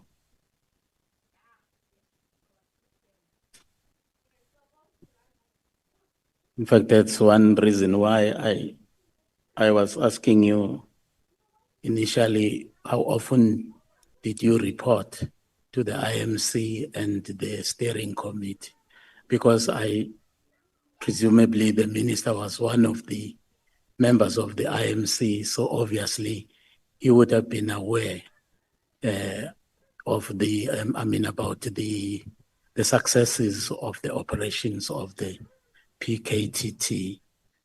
And if there were regular reports, I think when, assessing the performance based on the reports, then he would rightly come to the conclusion that this team is actually not adding any value and therefore it must disband. That is correct, Honorable Chair. If there was IMC, and he was attending those meetings, he could have been aware. However, there was no IMC during this tenure, but however, he did have officials, myself and the others, who were privy to the work of the political task team, which actually we offered to brief him, and the date never came to brief you until that letter came. Well, General, I would like to know where the 121 files are right now and their status is, and that of the PKTT. Is PKTT actually still there? And if it is still there, is it actually in possession of the 121 files? Is it continuing with the investigation of those cases? If not, why not, if it has not been disbanded? Thanks, Honorable Chair. The PKTT is still there in KZN, and the 121 dockers are back with the team, but I think about three or six, I think 3 of those dockers, the Provincial Commissioner KZN sent them to the province of Eastern Cape, and the team is working and they are investigating also this 121 dockers. I think they made an arrest a few weeks ago on one of those dockers. The July 6 media briefing by Lieutenant General Mkhwanazi, I was looking around at the crowd of police officials that were seated there and looking for the face of the National Commissioner, and I didn't see it. Were you aware of that media briefing that was going to take place? And if you were aware, why did you not attend it? Because it was actually talking about, discussing issues of national importance, national policing importance. Thanks, Honorable Chair.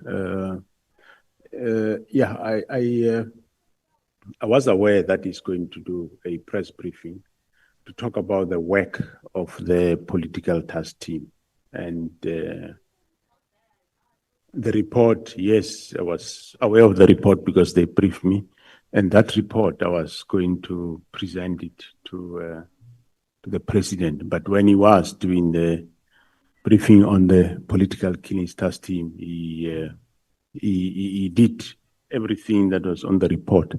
So I wouldn't have been there because he was supposed to brief on the work of the political killings task team. Somewhere I was reading, General, that you had a meeting with the minister, with the senior, leadership of the police. But present in that particular meeting where you were discussing sensitive operational issues was a character called Kabinde. But there was no rank given. Everyone was actually their ranks, were defined, but Kabinde was not. Is he a police officer? If not, what was he doing in a meeting as sensitive as that one? Thanks, Honorable Chair. He's a chief of staff of the minister. So most of the meetings that the minister attends, he also attends. Was he vetted before he was employed or allowed to attend meetings of the senior police management? So that you are sure that who is attending your meetings? Yeah, that offhand I can't remember, Honorable Chair. He was employed as a chief of staff of the minister. I can't say whether he is or not. I never check on that. Well, my last one, Honorable Chairperson, has to do with what Lieutenant General Mkhwanazi actually shared with us here, that in his view, the watershed moment was in 2007, when a political party or one of the political parties in South Africa actually held its own conference somewhere in Polokwane. And then he told us that at that conference, some senior members of the police service were actually there. They attended as observers, so much so that they had their own kiosk or whatever you call it, a tent. And what actually transpired in that conference actually had a tremendous impact on a variety of things at head office of the police, such that immediately after that conference, some members, senior members of the police, began to mobilize membership for recruiting for membership for political parties. And then he said that is the moment when the rot started to set in. Would you agree with that? Well, I can't deny, I do not know, Honorable Chair. I wasn't there in Polokwane, and I wasn't neither in head office. I was in KZN that time. It might be difficult for me to agree to things that we just hear on passages, which I don't have tangible evidence to that effect. Well, in fact, he was actually sharing with us the origin of the current situation, which you actually also, unfortunately, have inherited, that the root cause of the problems, as far as he is concerned, actually has to do with the political inclination of some of the senior officials in the head office of our police service. Okay, thanks, Honorable Chair. Well, I know, as I said, alluded before, that yes, 2009, 2010, coming forward, there was problems in especially the JCPS, Justice Crime Prevention Department cluster, and departments where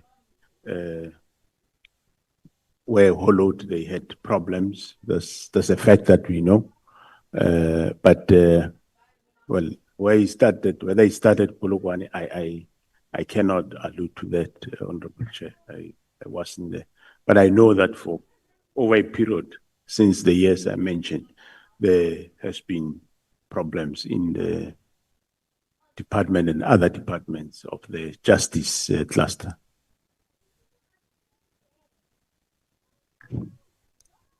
Do you vote on an election day, General?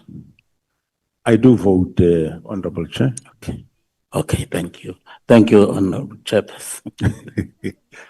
If I may ask through you, Honorable Chair, why is the Honorable Member asking whether I vote? No, you are exercising your Well, right. it's a civic duty. As a South African. As a South African. You have a civic duty to vote, General. Yeah, no, we do Yeah. that. If you want the police not to vote. No, before you become a general, you are a citizen. You are a Yeah, you are a yeah, vo- no. you are a voter. No, I agree, Honorable Chair, but I was just following what he's saying, that if that's what they want, they can. You are the legislature, you can do it. And when you do that, just give us our tax back and make sure that we. Thanks, Honorable Chair. Okay, honorable member, Honorable Sangwan. Can you indicate to me if you are ready? I am ready, Honorable Okay. Chairperson. Thank you very much. Thank you so much. Thank you, Honorable Chairperson. Good afternoon, General, the National Commissioner. General, firstly, I must apologize that we are rushing through our questions. We'd really have loved to spend some more time with you. Unfortunately, it's a bit late and we have to go. So please do forgive me if I rush you a little bit. General, in the terms of reference of this ad hoc committee, which you've also outlined in your statement, we are mandated to investigate, amongst others, obviously instability within the criminal intelligence of the SAPS, the component of the SAPS, also leadership failures, whether the leadership of SAPS took action to address concerns, and the role of senior management in enabling or preventing these issues. So this is the area where I think I'm trying to focus on. My first question is instability in crime intelligence a new phenomenon that started with Minister Mkhwanazi? Thanks, Honorable Chair. No, it started long ago. You can say even before 2011. That's when the instability started in that division, crime intelligence. So would it be fair or even factually correct to blame all of the problems that are in criminal intelligence on Minister Mkhwanazi? No, it won't be correct. He found the problems there, and yeah.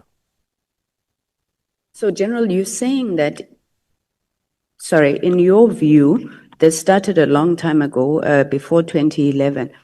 I'm interested to find out from you what drives this instability in criminal intelligence. In your presentation to the police committee, portfolio committee, you said criminal intelligence had weakened over the years. Now, who weakened it and how did they weaken it?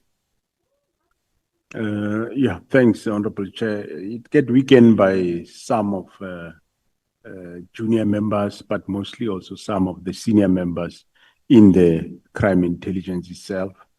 Of course, with the influence from external, other people outside. That's how it got weakened over time. Okay, thanks, General. I really spent some time on this presentation of yours, and at no point does it mention political influence, because you were given a mandate by the portfolio committee to come and present on instability in criminal intelligence.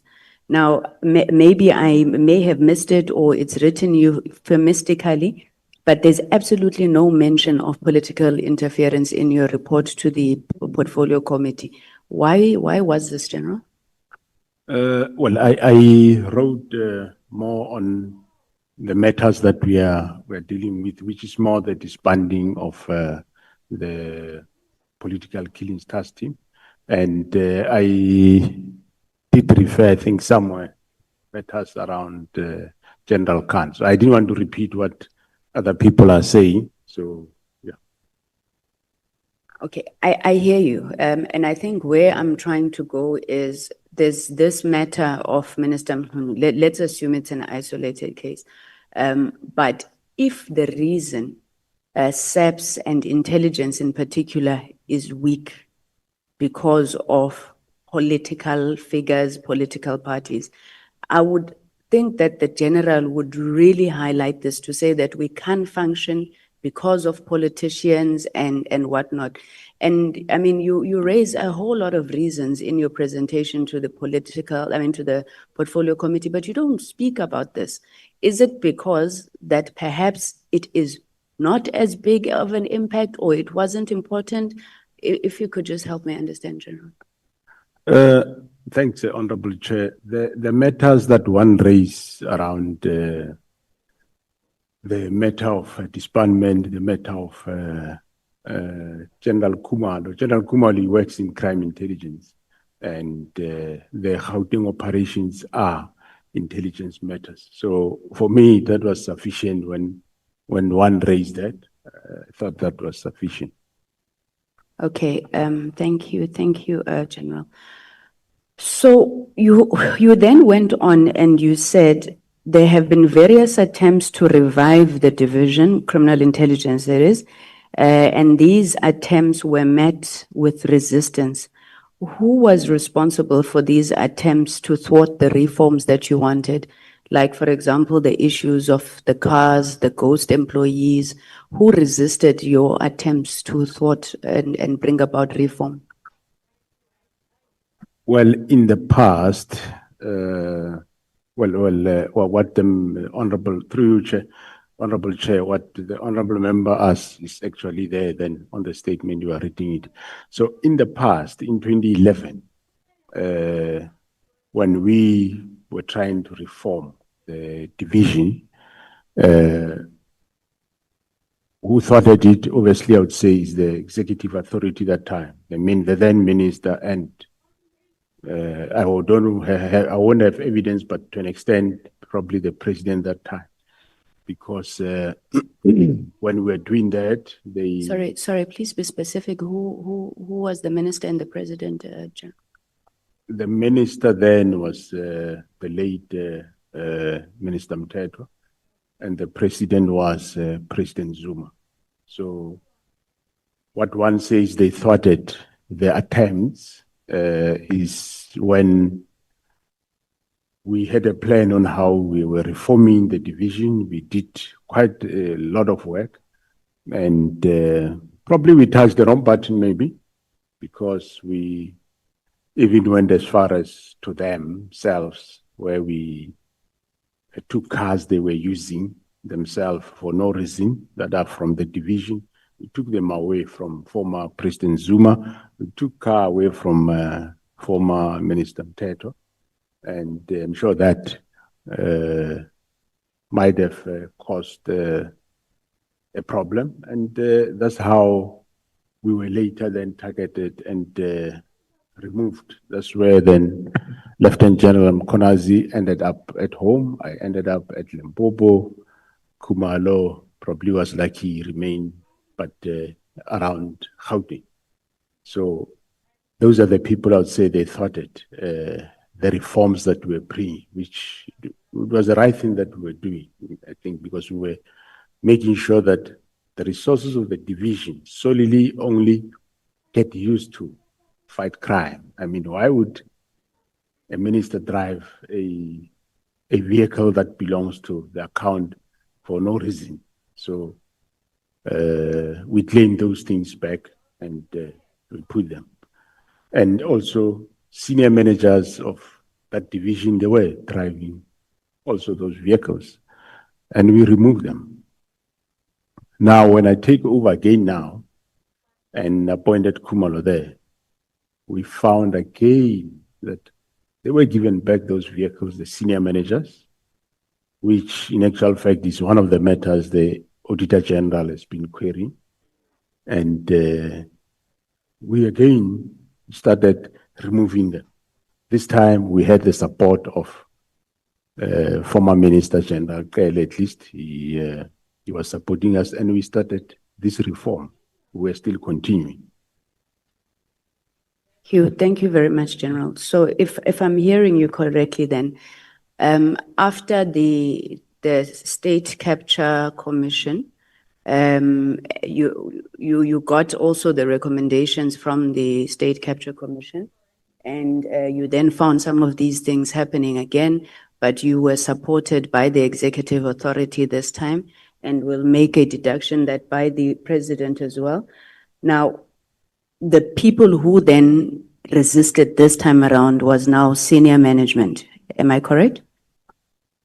Yeah, that's correct. That's more senior management and, of course, external. The external will include even some of you.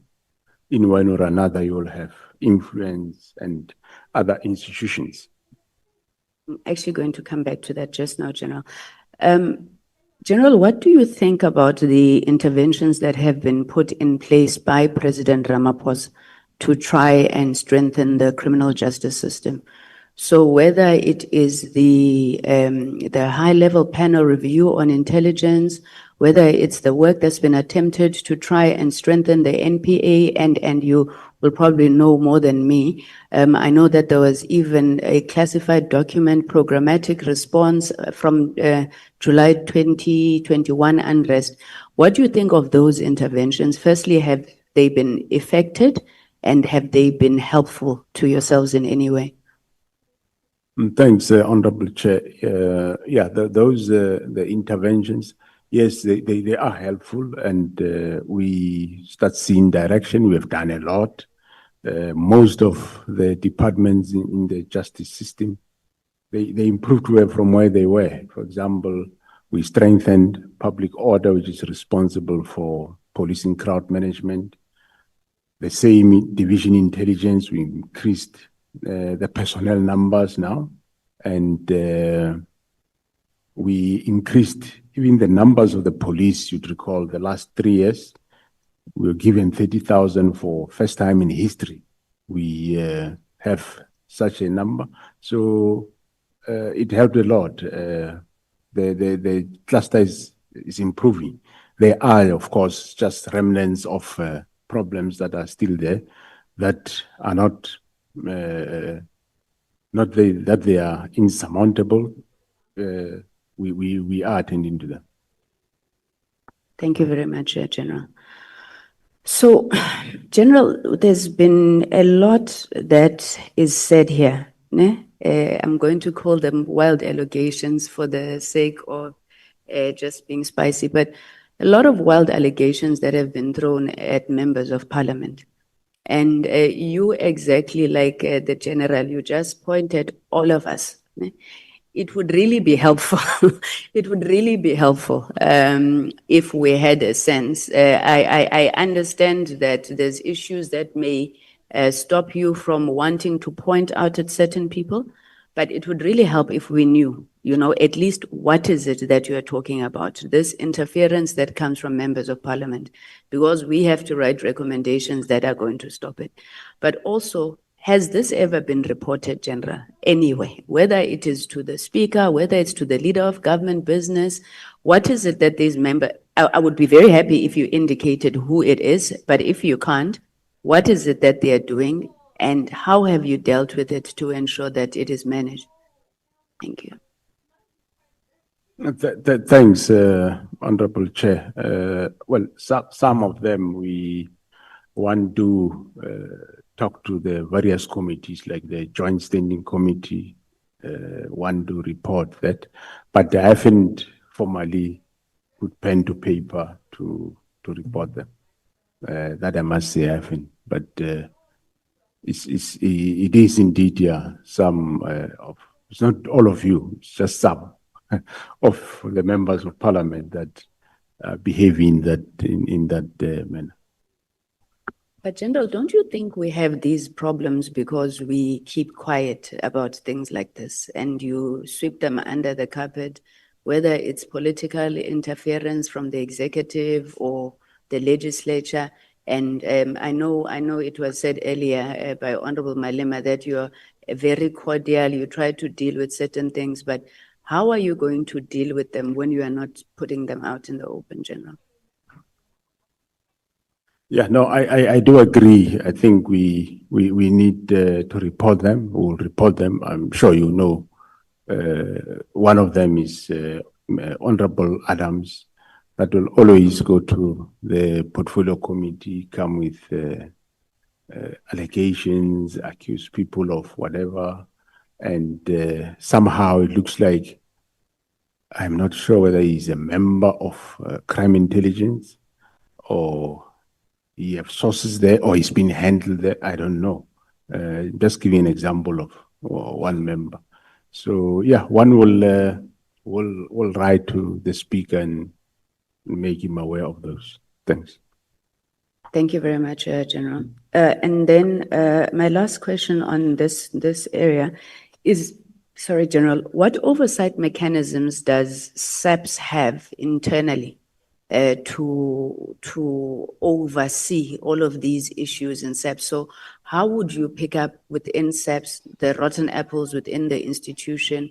How is that handled? Because I understand that there's IPID. I'm not sure whether IPID only deals with issues outside relating to police officers.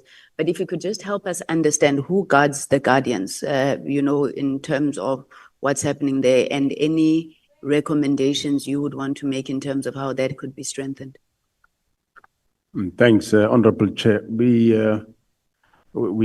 have a couple of measures within ourselves. We do have a anti-corruption unit within SAPS, which we are this year going to increase the numbers. The numbers are not quite good.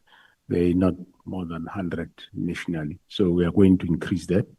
And we also do have the counter-intelligence within crime intelligence, which investigate and when they pick up this type of matters. And of course, every year, as you know, public officials, they declare their financial interest. We have audit and risk committee that look at those matters, and also a chief risk officer that will look at all the employees, and where there are red flags, they will refer those matters to either counterintelligence for investigation and verification. So internally, those are the measures that we have, and externally, that is IPID that is doing some of those investigations. So in terms of improving internal measures, I think those are the areas that we are having, but I think where we are lacking is more what I'm doing now in terms of having an external body to do lifestyle audit of ourselves. And because we were doing financial disclosure every year, and we will find a few red flags, but I'm sure if it's done by somebody external, that I take it that it's going to make a big difference. So we'll know really who's who in the organization. And that, if there are red flags, it will be able to assist us. And of course, it will also prevent other employees from doing things that are not right.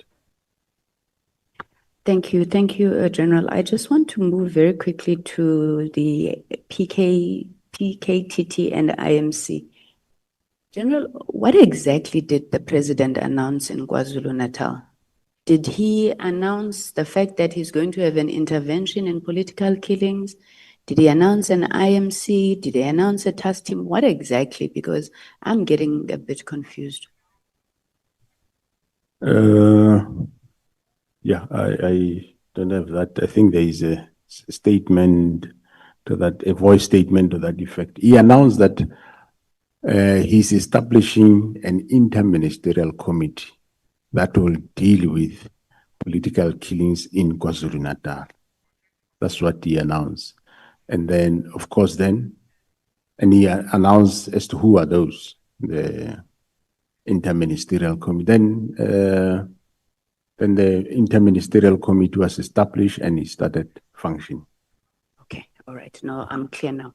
And I suppose you'll agree with me that there's nothing strange or nefarious with an IMC not existing anymore because the term of cabinet came to an end, and an IMC is basically a cabinet committee established by the president. So the fact that after 2024 elections, there was a new government and a new cabinet, it stands to reason that perhaps that IMC no longer exists. Am I right? That is correct, Honorable Chair. That's why I said earlier that, well, he established based on the need. If there is no need, like the PKTT is there, is doing well, there might not be no need in the new administration to establish the same IMC. Now, but having said that, you also agree, General, that the decisions, though, of an IMC, they continue and they subsist until they are changed, perhaps by another competent body. So any decision that would have been taken by that IMC continues. Yeah, that is correct. The decisions will remain, of course, yes. Okay. Now, General, there's been a toing and froing, and we put it also to General Masemula about the authority to establish the PKTT. And it's been said in different forums that the National Commissioner had established the PKTT, not the IMC. But can I refer you, General, to page 105 of your bundle? It's your presentation to the police committee.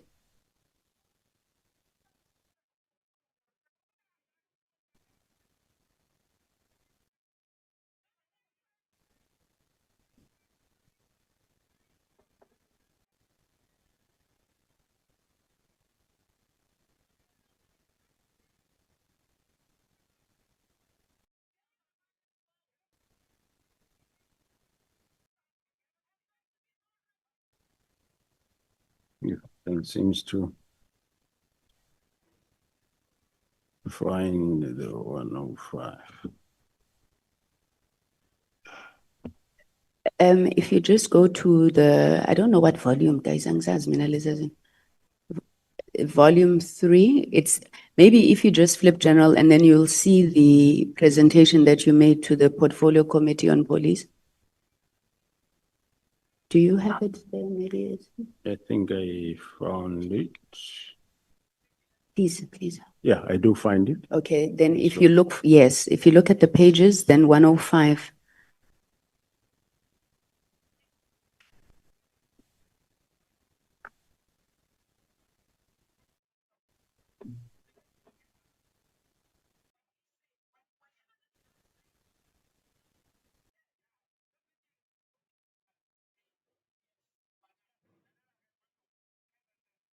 Yeah, I'm at 105. Thank you, General. The heading there is background. Correct. General, can I ask that you read for us bullet point 1, 2, 3, 4? Just that first sentence. Bullet point 4. It reads, it says a decision was taken by the IMC to establish a national integrated multidisciplinary task team consisting of SAPS and National Prosecuting Authority, supported by State Security and Correctional Services, which commenced in July 2018 to implement the now tried and tested, analysis-led and prosecution-driven investigation strategy. Thank you, General. Would I be correct to interpret the National Integrated Multidisciplinary Task Team to be what we have been calling here the political killings task team? That is correct, Honorable Chair. To the portfolio committee that decision was taken by the IMC.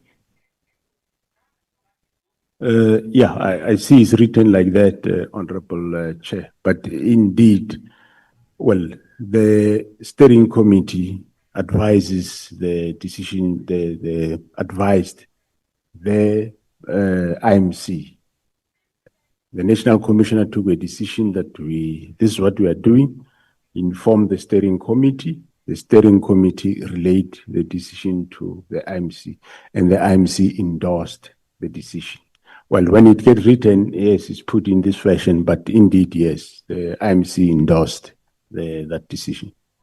Okay, I think we can move and agree, General, that this line that you are saying that Minister Mkhunu crossed is a very, very thin line, and many people don't know where the line is. And I think even having written this like this is part of demonstration for that. General, I just want to get to the last couple of issues. I really wanted to go into IDEC, but I know we ran out of time. I wanted to understand where IDEC, maybe let me ask the question. Where does IDEC get the authority to arrest General Khumalo? Gandhi, what is the mandate of IDEC? And how do hiring decisions, right or wrong, wrong, hiring decisions become corruption and fraud? Maybe we're not understanding what's happening in that case. So what's IDEC's mandate? How do, within their mandate, investigate a hiring decision at SEPS? Yeah, thanks, Honorable Chair. As far as I know, IDEC was established to investigate initially state capture, and then now, as they were made permanent, also to investigate corruption. So that's what I know. How they come to investigate the employment or the appointments of a person in crime intelligence, I also do not know. But what I know is that they did request documents through summonses from myself, and they were given those documents, and they started investigating, and eventually they end up arresting. I wouldn't know how it does come. It's not the first time, Honorable Chair, that we have maybe somebody, if somebody is employed erroneously, or you have faked your CV, or you presented some wrong credentials, we pick it up, we do take action. We had actually a level 15 at some point appointed to head our IT space, and we pick up that this person said he was never fired, and he was never fired, and in actual fact he was, and there were certain things that he didn't disclose when he was employed, and we reviewed his employment contract, and we terminated the person's service.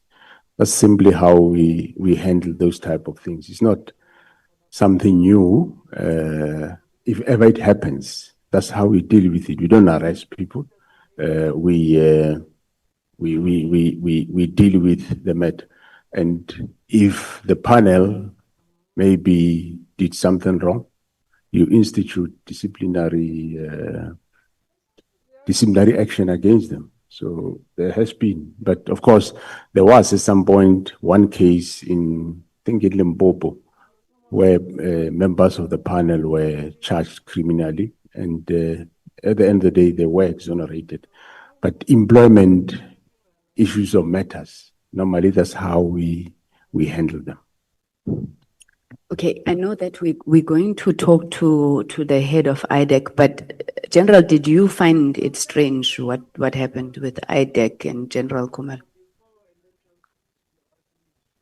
Yes, I did find it strange, yes.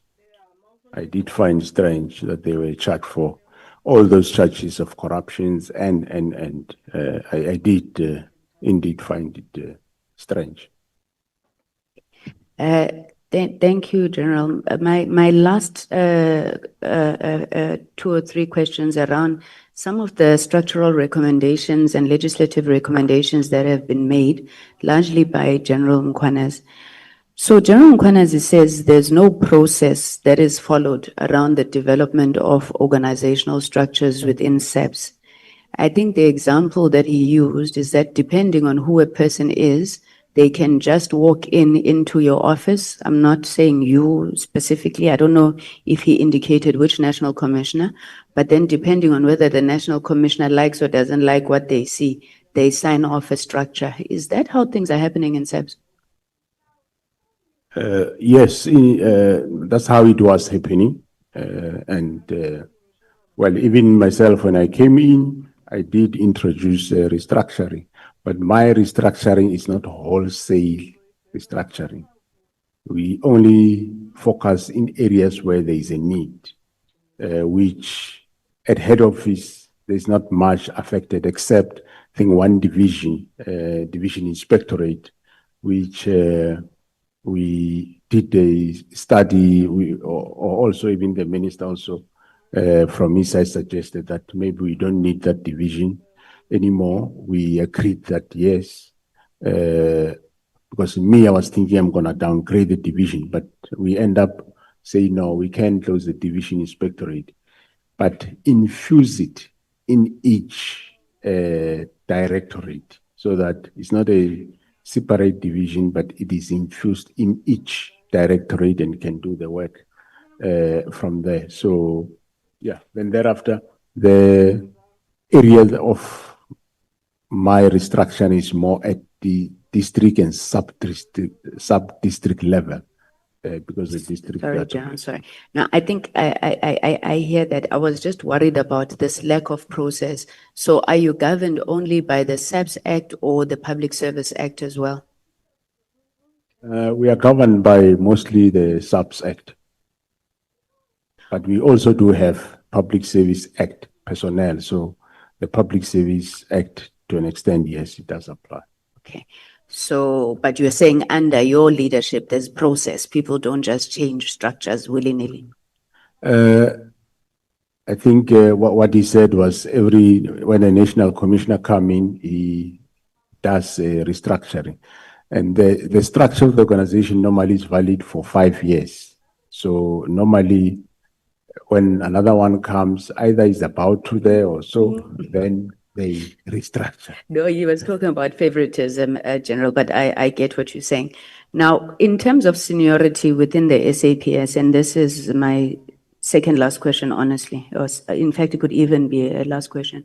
In terms of seniority within the SAPS, it's the National Commissioner, which is a general. In public service terms, it's the DG, right? Then you have the Deputy National Commissioners, which are Lieutenant Generals.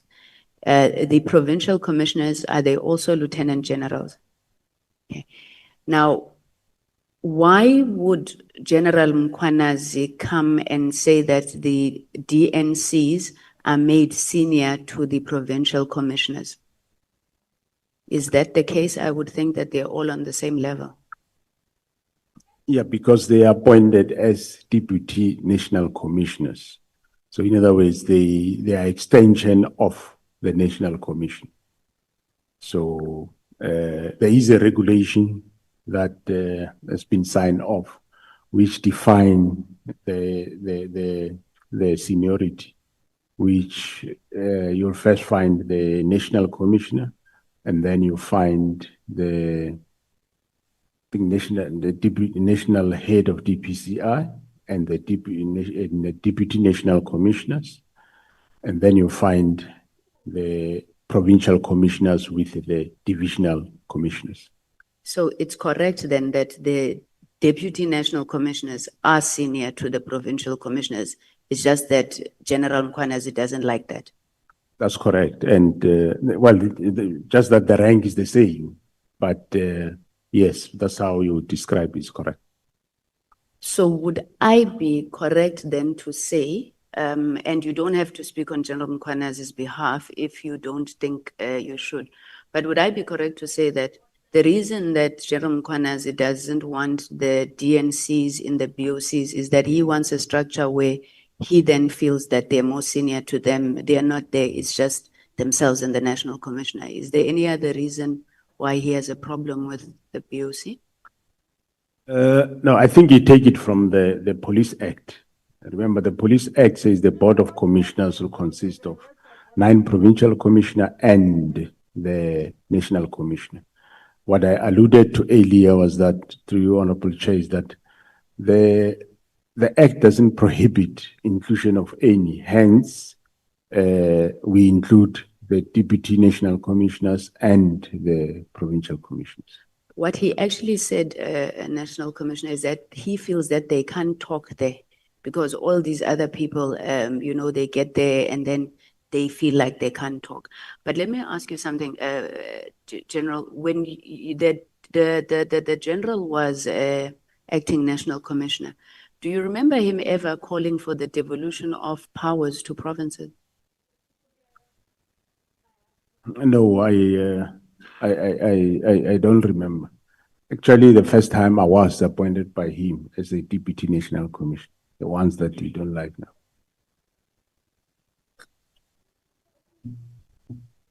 Thank you very much, General. No, let me stop there and say that perhaps then we need to get a sense, Senior Counsel, maybe on some of the reasons around General Mkhwanazi's views on issues of seniority. Thank you very much, Chairperson. I haven't exhausted my questions, but we've run out of time. Thank you very much. Thank you, General. Time is always going to be the barrier between yourself and Honorable Ntuli. Honorable Ntuli. No, thanks. The baton is handed over to you too. Okay. No, thanks, Chair. Good afternoon to honorable members, the General and his team, and all colleagues, everyone who's in this chamber. I think the first one, General, I want to build on the question that was asked by my colleague. Lieutenant General Mkhwanazi's main concern, as I happen to understand it, with regard to the BOC, goes beyond it in terms of the way it is structured. It goes beyond the concern that they can't talk. But there is a feeling that their own views as provincial leaders is often subsumed to the national interest, because these ones I would say, for a lack of a better word, a coordinated majority, whose ideas when they come to the BOC will prevail inevitably, naturally, because they are a coordinated team that stays together in the head office. Maybe I would like your comment on that, but also link that comment with the question about whether or not during his own time as the acting National Commissioner, the same arrangement existed in terms of who constitute and attend the BOC. Yeah, thanks, Honorable Chair. Yeah, the fact that maybe they would feel subdued by the head office people, I don't think is true, because no, the head office people are not a group that is coordinated or trying to gang up against anybody. In actual fact, the converse is true at some point. At some point, you would find a team of provincial commissioners together. But that what one wouldn't say was a problem. But when coming to when he was there, or when he was acting, yes, the same setup was there. I'm just not sure whether that BOC was called National Management Forum or it was called a BOC. But I know that were sitting in those meetings, be it BOC or National Management Forum, was constituted that way. I think more maybe is emphasizing that the law says something and we are doing it otherwise. But the fact of the matter is we don't see any prohibition by the law to that effect. And it just makes things easier that you can't have senior managers sitting somewhere in a corner and consult the BOC, and then you must have another meeting with the other senior executive instead of just having one meeting. That is the view. I think in the new Police Amendment Act that is coming, the Board of Commissioners is recommended that it be called National Management Forum of South African Police Service, and that consists of the National Commissioner, the Provincial Commissioner, the deputies, and the Divisional Commissioners. Okay. On your statement, the one you deposited with us, I'm going to read the paragraph so that you don't have to struggle to go there, and I promise I won't distort it. I'll read it as you wrote it. On paragraph, on page, paragraph 40, actually, page 21, and I will start in the middle of that paragraph. In my view, the minister does not have the authority to unilaterally prevent or halt the filling of posts, as this is a matter of operational management. This had substantial implications that negatively affected the performance of the crime intelligence and the execution of the constitutional mandate. What kind of example, what examples can you give us about that? The substantial implications. What can you say about that? Thanks, Honorable Chair. The matter there is that we have provinces that do not have provincial heads of intelligence, which we were about to fill, and when that directive came, we had to stop. It's a couple of them. I think is Western Cape is one of them. Eastern Cape is one. KwaZulu-Natal, Northwest. Yeah, I think it's those. But there are also other posts at other various levels where there is no, the posts are vacant, they are not filled. General, I'm sure you are aware by now that one of the things that angered your provincial commissioner, the KZN Lieutenant General Mkhwanazi, was the fact that you cancelled the participation and the giving of the awards to members of the political killing task team. And he was very angered by that because he says, he might be dramatic, but that's how he put it. He says, these people had prepared very nice suits. So they had entered into particular expenses on the basis that they were informed and expecting that they are going to be given awards on that occasion. And then you intervene to cancel that award. Firstly, why did you do that? Secondly, don't you think your decision to cancel the conferment of the awards to them actually betrays what you are telling us about the level of confidence and the quality of the work which the task team was producing? Thanks, Honorable Chair. No, firstly, well, I didn't know that it was cancelled on that verge. I spoke to Kumalo that I think we're not going to have the awards for this specific team. Let's first clear up these matters that are currently happening in terms of disbandment, then we will then continue the awards.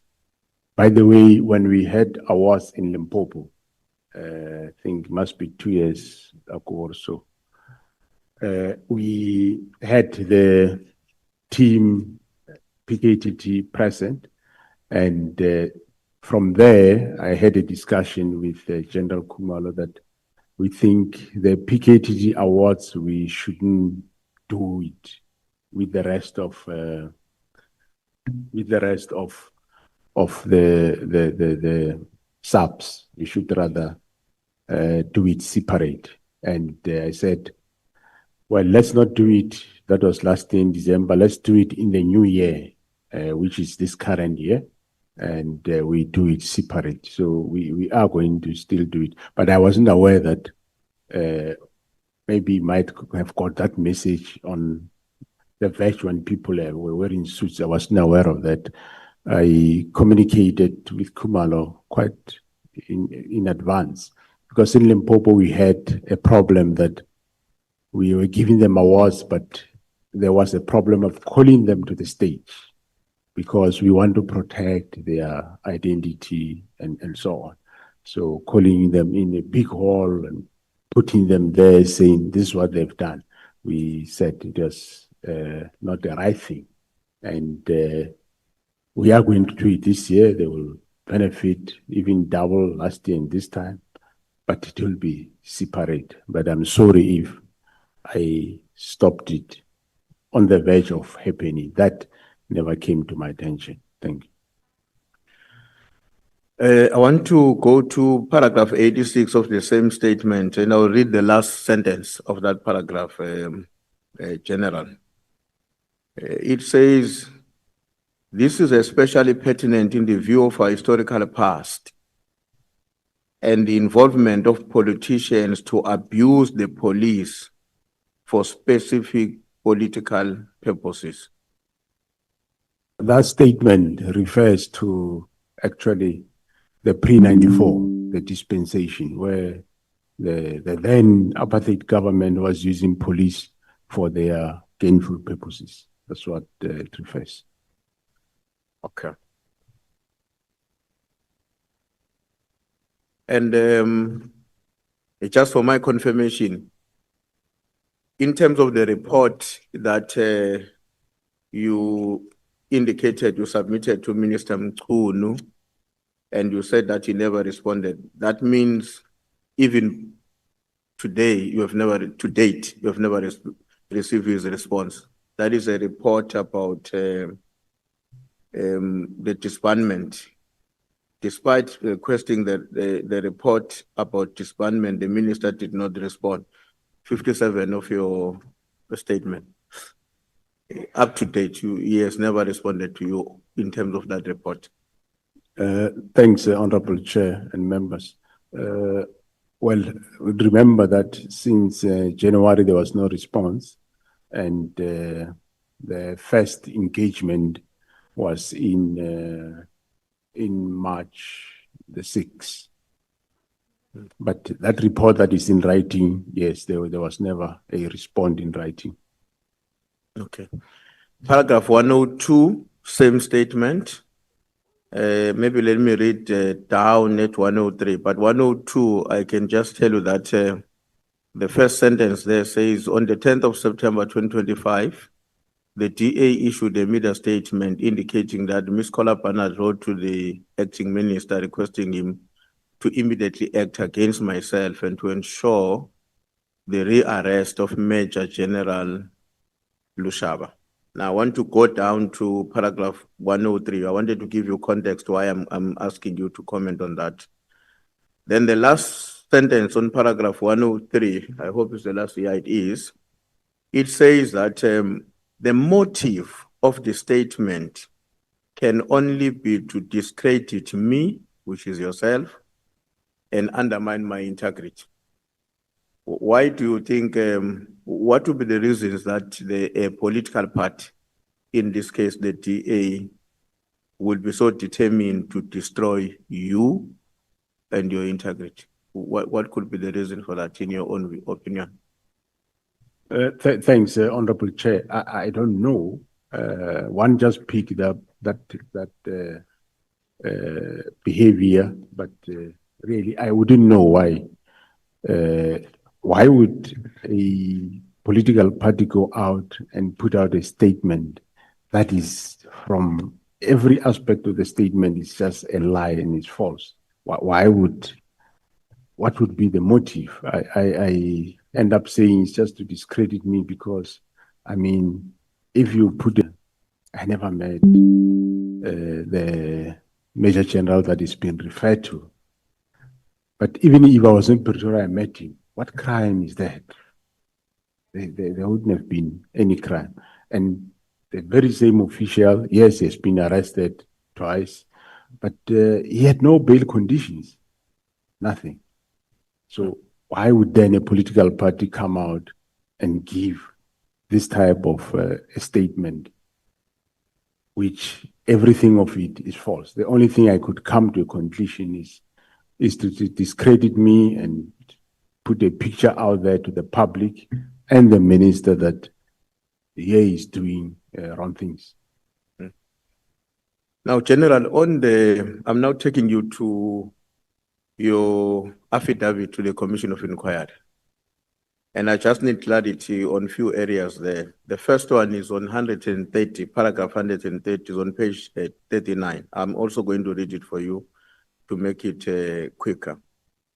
And I'm going to start on the second sentence, which says, my position has always been that the PKT had to remain. Therefore, in the report to the minister, we simply stated the directive of the minister to disband has been noted, and that the initial objective and the directive by the president has been achieved with a noticeable degree of political related killings. What do you mean by the initial objective, and what could have been or will be the second and more objectives beyond the initial one? Through you, Honorable Chair, the initial objective was to fight political killings. So political killings were going down. That was the objective, was to achieve, to resolve political killings, and the team was doing that, achieving. But by that doesn't really, one doesn't mean that's the end of it, because there were still some killings. Okay, so General, I would take it that it's just a question of semantics initially, and because we are saying the primary objective remains one, which was to eliminate politically related killings. I was assuming that there might have been something initially, which, according to the statement, appeared to have been achieved, and now we're proceeding to the next phase of what was demanded. But let me take your answer for that. On paragraph 135, same document, you are making reference there to a discussion in a meeting with the minister, deputy minister, deputy national commissioner, and where also the chief of staff was a very much active participant. And he and the SBIA were against a particular position. What I wanted to check is, has it been a common practice that the chief of staff would be such an active participant on matters of this nature, whenever they are discussed with his principal and you who are meant to be the expertise in the field? Well, this specific chief of staff, it has been common that he will do. The only areas that he won't get involved is normally meetings between me and the minister, where we have one-on-one. But where we have officials, he will participate. On 141, paragraph 141, you are saying the minister appeared to be angered by the fact that the statistics presented to him in a meeting showed that the PKT members were still working and had made progress. In your opinion, why would the minister be angry with the positive statistics? And maybe also, how did you determine in your observation that he's now becoming very angry? Well, you can see on a person's face that definitely made him angry. Indeed, I could see that it made him angry. The Honorable Chair, through you, I don't remember the exact number of dockets, but I think the dockets were either 114, they increased to 115, or they were 112, they increased. But in principle, what happened there was that the dockets have increased. And one of the dockets I remember very well that caused the increase is the Mandeni murder case of the councillor, where he said, but you are still taking job instead of having been disbanded. So, yeah, that's what I say. That surprised me.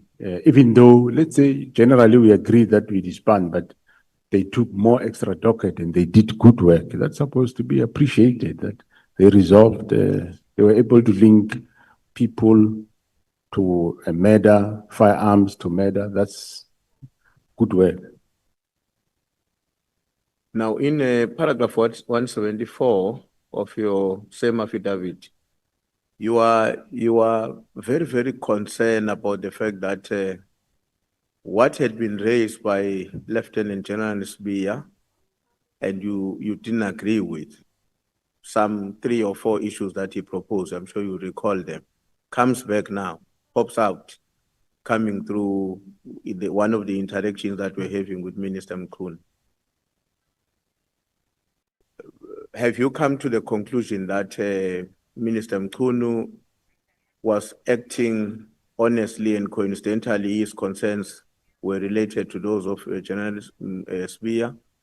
Or your view is that he and Sbiya may have conspired, that because I didn't succeed with the National Commissioner, my boss, you are technically his boss because you are a minister. Please bring these things in on the other side. Thanks, Honorable Chair. That's exactly how I interpreted it. After, when I start to realize later, initially I didn't see that way, but later when I look at how the issues unfolded, I realized that it is indeed so that the same matters that General Sbiya raised before, which the first one I think was the command and control of the cold case team that he wanted to take over. Other one was that counterintelligence shouldn't carry dockets. And the third one was that General Khumalo shouldn't oversee PKTT. He must only deal with this division. I do not, I did indicate to him that there is no problem. On the issue of Khumalo overseeing PKTT, I said, if Khumalo is overloaded, so it be, to relieve him. And but otherwise, he's a member of SAPS, a police official. There's nothing wrong if he still look after the team, which eventually indicated he have got no problem. And the other one was that the counterintelligence investigations shouldn't carry dockets. And I said, the fact that it's called counterintelligence investigations, they do carry dockets. At some point, they have the liberty to enjoin a detective to what they are doing when they think the time is right. There is nothing wrong. So, yeah, it was coincident that, yes, Minister raised the matters. I think on the meeting of the 27th, even went as far as there was a presentation of the National Strategic Intelligence Act, where they say that, you see, in the mandate, there's no investigations there. There might be no investigations, but he's a member of the police. His functions are in terms of Section 205 of the Act, Section 205(3) of the Act. If he can do any of those functions, there's absolutely nothing wrong with that. And there's nothing wrong in him overseeing the investigation. Actually, it makes the work much more easier. So yes, the same matters happened to then later be raised by the minister, and that gave me an indication that probably that's the reason. I think I'm left with about 2 or 3 questions, Chair. I know the time I'm left with is too much, but I'm going to leave it because I think some of the questions were dealt with by my colleagues.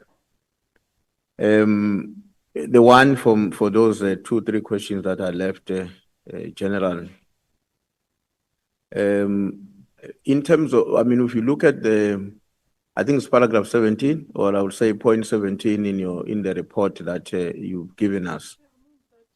There you are talking about on your evidence, you are talking about national and strategic direction as that being the responsibility of the minister, if I understand very well what you said there. So what will that constitute? National and strategic direction? Thanks, Honorable Chair.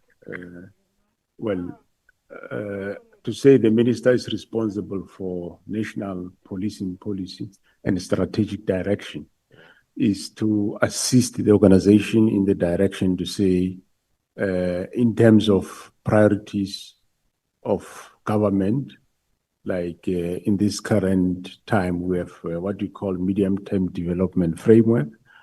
We have this priority to develop a ethical, developmental and ethical state. And in that regard, we have got certain key deliverables that we will be doing. So in short, I'm saying he will give a direction in terms of what we should do. For example, if you say, like currently, gang violence is a problem in Western Cape, let's to deal with it. That's a strategic direction, according to me, that we do. But who am I going to deploy? How are they going to do it? Are they going to work only in the night or during the day? That is not strategic. That's operational. That's for me. How many people, based on whatever funding I have, and so on. For me, that is operational. But the first one, I would say, is strategic. Like he did say, gang violence is a problem. Extortion is a problem, especially Western Cape, Eastern Cape. So that's the direction that we know we must put our resources, come up with real tangibles in terms of fighting those specific crimes. Okay. No, let me conclude. I'm going to combine the last 2 questions into one because they are not going to be difficult to combine. They are very much related. The contract awarded to the business company associated with Kate Machala is finalized in June. And then we obviously, let me not say obviously, but when I was looking at what then happened subsequent to that contract, is that already there were some publicly expressed concerns relating to that contract. Whether they reach you or not, I'm not sure. But what I want to understand is that if and when you were able to see those developments, just few months or so after the contract had been finalized, did you do anything? And if yes, what did you do to respond to those public criticism or negative reporting about that contract being awarded to Machala in June? If you did anything, I would like to know what did you do, but also to know if you were aware of whatever that got reported as negative coverage of that contract. The last one, they are linked, General. Okay. The last one is that then in December, the minister comes in, and from your own submission, the minister doesn't say what is reported negatively requires your attention as management. but he directs that you must do a review. The words that we are using in your statement, one of your statements, the minister requested or directed us to review. And in response to that review request of the minister, you then decided to appoint the internal auditor to carry that instruction. Now, didn't you see the minister's choice of words as an interference?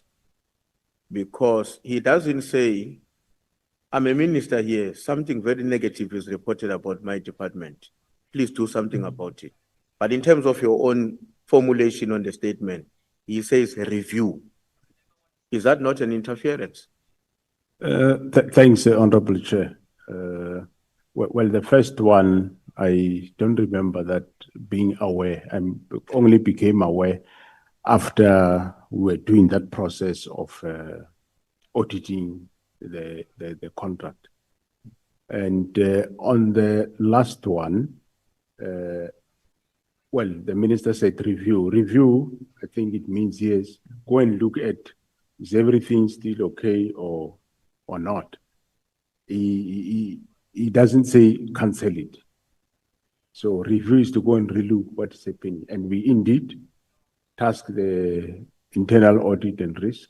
They went, they reviewed, they found problems, and eventually after legal processes, then we canceled the contract.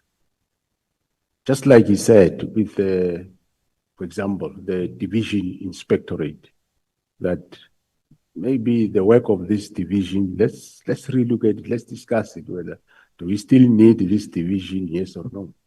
And then we relook at it and we end up saying, no, there is a way of doing this. We can maximize our forces by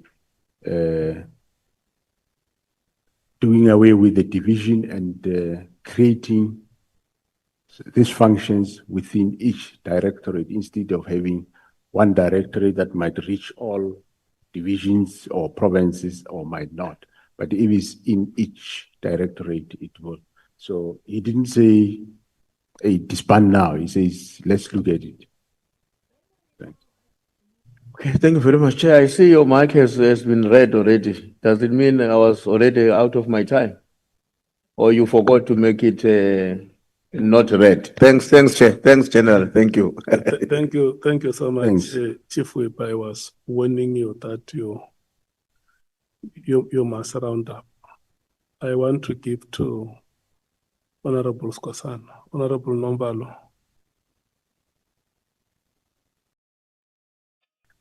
Yeah, Chair, no, I wish to have a follow-up question based on the questions by the latter speaker. Yeah, Can I? You are allowed.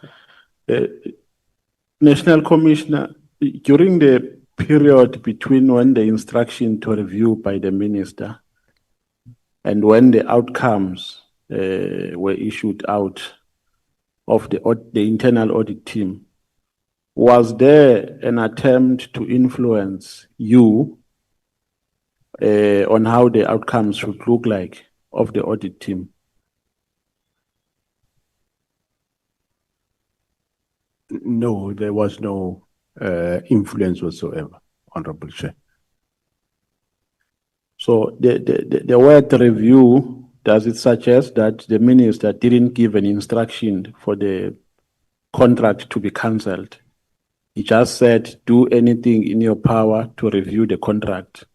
And what you saw as relevant at that time is to appoint an internal audit to review, because they have skills and expertise to do that. Thanks, Honorable Chair. I might not remember the exact weight of the minister, but yes, I appointed both risk and internal audit to go and do exactly that. They are skilled to do that, which they did that work. So it cannot be correct that it's the minister who cancelled the contract. No. No, the minister didn't cancel the contract. I canceled the contract. You cancelled based on the recommendations of the report.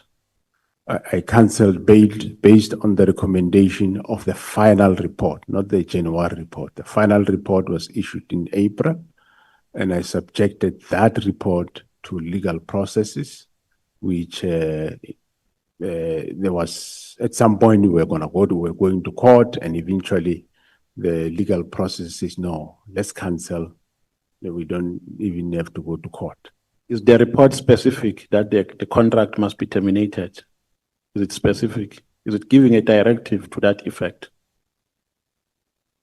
Yeah, it does give it does give recommendation that the accounting officer can cancel the contract. But of course, that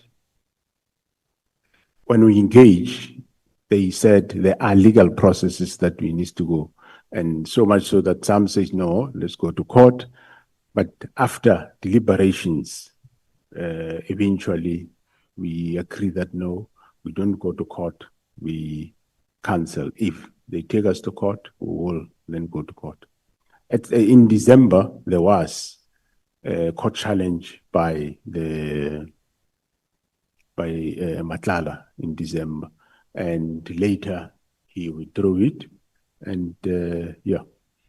No, the reason why I'm asking National Commissioner is because in the WhatsApp text that we're circulating, in a conversation between Brown Mkhwanazi and Kat Matlala, it appears that Brown Mkhwanazi is making a promise to Kat Matlala that he's going to influence either the department or the minister for the outcome, I mean, for the contract not to be terminated.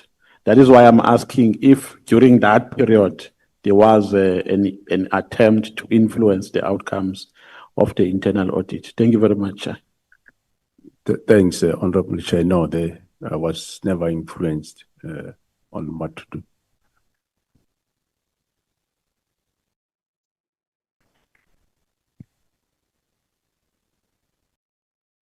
Good afternoon, General Masemula, our most powerful civil servant or public servant in the country. And I think we have to acknowledge that you are the most powerful person today who can arrest anyone in the country. I'll start by saying my questions. Between 2022 and 2025, which officials by name issued the operational directive to you or your subordinates outside your formal commanding channels?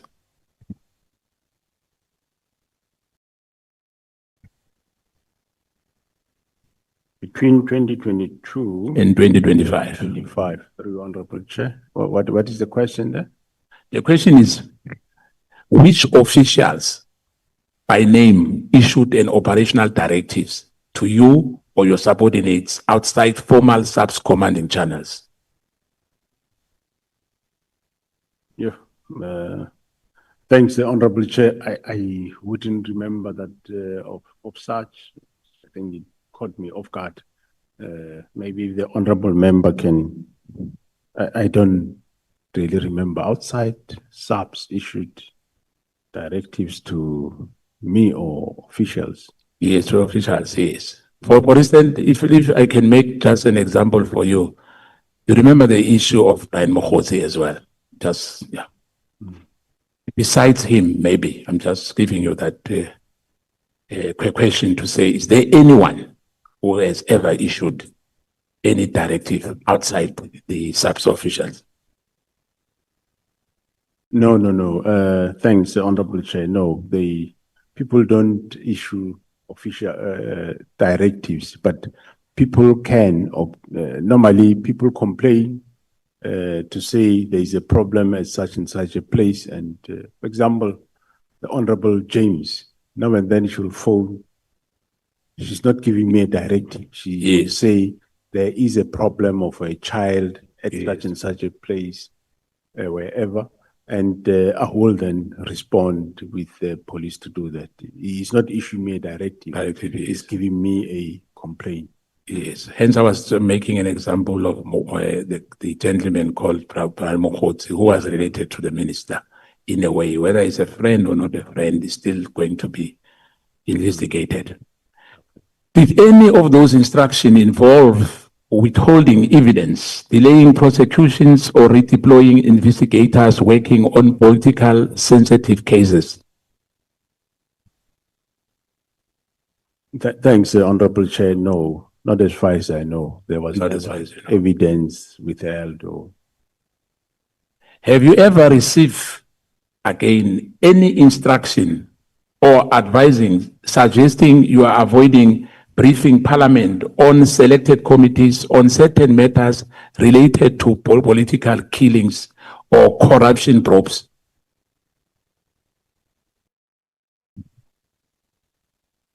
No, Honorable Chair. The minister never issued that to you. That I should not brief certain committees in Parliament. No, Honorable Chair.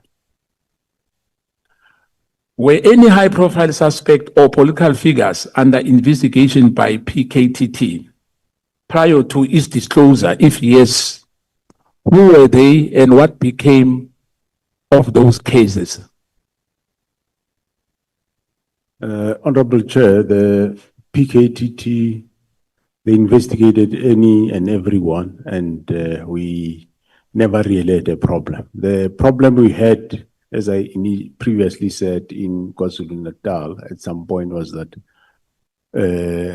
when they started working, some of the politicians started wanting to know what they are doing, what is happening, and eventually I did that time with the then minister, agreed that, that's why you had me saying that we agreed that the team is not going to brief anybody else, including whoever was the provincial commissioner at that time, including even the MEC in the province. They didn't brief him.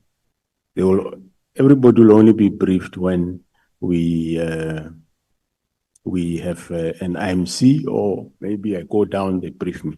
So no.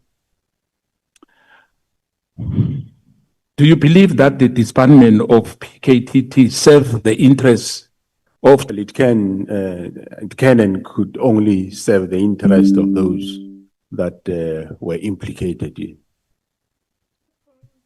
Were you then at any stage pressured or cautioned not to oppose the task team closure? And if so, by whom?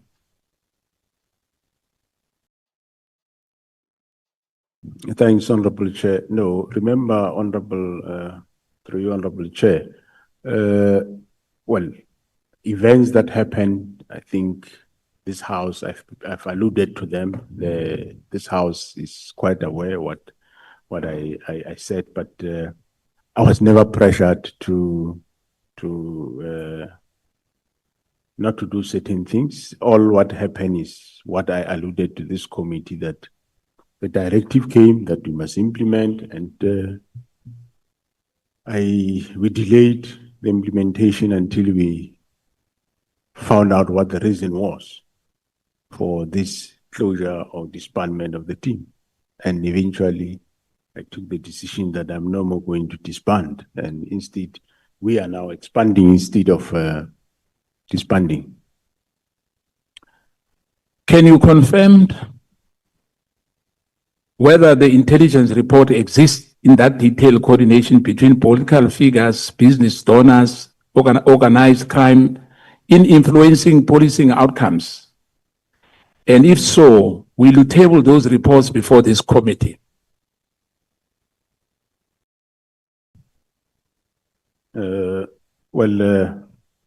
Thanks, Honorable Chair. There are, of course, reports that entail a lot of figures of the cartel, and that is still under investigation by the counterintelligence. So it's not reports we can table at this committee. Only when we are finalized in the investigation, we can come and report the outcome. For now, it's sufficient to say you have seen we have arrested Katie Mulefe, we've arrested Ket Matlala, and you have heard about the big five, so we're still gonna continue. So once we're done, we can be able to table a report to this committee. Is there any imminent arrest of Mr. Mahumela? If any, if you know anything about it? No, not that I know of from SAPS. I wouldn't know from the Hawks and or IDEC, I don't know. Are there any known criminal syndicates that have penetrated or corrupted South African Police Service operation in specific provinces, particularly in KwaZulu-Natal, Western Cape, Gauteng? Name the syndicates and those compromised divisions, if there's any. Yeah, Honorable Chair, I can't name names of syndicates. Otherwise, then I've got no job because I want to find them. They'll run away. But what I can tell you, the cartel that we identified in Gauteng, it's not for Gauteng only. Yes. It have got links here in Cape Town. Yes. It have links in KwaZulu-Natal. So it's not a Gauteng matter. It's a national matter. Yes. Do you have any evidence that presidents or cabinet interfered directly or through intermediaries in SAP's promotion, task team mandates, or procurement decision? No. I don't know of that, and I do not have evidence to that effect, Honorable Chair. In the Pala scandal, we had the police guarding the farm. Major General Rode investigated the matter with his team. He went illegally to Namibia following the suspects. Can you confirm that was true? If so, why was it General Rode illegally went to Namibia? Or was it legally for him to do so? Thanks, Honorable Chair. I'm not aware that General Rode investigated any matter that I know of. And going to Namibia, I am aware that was during, I think, General Stolle's tenure. And yes, he did went, whether legal or illegal. But I'm aware that he was signed off. So it wouldn't be illegal if General Stolle signed for him. That wouldn't have been illegal. And don't have the facts to allude to that matter now. General, previously you mentioned that the media is being used to smear and running campaign to tarnish the reputation of South African Police Service official. However, there were media reports stating that officials from the Investigative Directorate ID visited you regarding the potential case. Louis Vuitton handbag alleged with the intention of making this matter disappear in exchange of appointment and investment and promotions. No, it's not true. Thanks you, Honorable Chair. No, there is nobody that visited me that wanted appointment and exchange of Louis Vuitton bag. No, that is not true. So there was investigation regarding that? Well, I wouldn't know. I know that there's been mention of Louis Vuitton bag. What I know is that the IPID, that is Independent Police Investigative Directorate. Yes.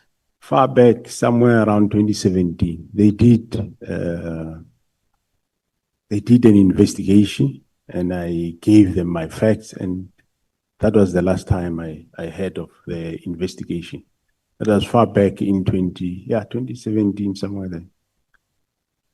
Earlier, you said to my colleague we've spoken about Rode as well. I'm talking about him that he has a right to investigate. Am I right? Anywhere, anytime, because he's a policeman. Am I right? Through you, Honorable Chair, can you just repeat that area? You said earlier to Honorable Rode has a right to investigate anywhere, any matter, anytime. Honorable Chair, through you, what I said is that any commander, when there is something that happened within your terrain, you do preliminary investigation before you can even call detectives if it's a matter that happened in your policing terrain, you will do preliminary investigation, and from there, you then can, of course, call detectives. I even gave an example, you'd remember, about the fire. During the appearance of General Mkhwanazi, he testified about the involvement of Paul O'Sullivan in the investigation, including infiltration and association with Robert McBride, Matthew Sissoke, IPAD and IDEC, especially during the tenure of Robert McBride. General Mkhwanazi recommended that the tenure of McBride and IPAD and O'Sullivan be investigated. When the investigation going to start, or has it started? Well, I only heard it for the first time when he was in front of this committee that he required that it be investigated. So I will engage him and take the matter from there. Remember the issue of the case which Paul Sullivan went on media about your former colleague, acting National Commissioner Patlane. And I think General Mkhwanazi said it here that one of our colleagues exposed even the safe house. They went into his house somewhere in Pretoria, and the case was open in Camel Drift, but it's yet to be placed in court roll. That case was handled by Major General Mohale. Do you know anything about that case of your colleague, the former National Commissioner? I don't remember that case, Honorable Chair. But I know, yes, Paul O'Sullivan has been in the media. Even he has been in the media about me on all sorts of things. And I still must attend to those things that he said about me, which are not true. Let me go back again. Who in the Phala report has classified it? Is it the minister? Is it IPAD, or is it the National Commissioner? Thanks, Honorable Chair. I did allude to the fact earlier. The classification is done by the author. So if it's an IPAD report, it will only be classified by IPAD. It can't be classified by the minister, can't be classified by the National Commission. It can only be classified by the author. By the author. Yes. Is the National Commissioner aware that in terms of the Constitution, you don't report to the minister?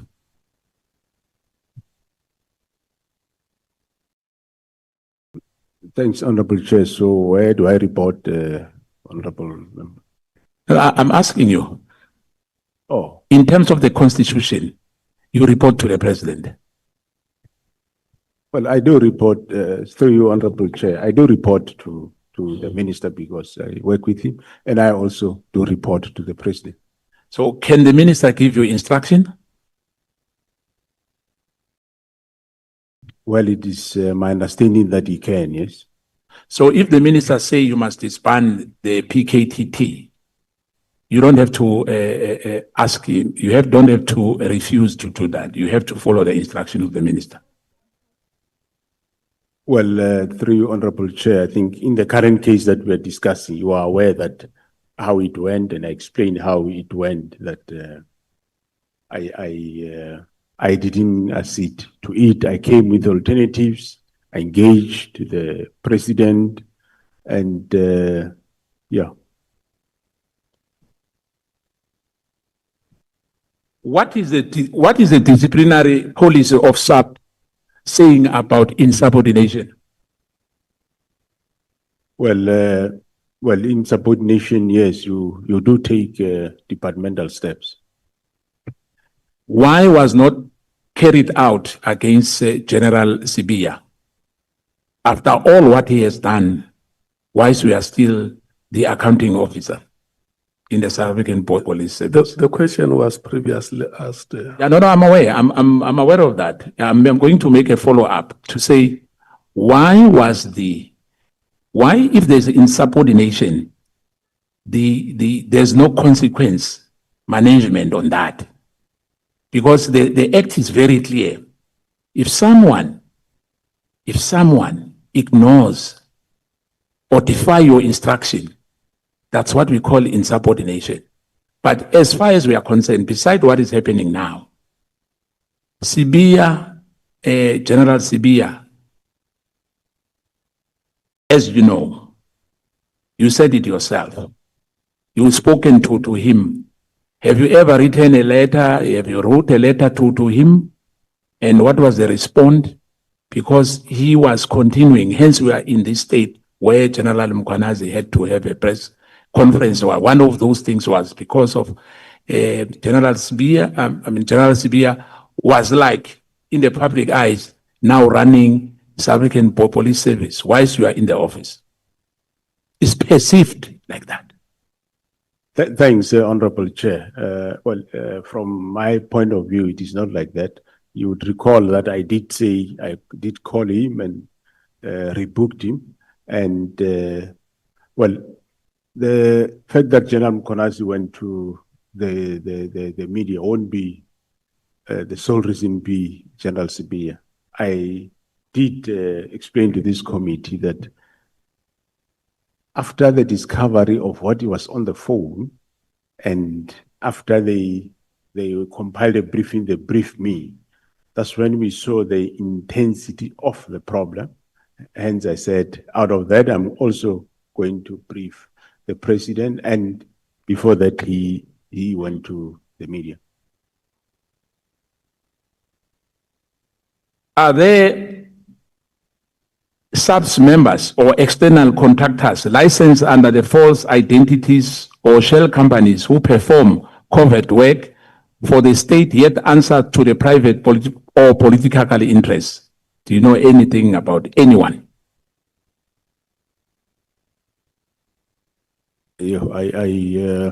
No, Honorable Chair, through you, I wouldn't know that, and I think that can be best be handled at the Joint Standing Committee of Intelligence, I suppose, yes, Chairperson.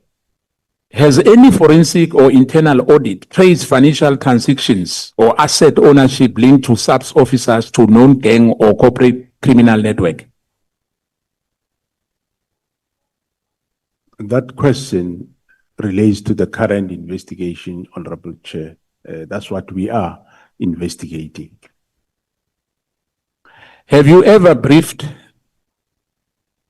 personally the president about the consequences of disbanding the MKTT, including stall investigation, pending arrest, or comprise evidence chains? Thank you, Honorable Chair. You say, have I ever briefed who? The president. Thanks, Honorable Chairperson. I think I did allude on my briefing to the president earlier. I did allude to this committee, I think, more than once, still today, in terms of what I said to the president. And I will repeat that the president was taken aback when I say the team is being disbanded. And I did say, Mr. President, if ever it has to be, I suggest gets done in a phased approach, which he said, yeah, I agree, and he will speak to the minister. The National Commissioner's agreement that the minister and his boss undermines the constitutional framework and operational independence of South African Police Service. This is entrenched in Section 205 of the Constitution. As an accounting officer, the National Commissioner's role is distinct, not subordinate to the minister. I don't think the commissioner understands on that matter, or perhaps the way you explain it. And I think my colleague has asked several times about that. And I think the answer for me was not convincing. And I think we have to make sure that everyone, when we went out of here, understand that you are an accounting officer and your responsibility of the South African police operational issues belongs to you only, not to the minister at all. Thanks, Honorable Chair and Honorable Member. I do understand that what my function is, but remember I said I do my work on also on the direction of the minister. So the issue of the direction, I think, is what also the committee needs to interpret as to what does direction mean. I think rather, I don't mind the committee condemning me that I'm wrong in what I'm doing, but rather be of assistance to say direction means 1, 2, 3. I think that will also assist the situation. I think the National Commission must understand that the issue of corruption in terms of the executive, SARS itself and ordinarily the ANC itself, Phala is how linked to the president and the minister to corrupt activities and misusing the executive authority to hide criminal activity on the president part. I'm not sure whether the issue, you understand it very well, that South Africans were very concerned about the Phala, because now we are told that that matter is classified. I just want to say to you, I'm not sure whether it will sit well. I understand it's a very complex issue once you say the matter is classified. Are you happy in terms of how the Phala matter was investigated? Thanks, Honorable Chair. I can't comment on something that I haven't seen. I haven't seen the investigation. I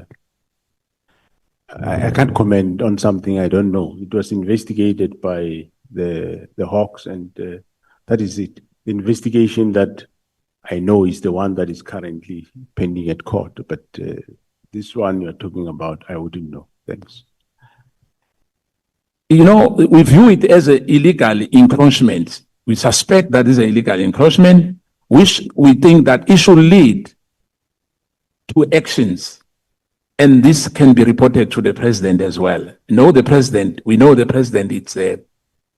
is conflicted on this matter because this thing happened at his farm. The issue of the dollar happened at his farm. And South Africans have confidence in the South African police in particular. That is their responsibility if there's crime to make sure that they investigate the matter to the latter. As a national commissioner, are you happy the way the Phala matter was handled? Thanks, Honorable Chair. I will say again that I don't know. You can be happy if you know what the investigation entailed. So I'm not privy to the contents of the investigation, so I wouldn't know. Even myself, I was accused of sending a chopper to Phala, falsely so. I mean, I never knew about anything about Phala. So how would I even have sent a chopper there? So I think there was one of the members from this honorable house that said I sent a chopper to Phala, which I didn't do. So I can't comment on investigation. I don't know, Honorable Chair. For me to be happy or whatever, I should know the intricacies. Then I can express my opinion. I think from what I've heard today from you as well, because remember Minister Cele, during his time, on Mondays, there was parade of all senior officials at the head of office. Is it still happening as we speak? Parading to the minister. No, I don't know of that parade, Honorable Chairperson. I know that we had a meeting on crime where we review crime for the past week and talking about crime, what can we do where, and yeah. So, well, even now I do have meetings myself every Monday where I get reports from the 9 provinces. Can you assist and clarify any grievance or complaints that made the minister to stop the post, this advertised post from the crime intelligence and public order, policing? I'm sure maybe you have explained a bit, because there's an outcry that the posts were freezed by the minister. Is that true? Thanks, Honorable Chair. I think it's the freezing of post of crime intelligence, it is there in the directive. We alluded to it earlier in this meeting. But public order police, I don't know. Not aware of those posts that were freezed. I definitely don't know. I'm not aware of that. Now, I'm not sure about the issue of the minister. Maybe you can clarify for us to understand the relationship between you and the minister when it comes to the issue of General Sibia. Was General Sibia more closer to the minister than yourself? Well, that's my my reading of the situation. Correct, Honorable Chair?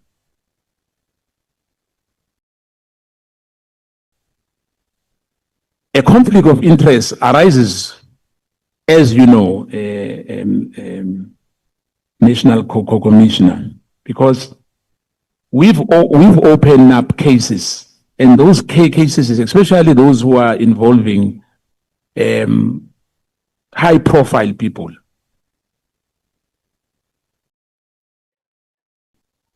The delay is unnecessary. And sometimes, the police, why they don't investigate matters properly, they take the matters to the prosecutors. And when those cases are being struck off the roll, or there's no case at all, it's because of the investigation is not proper. Don't you think that we have to improve on that regard? Thanks, Honorable Chair. Where such matters happen, I indeed say yes, we must improve, but it's not generally everywhere that happens. It is the role of the various branch commanders to see to it, while they check dockets, see to it that investigation is being done. And where it is not done, they must give the necessary directives so that investigations happen. And if any member, including members of this House, you become aware that this case was struck off roll because it's poorly investigated, let's get to know about it and get it back for further investigation. I thank you, General, and my colleague will wrap it off for me. Thank you. Through you, Chair. What is it that you request to do? Oh, it's a follow-up question, Chair. Okay. Yes. It's a follow-up question on classification, Chairperson. The National Commissioner kept on saying he doesn't know when the latter speaker was asking about the information which relates to the content contained in the information that is classified. Now, what I want to understand is, and please explain like you are explaining to a layperson. What I want to understand is, what does classification mean? Does it mean that even yourself, as the National Commissioner, can have access to a classified information, even if that information has findings of wrongdoings which warrant arrest? Kindly explain. Thanks, Honorable Chair. A classification, there's various: confidential, secret, and top secret, and so on. So what I said is that the author is the one that classifies a document, and it is the author again that declassify the document. It doesn't mean that if something warrant arrest, it can. Some documents do get classified for purposes of investigation. That does happen. No, I don't think you have heard my question correctly, National Commissioner. The question is, can an information with findings of criminality, for instance, which warrant arrest, be classified? And if so, What does that mean? Does it mean you can't have access to it, even you as the national commissioner, because it is classified? And does it mean that you can't arrest people because it is classified by the order? Honorable Nomvalo, let's do like this. Let's take the questions one by one so that you don't drown the witness. No, I thought it's one question, but it has many dimensions. Yeah, that is exactly Chairperson. why I want you to be patient. Ask him one, Okay. he responds, come with the other until you exhaust. No problem. Yeah. But did you get the question that I've asked, Commissioner?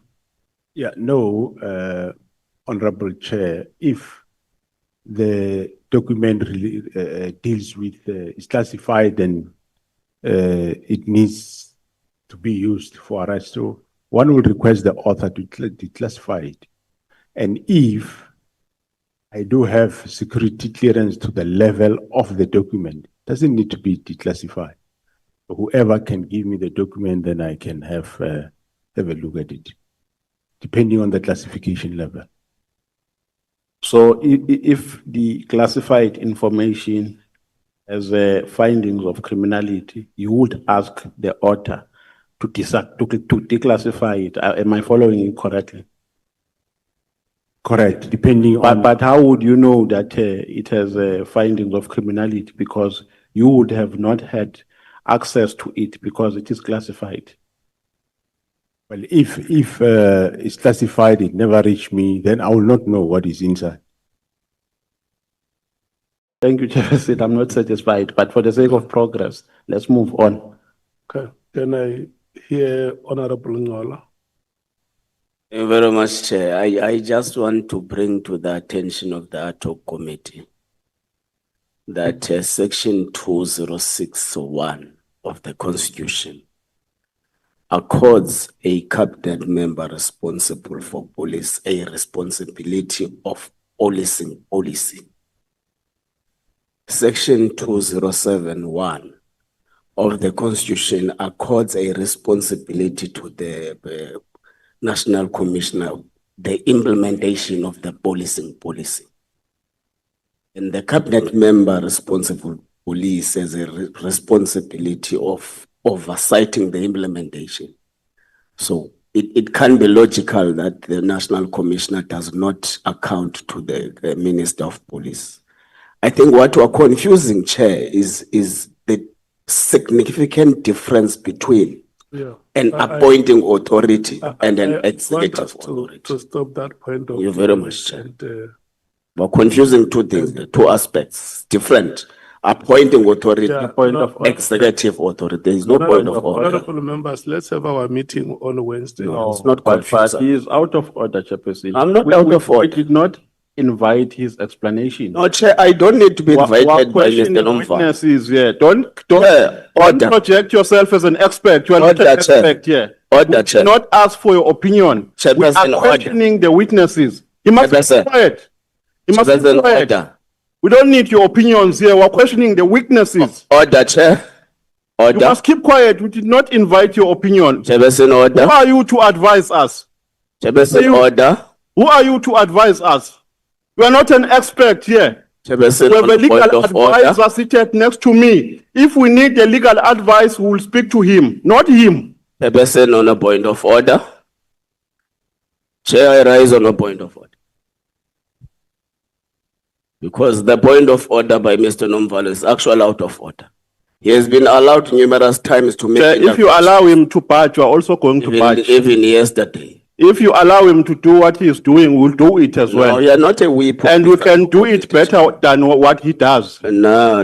Don't make. We're not going to be bullied by You are Ngola making here. useless We'll threats. never be bullied by Ngola here. Chair. He projects himself as an expert. You are not an expert here. We have a legal advisor.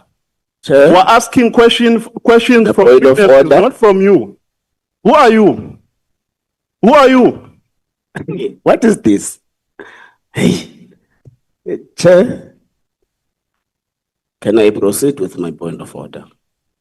I want to apologize for your behavior, the two of you, to the people of South Africa,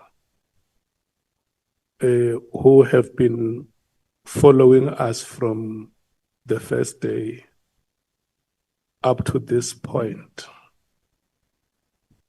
And but I can still afford you more time.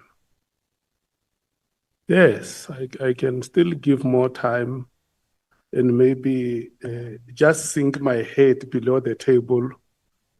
I will rise when we are ready to proceed. And my profuse apologies, General Masemola. It's not how I have expected the members of my committee to conduct themselves. I thought that if we have issues we can discuss in our own meeting when we deal with housekeeping matters, but unfortunately, it had to deteriorate to this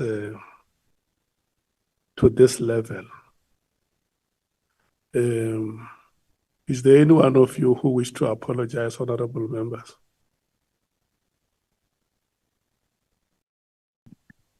Chairperson, I'm not going to apologize. I think you failed to play your role as the chairperson of the meeting. We are asking the witness here, Honorable Skhosana, based on how he understands what is written on the statement, and he wanted to be satisfied by the responses from the witness. The answers, like we've been doing since we started, are expected from the witness, not for him to interject and tell us about the law and what the law says. We employed the legal advisor here for that purpose, to advise us when there is a need to do so, not to be ambushed with legal advices that we did not invite. So, Chairperson, you failed the meeting.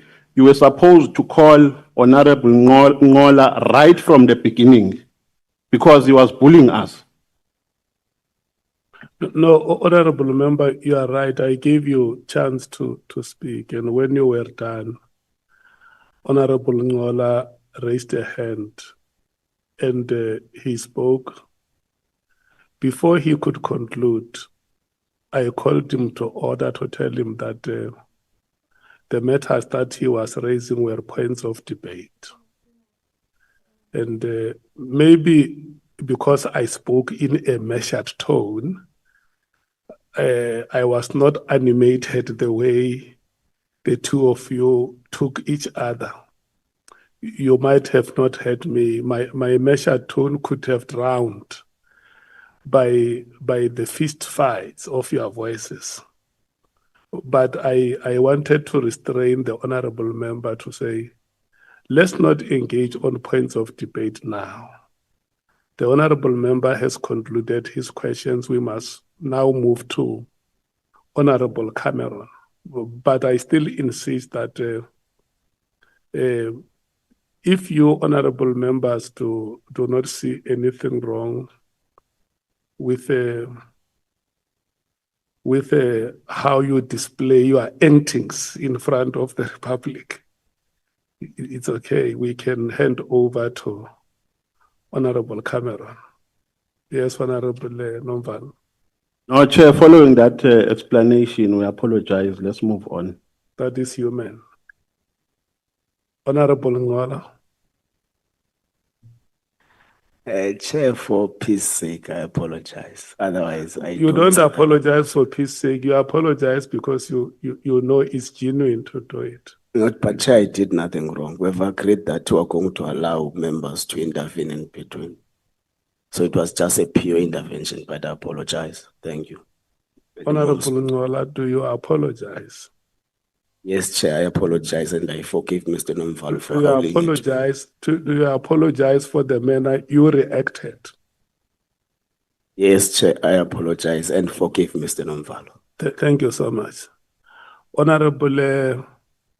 Honorable Cameron, can you just take a breath so that I can see that you are not animated? I am certainly not, Chair. I was scared you're going to ask me to apologize in advance. Okay, no, thank you so much. You are allowed, you can proceed. Thank you. Thank you, Chair. Thank you, General Masemola, and for your patience today. General, yesterday when you were speaking, you said that the Portfolio Committee should have read between the lines on the 5th of March meeting. I quoted that from what you said, to realize the closure of the PKTT was irregular. What exactly did you mean by reading between the lines? Are you saying the committee was expected to interpret silence or omissions from SAPS as evidence of wrongdoing?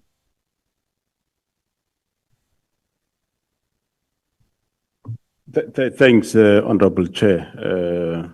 Well, what I was saying is that the team was being disbanded, and you did a good thing to invite us to come and tell you why the team disbanded. We briefed the committee and also said committee is doing well, and General Mkhwanazi expressed his side of the story on unhappiness about the committee being,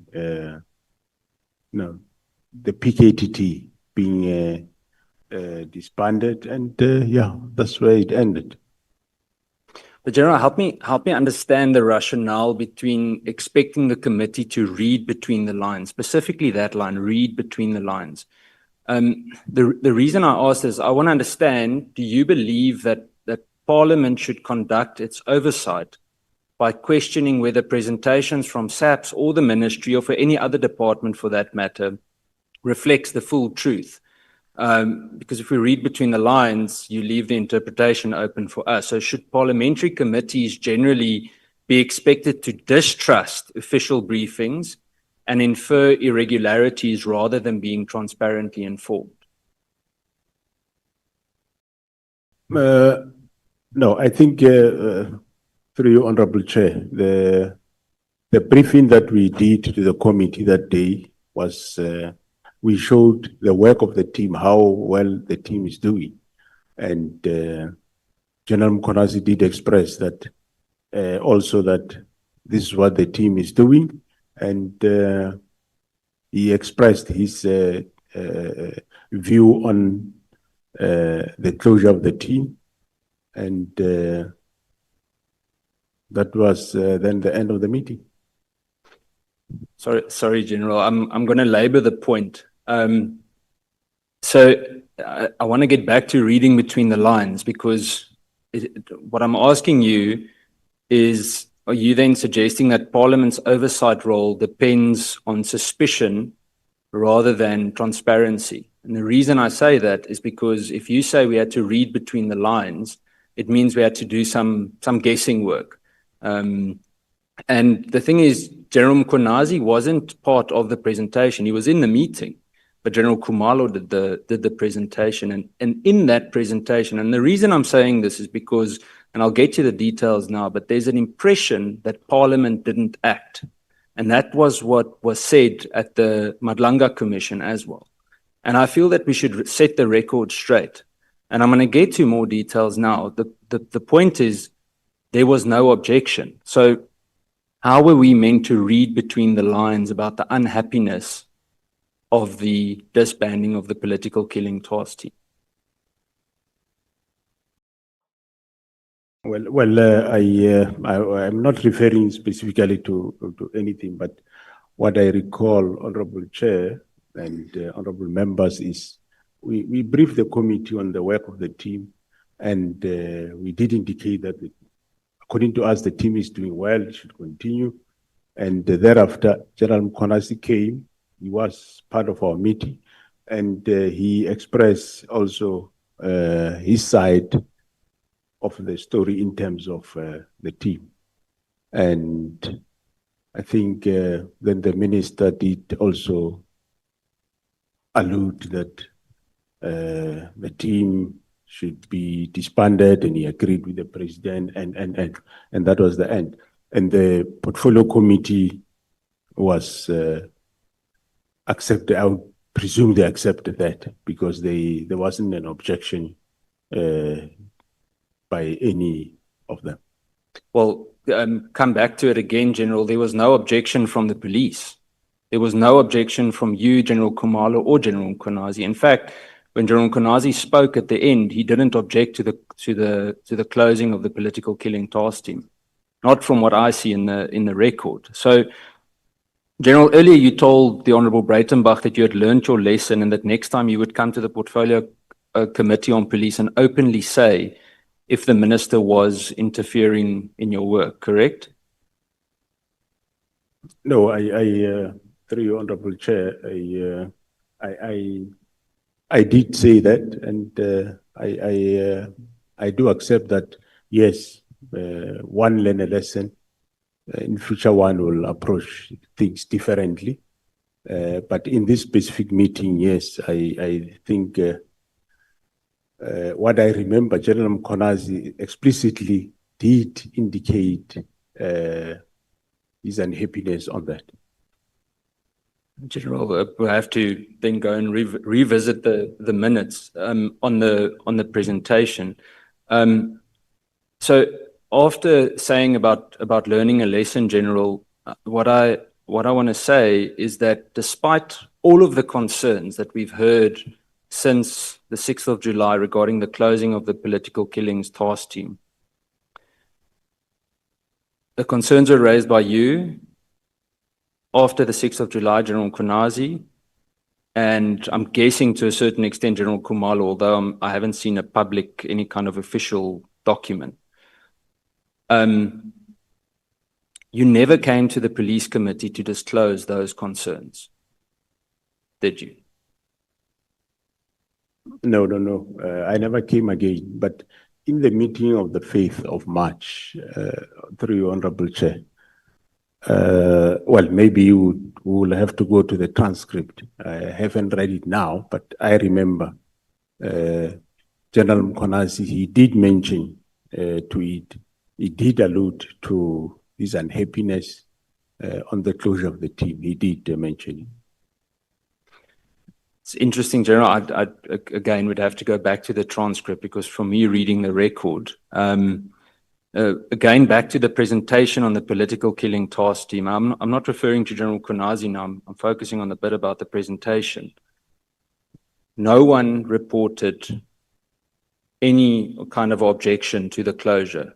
You didn't tell Parliament that the minister was interfering, one, and no formal objection was placed on record. So there was no part of that entire 5th of March meeting. The impression that was created at the Madlanga Commission was that Parliament heard all these things and Parliament didn't act. That is explicitly, Major General van Rooyen sitting behind you said Parliament failed and we wouldn't be sitting at the Madlanga Commission, meaning you, had Parliament acted. But I can tell you from the record that none of that was objected to Parliament. It wasn't said. It was explicitly not said. So in my opinion, and you could likely agree, that the committee was kept in the dark. And Parliament cannot be blamed for decisions that were chosen not to disclose. Is that not correct? Thanks, Honorable Chair.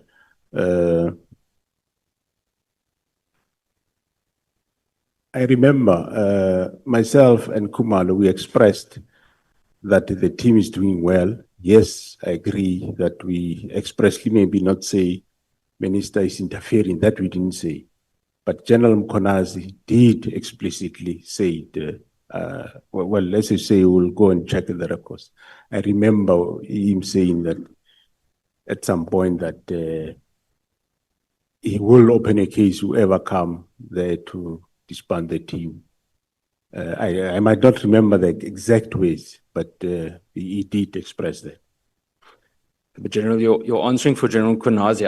I want to know, do you agree with me that Parliament cannot be blamed for something that wasn't officially recorded in that presentation? That's yes or no? Well, yeah, there I will agree that it's not recorded in the presentation, yes. So, thank you, General. So I want to go back to the comment of reading between the lines. When Parliament considers the South African Police Service's annual report next week, should we again read between the lines? And I don't see this as sarcastic at all. I'm asking that can I believe when that presentation is made? I also laughed when I wrote it, so we can smile about it, General. But when I wrote that, my question comes as to the past year since we've been communicating through the committee. Did we have to always read between the lines, or are we getting a straight up indication of realities? Because my question, if so, what does that say about the credibility of SAP's reporting and the integrity of official performance information? Are you not conceding then that something is not completely reliable? I mean, if the presentation didn't say we received an unlawful or unconstitutional directive from the Minister of Police to close the political killing task team, and we object to that, Parliament, please help us resolve this. If it didn't say that, then I come back to how was I meant to read between the lines? No, thanks, Honorable Chair. I agree and admit in the presentation we did not put it, Honorable Chair. So, and the reports we give you correct true reports. In that regard, we gave you what you requested with the political cleaning task team. Thank you, General. Quickly, I was scrolling now. What General Mkhwanazi did actually say, he didn't say he is discontent about the closing. He actually said it will continue in KZN as a by the way comment. So he indicated that just for clarity's sake. General, and I'm going to come back, I'm going to use the APP hearings that happened earlier this year in April. The Portfolio Committee on Police compelled SAPS to increase the detection rate target for murder specifically, which was initially set at only 10%. What informed such a low performance target for one of the most serious crimes in the country, and how do you justify this in light of SAPS's constitutional duty to ensure public safety and accountability? Thanks, Honorable Chair. Well, there was a lot of factors brought into consideration, the shortage in the detectives and so on. So as management, we did allude to that. And, but of course, we went to revisit this, where the discussion was, we lost over, detectives were around 25,000 and we were around 16, 17. So, hence the target was reduced that way. But we revisited the target, Honorable Chair, and because I said we giving detectives more personnel. Not all might have been trained, but a substantial number have underwent the college, and let's increase the target to, I can't remember the figures exactly where it is. So yes, that's why we ended up reviewing it. Thank you, General. General, I want to put it to you that, I hate saying that, it sounds like Harry now. Let me rather just say, I want to mention to you that the team, in my opinion, misled the Portfolio Committee on the 5th of March. And I'm going to share with you why, and why I believe it's factually correct. I mentioned Major General Van Rooyen that told the Madlanga Commission that the Police Portfolio Committee failed in its duty. But that same committee, the police committee, relied entirely on the information that you and SAPS provided, correct? Yeah, well, as I said, Honorable Chair, we briefed the Portfolio Committee on what you requested. Spot on. So you're answering my question for how is it then fair that your department, whether yourself, anyone else, or a senior officer from legal services, to publicly accuse the police committee of failure when it was SAPS that withheld specific information? Whether it was deliberate or not, it doesn't matter. The point is it wasn't indicated. Well, I never listened to General Van Rooyen when he was doing that. Yeah, I'm sure we can go to the records and look at that and take it from there. General, you can go to the records. I base this on the record, so I'm sitting with it here in front of me. And I say it specifically because Parliament and the Police Portfolio Committee will not be the scapegoat of things that wasn't disclosed by the officers in that meeting on that day. The mention of Brown Mkhwanazi that Minister Mkhunu later on denied he didn't know was immediately, and I'm not going to go into detail about the cases, but there are 2 MPs that I know of that laid criminal charges for him misleading. And that was the only bit of information that Parliament or parliamentarians could act on. So across the board, all the parties represented in that committee, that was the only bit of information. Nothing about Kat Mutlala was mentioned that day. Nothing about judicial capture was mentioned. Nothing about a drug cartel was mentioned in any part of that meeting. General, I want to go to ask you, with what we've just discussed, why do you think the perception now persists that Parliament didn't act, or persists to prevail or exist? What created that perception? What created, through Honorable Chair, that Parliament didn't act? I take it that maybe the perception arises out of what General Mkhwanazi said on the day in question. And this is where I want to go back to the July 2025 press conference, because the issues that were raised publicly in July 2025 by General Mkhwanazi were not disclosed to Parliament in March 2020. In March 2025, on the 5th of March, in that meeting. Yourself, General Khumalo, Minister Mkhunu, and almost everyone else that spoke, particularly when you explained the phasing out of the political killing task team. No one, again, I repeat, no one objected to that. Parliament couldn't have done anything.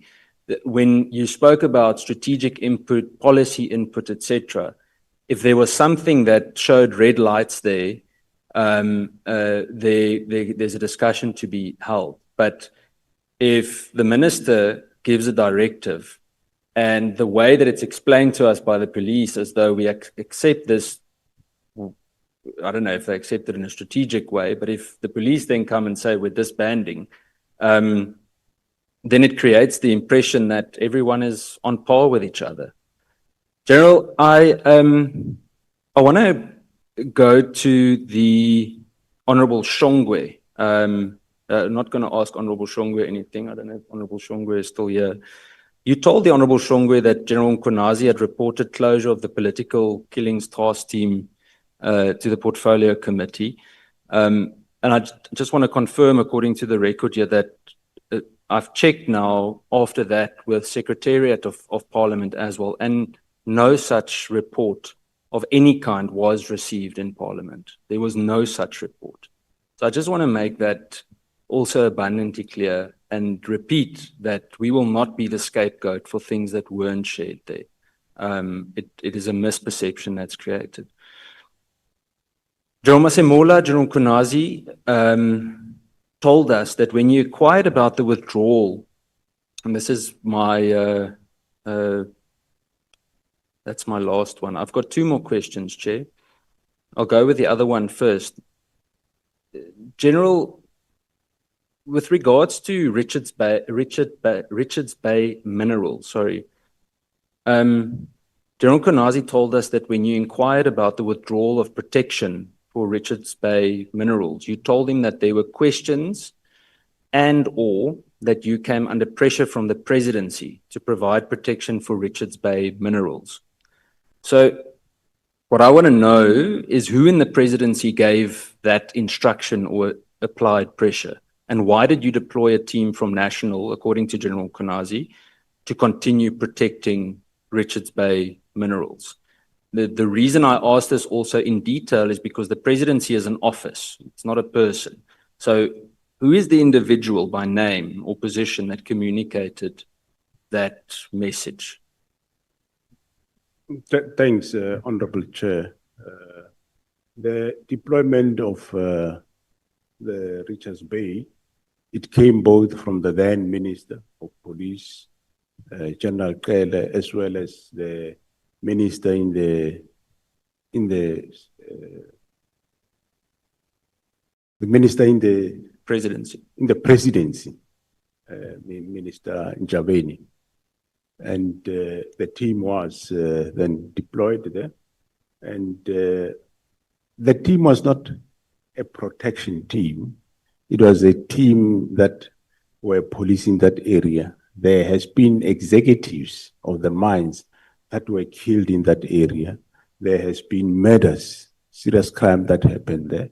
And later, of course, with the help of the province, some of the suspects were arrested, some were killed, even by the team from the province. I know there was a shootout at Palito between one of the suspects and the NIU in the province of KwaZulu-Natal. So it wasn't a protection.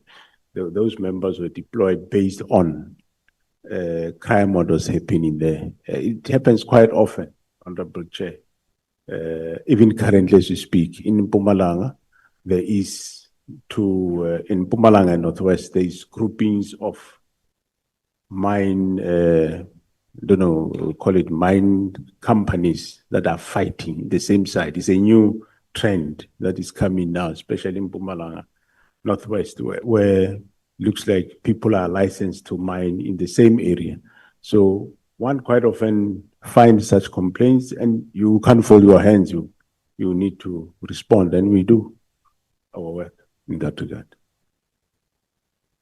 Thank you, General. Then my last question, General. Do you agree that Parliament did not fail in its duties on the 5th of March, 2025? No, I listened to what you say, Honorable Chair. I listened to honorable members. So me, I didn't verify each fact by fact. So I've got no problem to agree or concede to that statement. Thank you. Thank you, General. Thank you, Chairperson. Thank you so much, Honorable Cameron. Honorable Swalls.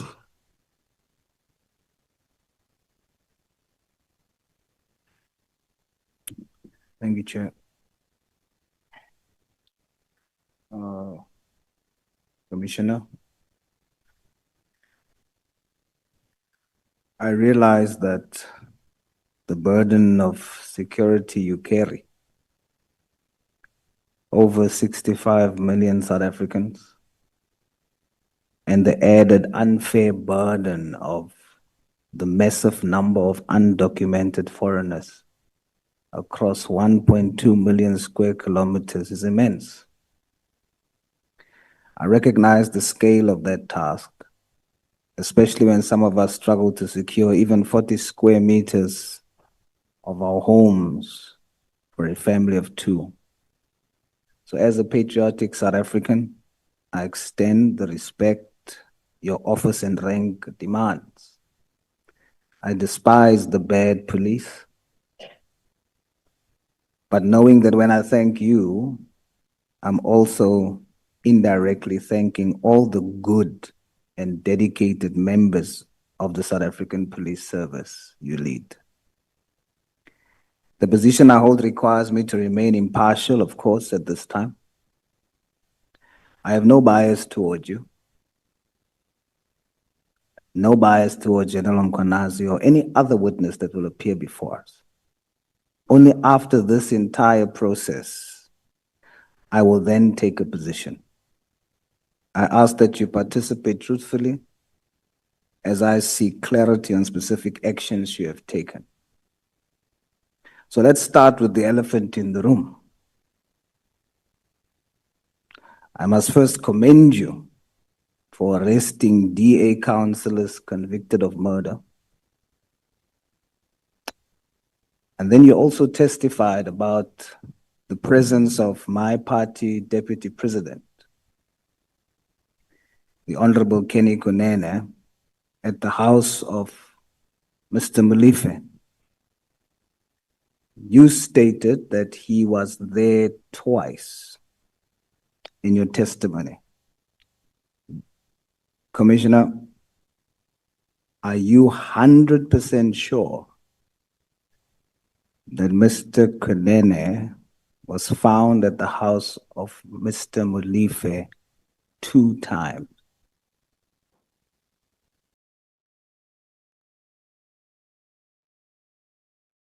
Thanks, Honorable Chair, and good afternoon, Honorable Member, and thanks for the matters that you alluded to, thanking myself and the police for what they are doing.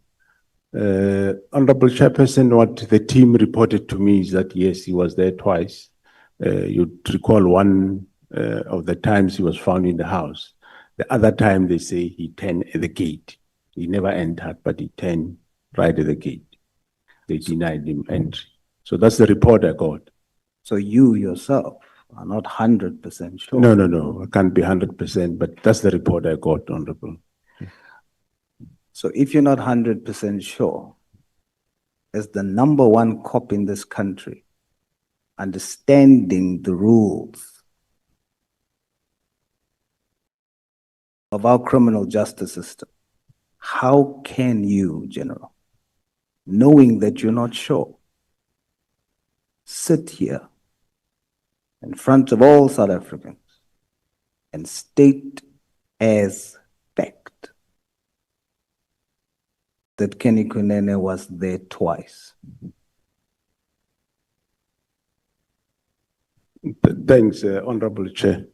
When I say not 100% sure, I mean me. I wasn't there, but the team, I believe them. They say one of the occasions he was in the house. One of the occasions they turned him at the gate. Your team is not testifying. Oh, yes. You are testifying. And you are saying, for surety, that he was there. You're not sure. Your team reported to you. That still qualifies as hearsay. I'm not moved by the sounds in the house. Let's deal with the law. Let's deal with what is right, Honorable General. You cannot state for a fact that he was there twice. You're basing it on what you have been told. So your team is immune to lying. Chair, you must protect me here because I'm receiving responses from the EFF here. Am I questioning them? Honorable Souls, I request you to work like a postman, just deliver the letters.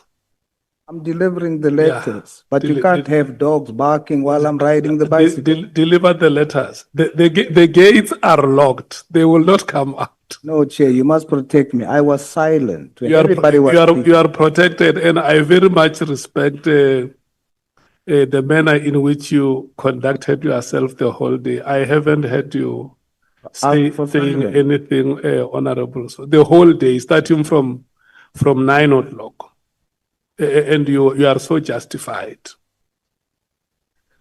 Thank you, Chair. If I had a big umbrella, I will come and bring it around you so that you don't encounter any difficulty. General, even though you received the report, does that give you the right to come before the nation under oath and say as a matter of fact that Kenny Kunene was there twice? Honorable Chair, through you, the team reported to me that he was there twice. One was he was in the house when he was with the journalist.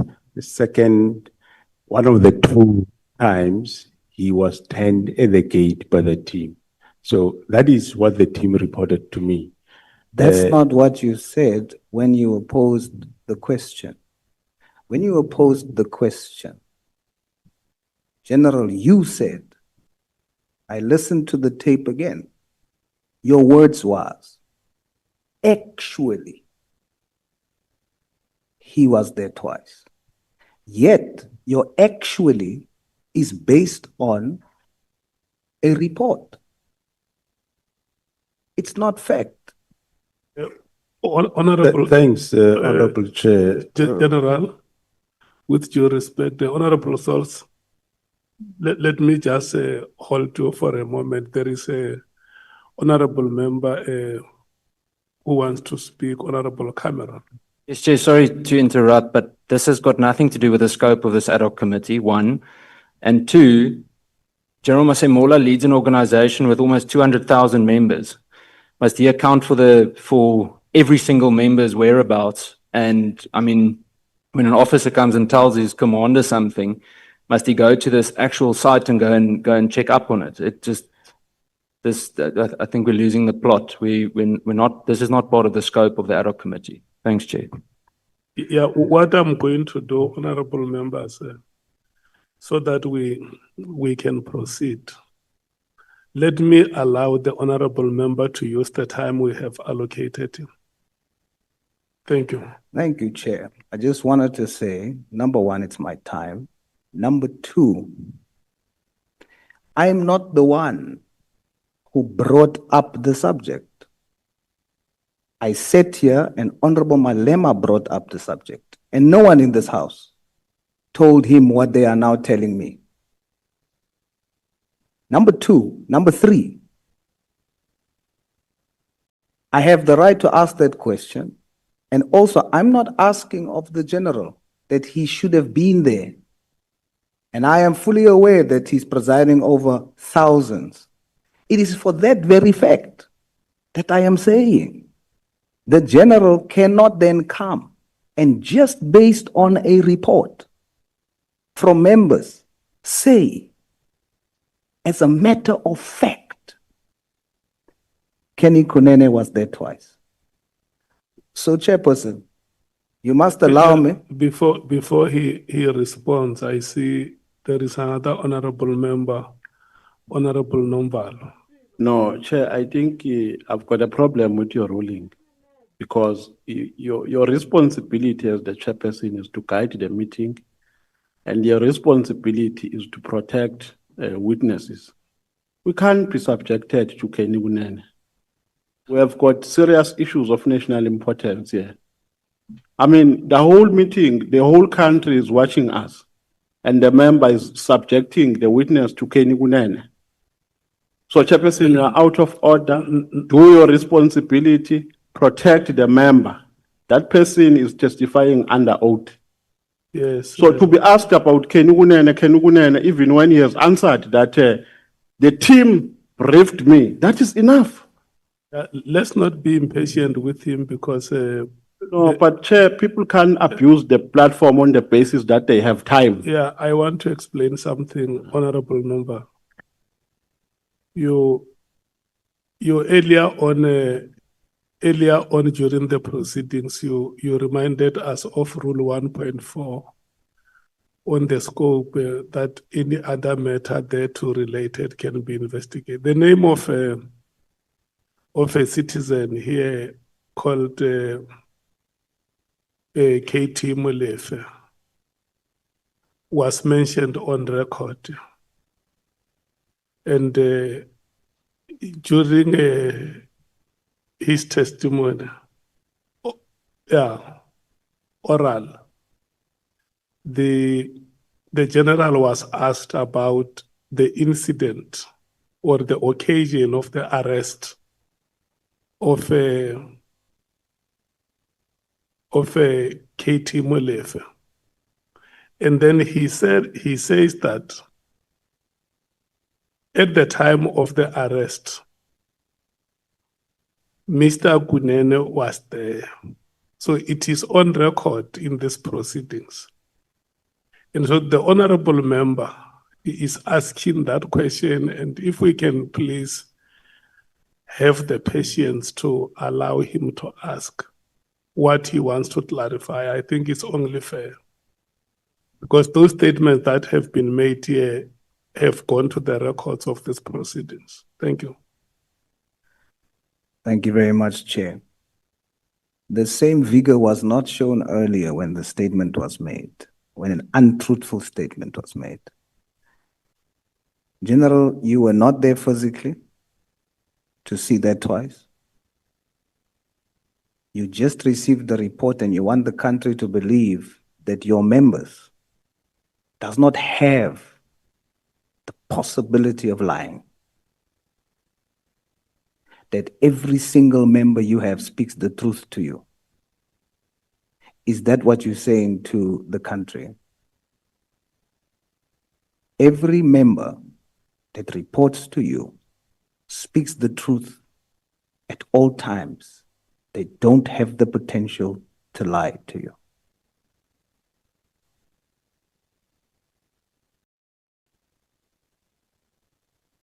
Thanks, Honorable Chair.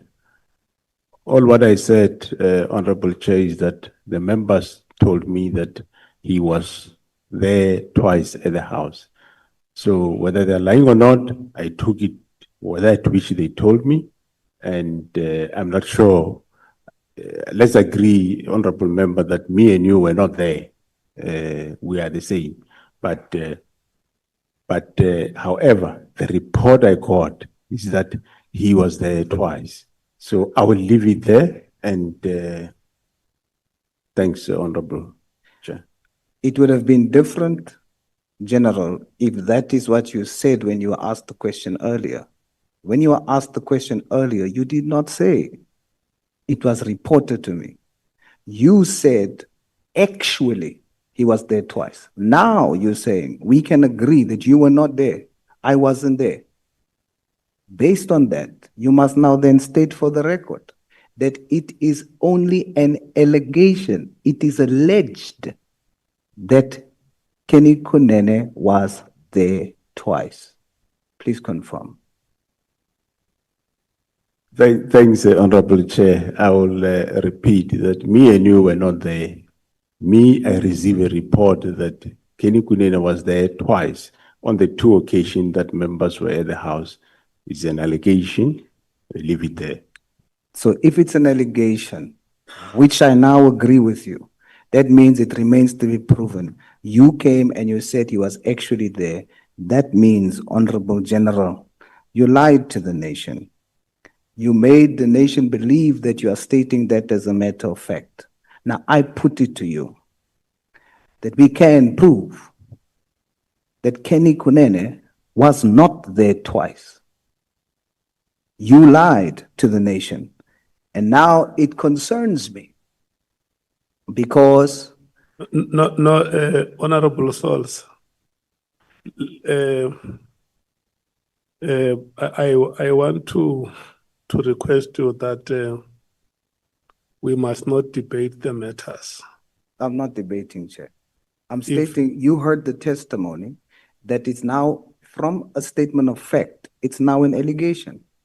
And if it's now an allegation, it was stated on the record by the General. Then it means that what was earlier said as a fact by using the word actually was a lie. Yeah, I want us to go beyond the names and probe what you want to probe. I'm moving forward, Chair, but I'm Thank you concluding on that fact. Yeah, thank you so much. Thank you. And it now concerns me because I'm not sure whether I should believe the rest of your testimony or any testimony you've made at the commission as well. But we shall continue.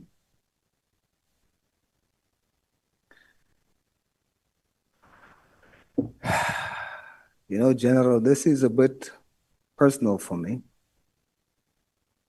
I'll have you know, and I want the nation also to know, that my leaders have served their time in jail.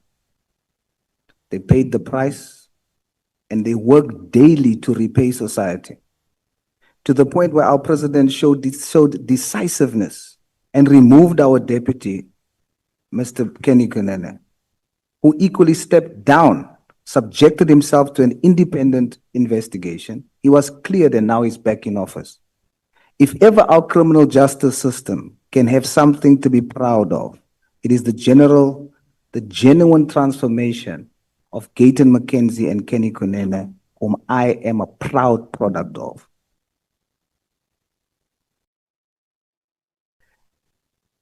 General, yesterday, we saw on social media that General Sibia was going to be arrested, but only files and some equipment was seized. Was the team sent by yourself to effect that arrest?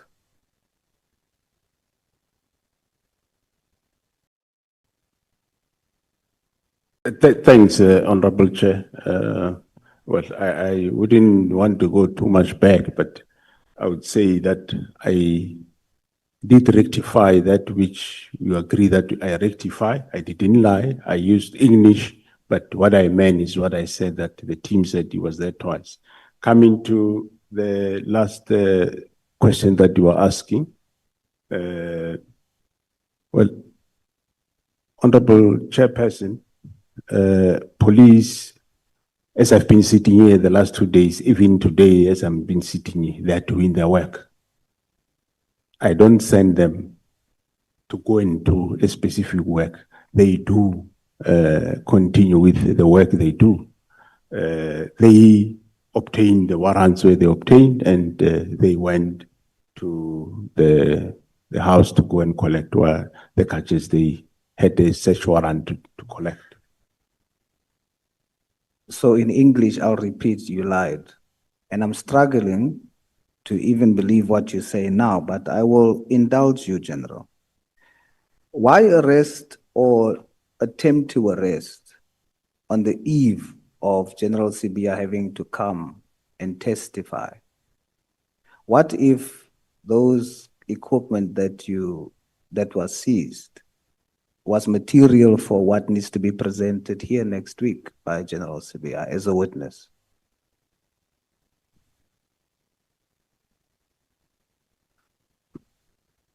Thanks, Honorable Chair.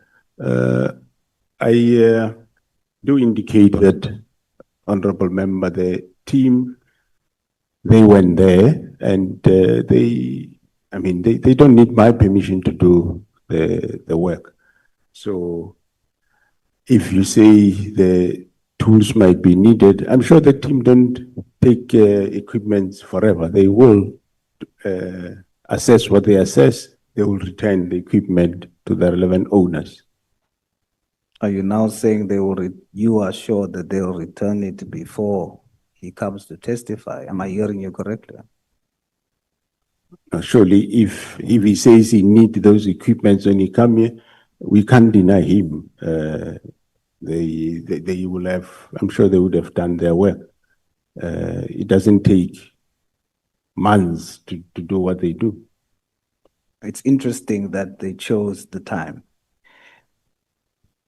General, how would you describe the relationship between you, General Mkhwanazi, and General Khumalo?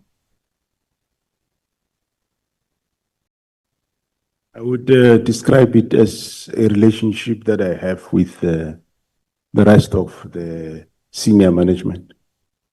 I'm not familiar with the relationship you have with senior management. Could you? Well, I mean, we have a good relationship.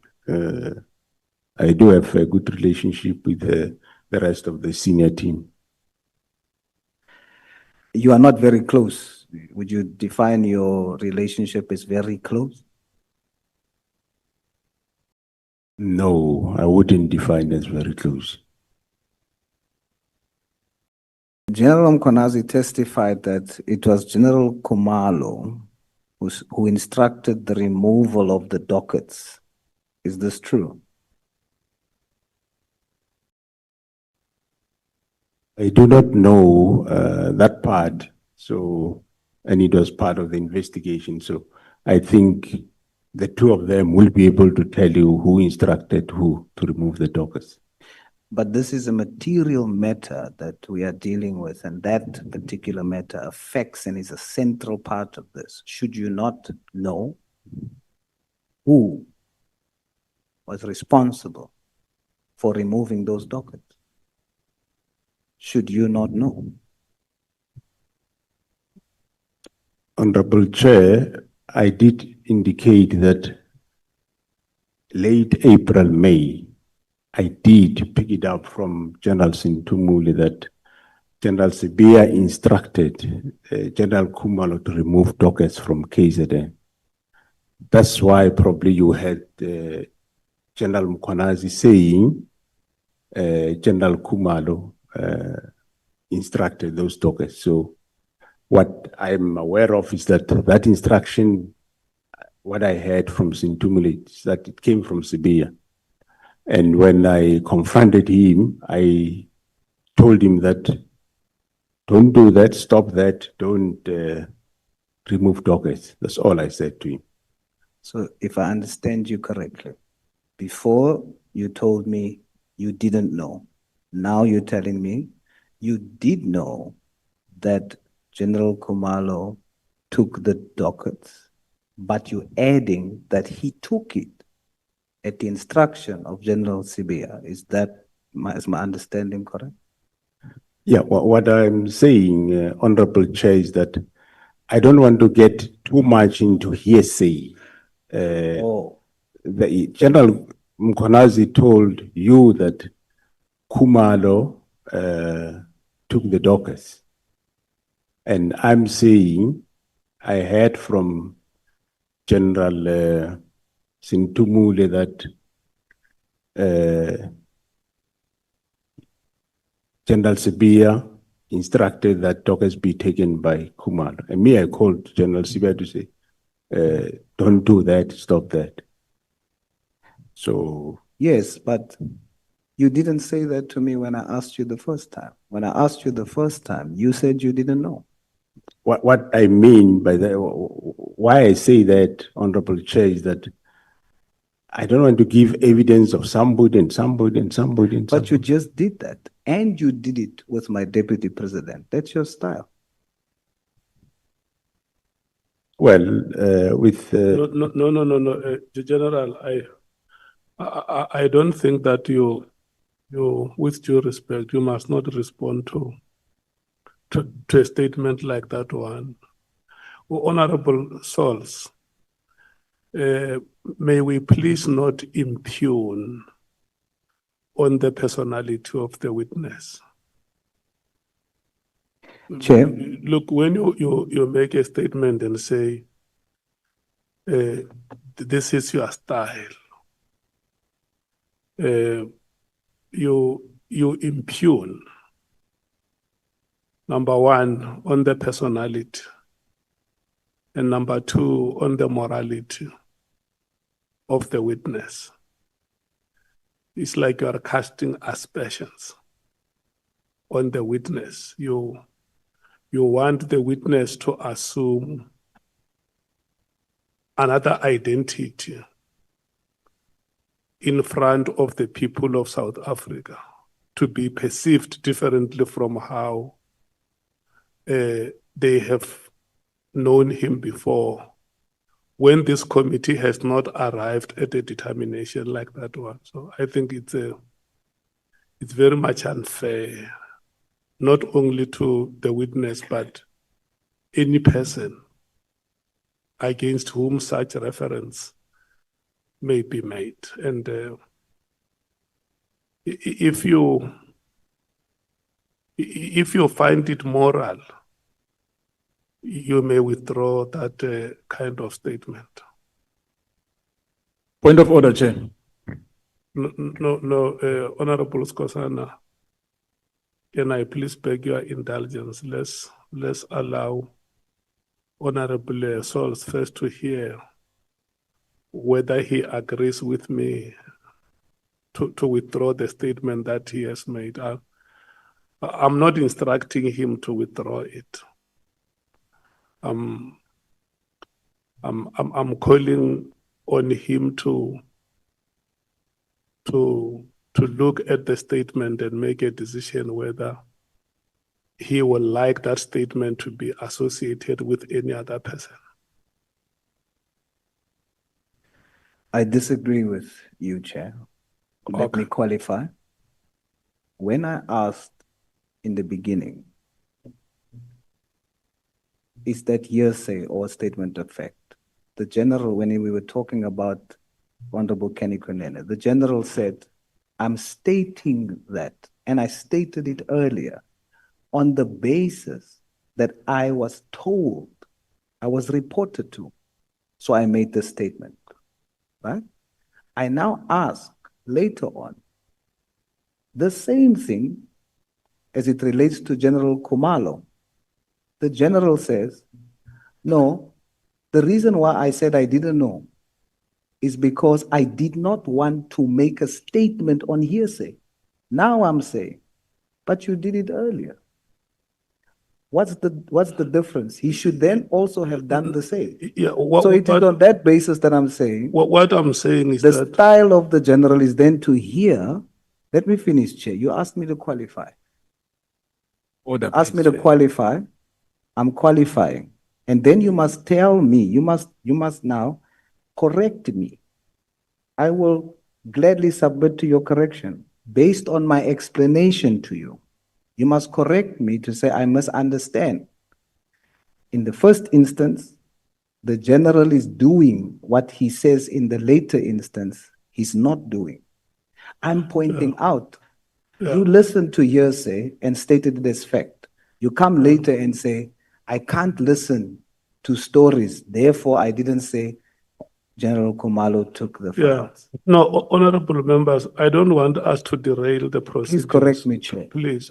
Yeah, but Chair, based on my statement. We must not derail Chair. the proceedings by bringing unnecessary interjections. Yeah, but Chair, it's not only an interjection, Chair.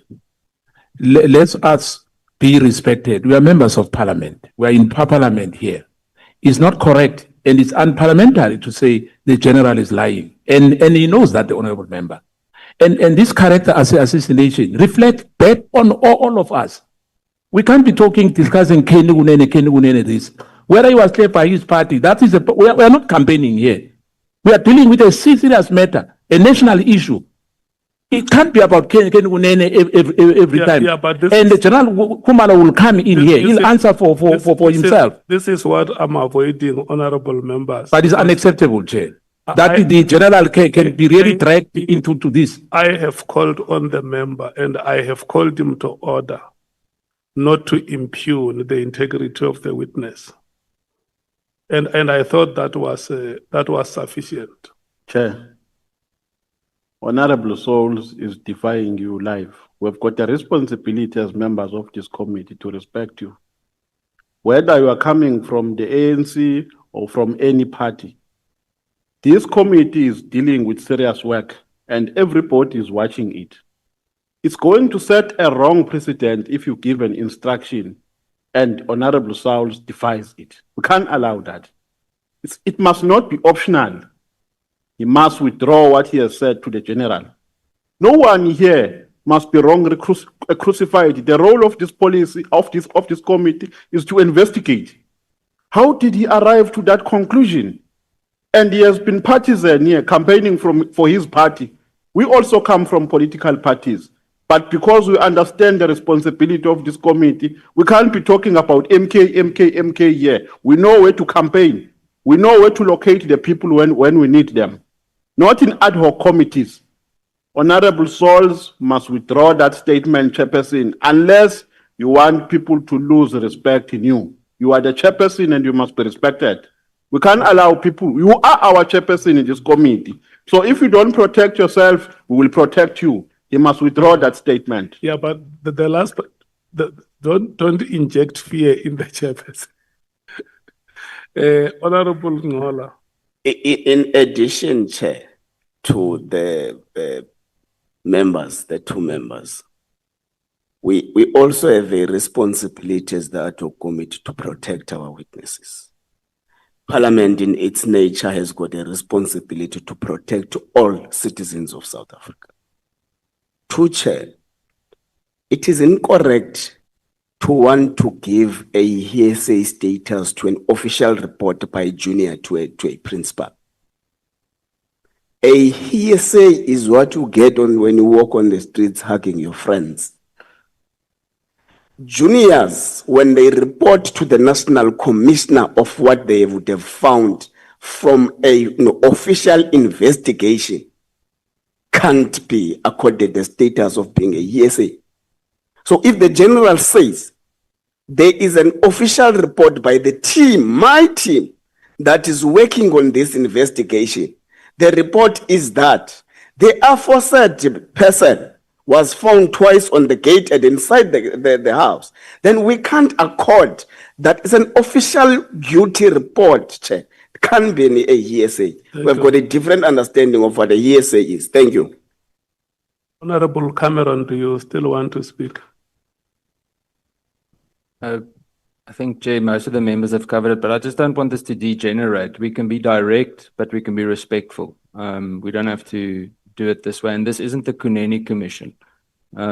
This is the ad hoc committee to focus on allegations by General Mkhwanazi. Thank you, Chair. Okay. Look, honorable members,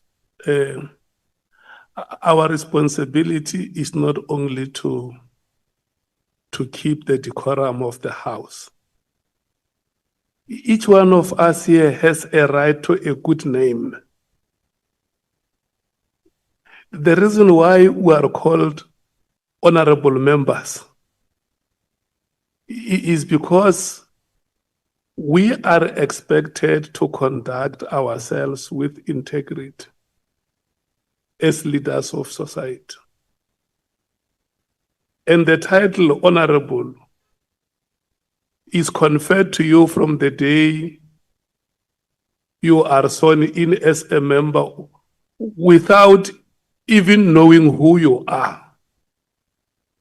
The moment you are called honorable, rise to the occasion and prove that I qualify to be called an honorable member. So I want to request all of you here, and I kept on reminding you that every time you open your mouth to speak, you must know that you are not limited to these four walls. The whole nation is watching the proceedings, and what they want is inspiration from all of us. The presentations which have been made here show the extent of difficulties the SAPS as an institution is going through. And you are the top leadership of this country, Parliament. Can you please help the ordinary citizens who cannot speak for themselves, who cannot be here now to interact with General Masemula, and believe in your abilities as leaders, that you can help them and steer this country in the right direction?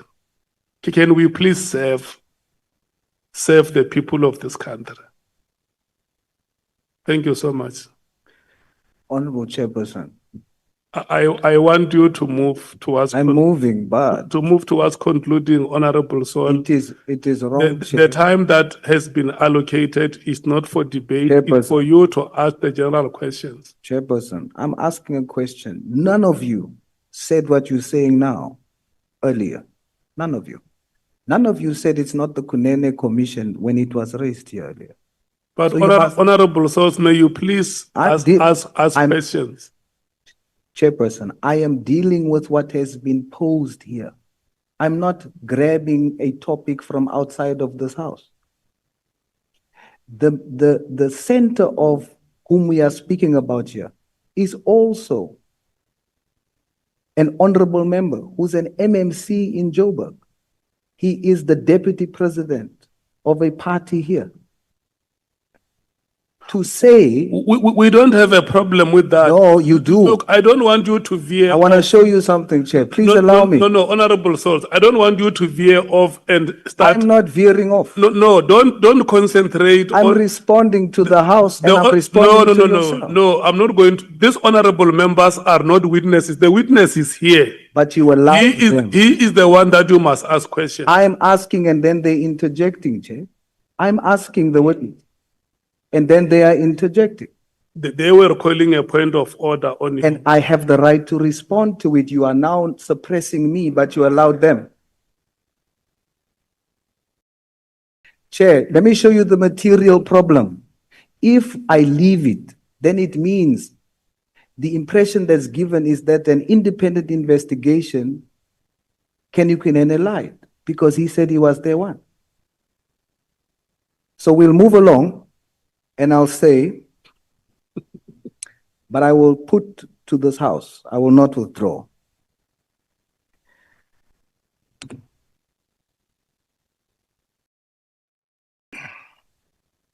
Honorable General, you testified then now that you are now conceding that the testimony of General Mkhwanazi was correct when he said that General Khumalo was the one who took the dockets. But you qualified that later on by saying it's because General Sibia told him to do so. Did he do the right thing? Did General Khumalo do the right thing?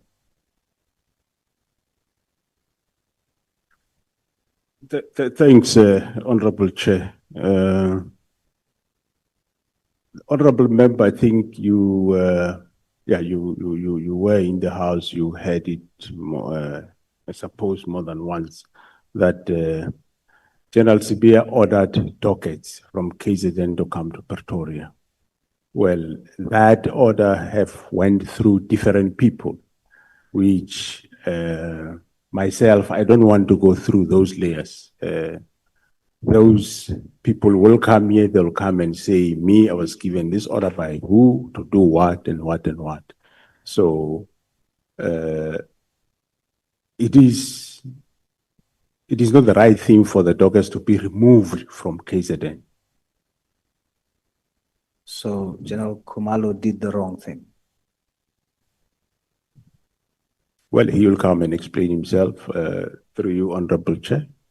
According to you as his superior, did General Khumalo do the right thing?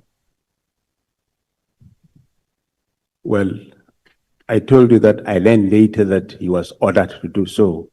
He did not do the right thing by not consulting the provincial commissioner. General Sibia did not do the right thing by consulting the provincial commission. That's fine. So you are basically saying both of them didn't do the right thing, including General Khumalo. Yeah, they didn't do the right thing. Should he not have refused that directive from General Sibia? Well, that I'm sure he will answer for himself, but you would recall that, well, he was given directive. I don't know the rest of what entailed, what they're going to do with those docket. I'm sure he will be able to give evidence to that effect. Is he following your example, Commissioner, for when the minister told you something unlawful, you also didn't refuse? Is your subordinates following the lead of the head of the agency? I wouldn't say he's following my example. I'm sure you can ask him. He will answer for himself. What do you think? It's very similar to what you are doing. Is that the reason why you are overlooking it? Because you are putting the blame squarely on who gave him the direction, but not holding him responsible for taking the action. Yeah, through you, Honorable Chair, I think you are aware that I did take action against General Sibia for doing what he's doing. What action did you take against General Khumalo for doing what he did? Well, I'm taking action against the one that started this whole thing. And that's what I mean. Therefore, you are interpreting it in the same way when it comes to you. When the House questions you on why didn't you stand up against an unlawful instruction from the minister? You also want the country, rightfully so, to hold the one responsible for directing you. But that does not mean you are not responsible either for not standing your ground. And it's for that reason that you are now giving the same justification for General Khumalo.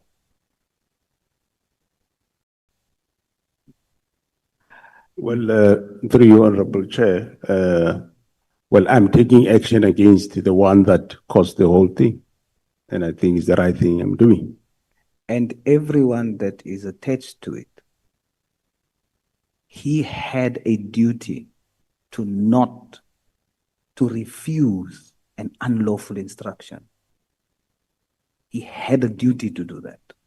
He did not. And therefore you should hold him responsible too. I agree with you. Deal decisively with General Sibia, but deal decisively with General Khumalo as well, because it will look like you are just overlooking it because it's General Khumalo.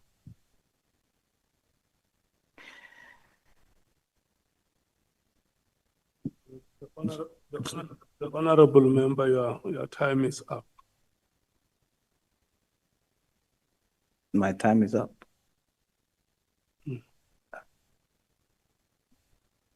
Are you sure? Chair, are you sure?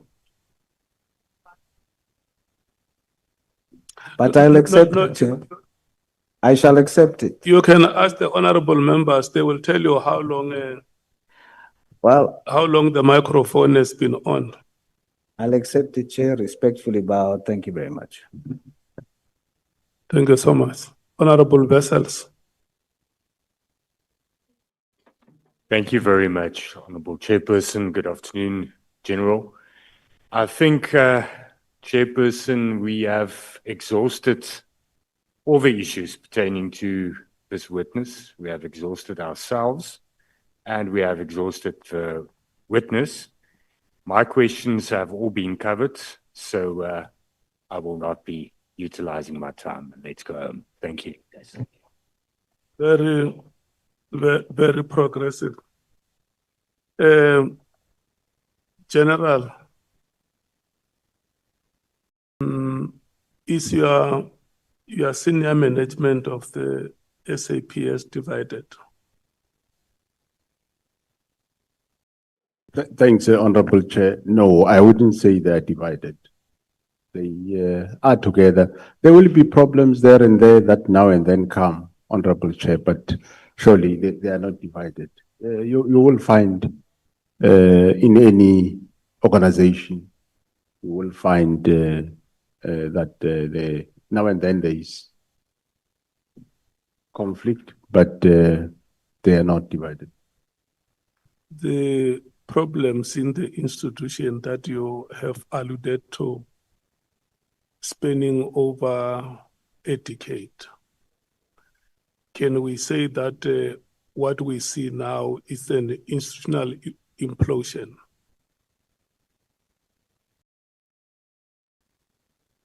Yeah, Honorable Chair, I would say, like I said, problems. If I may talk of General Sibia, Honorable Chairperson, I think since he arrived,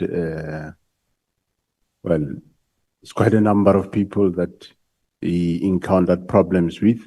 I kept on resolving those problems. Firstly, he had a problem with General Zulu.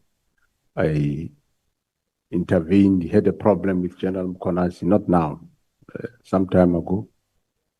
And before I intervened, had a problem with General Kumalo. I spent almost half a day resolving that problem and was happy that it was resolved.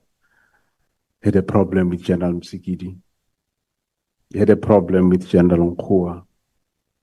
And but still I accommodated and we rectify, we go on. Some of the problems I never attended to them, but they will resolve them amongst themselves. So yeah. Because the reason why I'm asking this, honorable members, is that since the proceedings started, there are so many names of generals who have been mentioned here,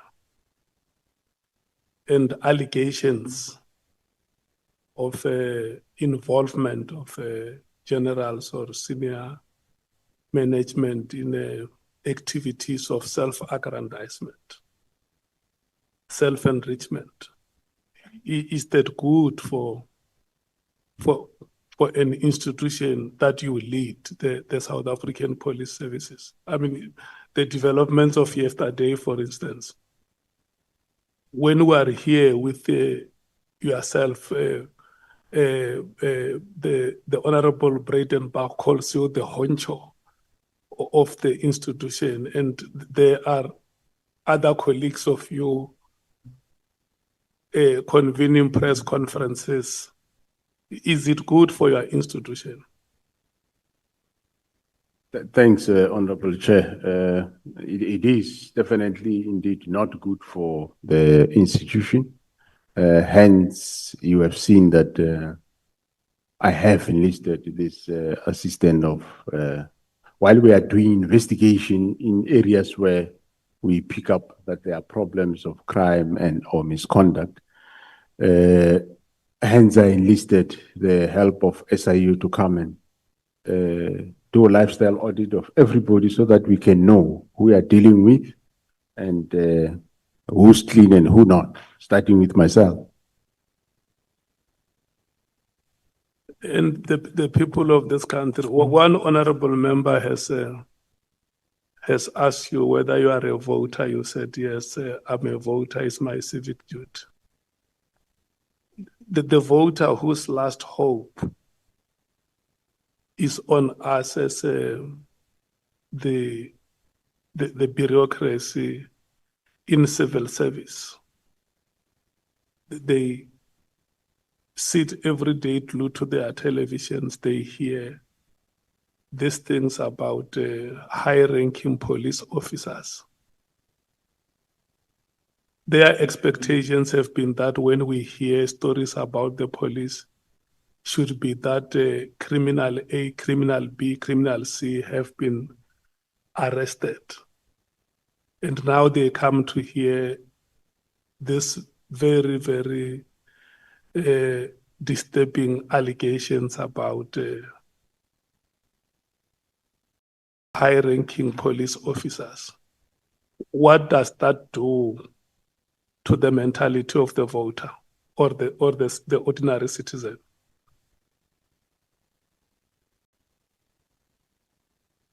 Thanks, Honorable Chair. Yes, I agree that it raises a problem of trust. It raises a problem of that the voter, or as you say, or the community should continue trusting the police the way they do. I do agree that that is a problem. And it is an area that we are going through. And as an organization, we are not sitting back. As we are dealing decisively with areas where there is crime, Honorable Chairperson, and also cleanse ourselves by making sure that everyone that is there is above board.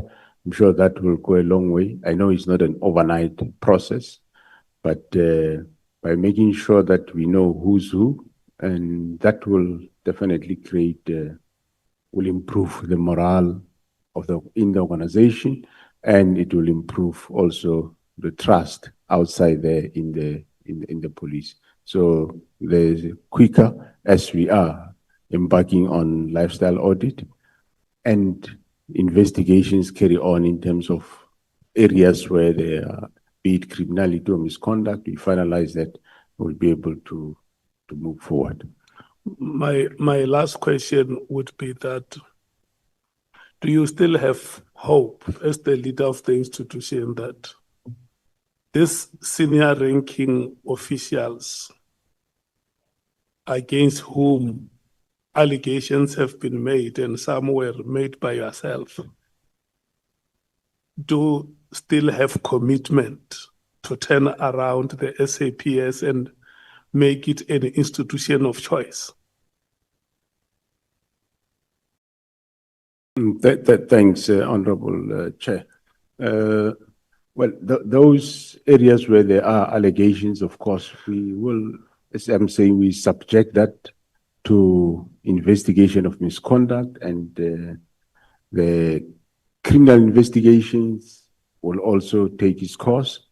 And yes, I do believe that we can still turn the ship in the right direction. And it is an era that happened in the organization, and it happened, of course, because of other reasons, because of the discovery of some linkages to these drug cartels. And it's a good thing that we investigate that and make sure that we get to the depth of it and root it out. And I think after we do that, we will definitely have an organization running forward without any suspicion or accusation. Senior Counsel, how much time do you need? I'll try and be as brief as possible. I've got no questions about Mr. Mkhwanazi. Just to clarify a few things. The first thing you asked me, General, was to just clarify the question about when I put it to you, I had agreed that no national commissioner appointed had served their 5 years, but there is one.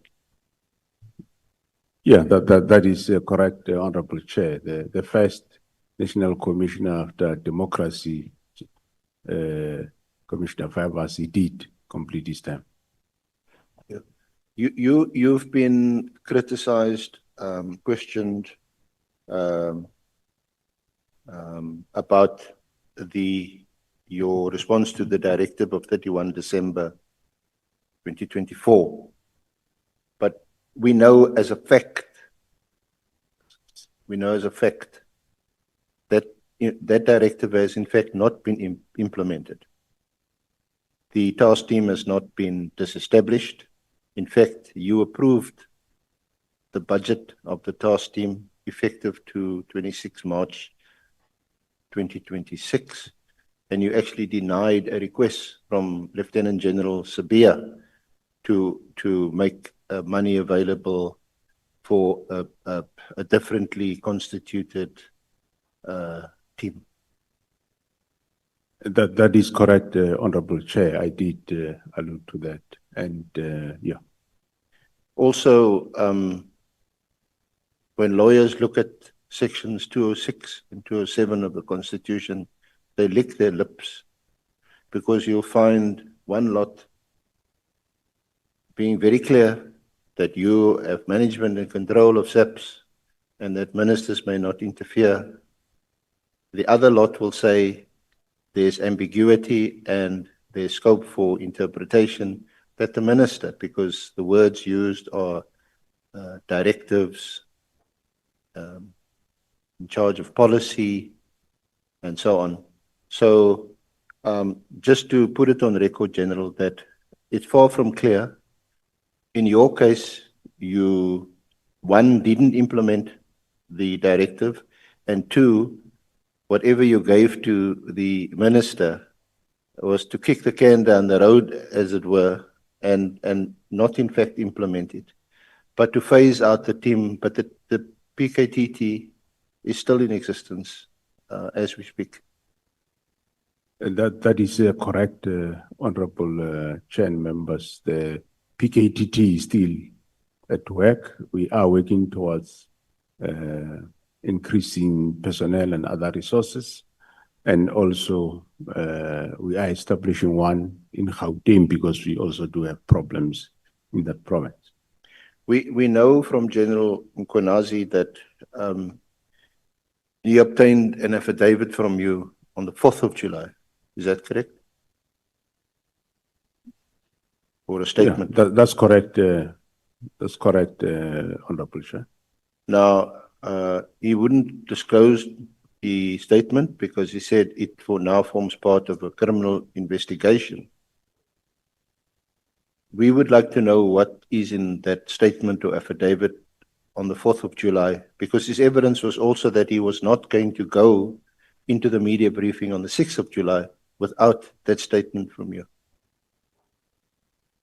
Well, that statement, Honorable Chair, it talks about the defeating the ends of justice is more a case. It talks about those that participated in efforts to disestablish the PKTT. That's what the statement would entail. Would you object to making that statement available to us? I can make it available, provided it doesn't get into the public domain. Into the public before it gets to court. So thank you. We'll ask crime intelligence to look after that one. Now,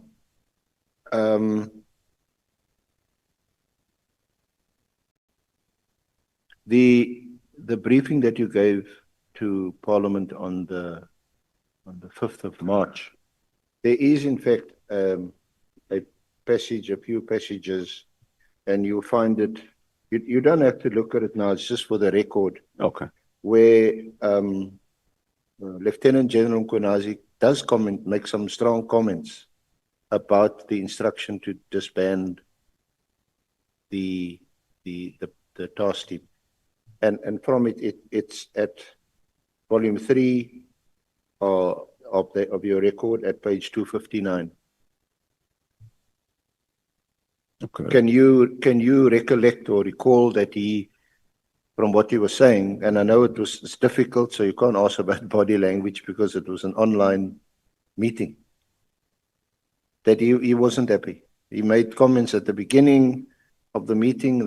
He commented twice, close to the beginning of the meeting and then towards the end. And at the beginning, he mentioned sections 206 and 207, mentioned them. And at the end, he was unhappy. That's correct. I know he did. He was.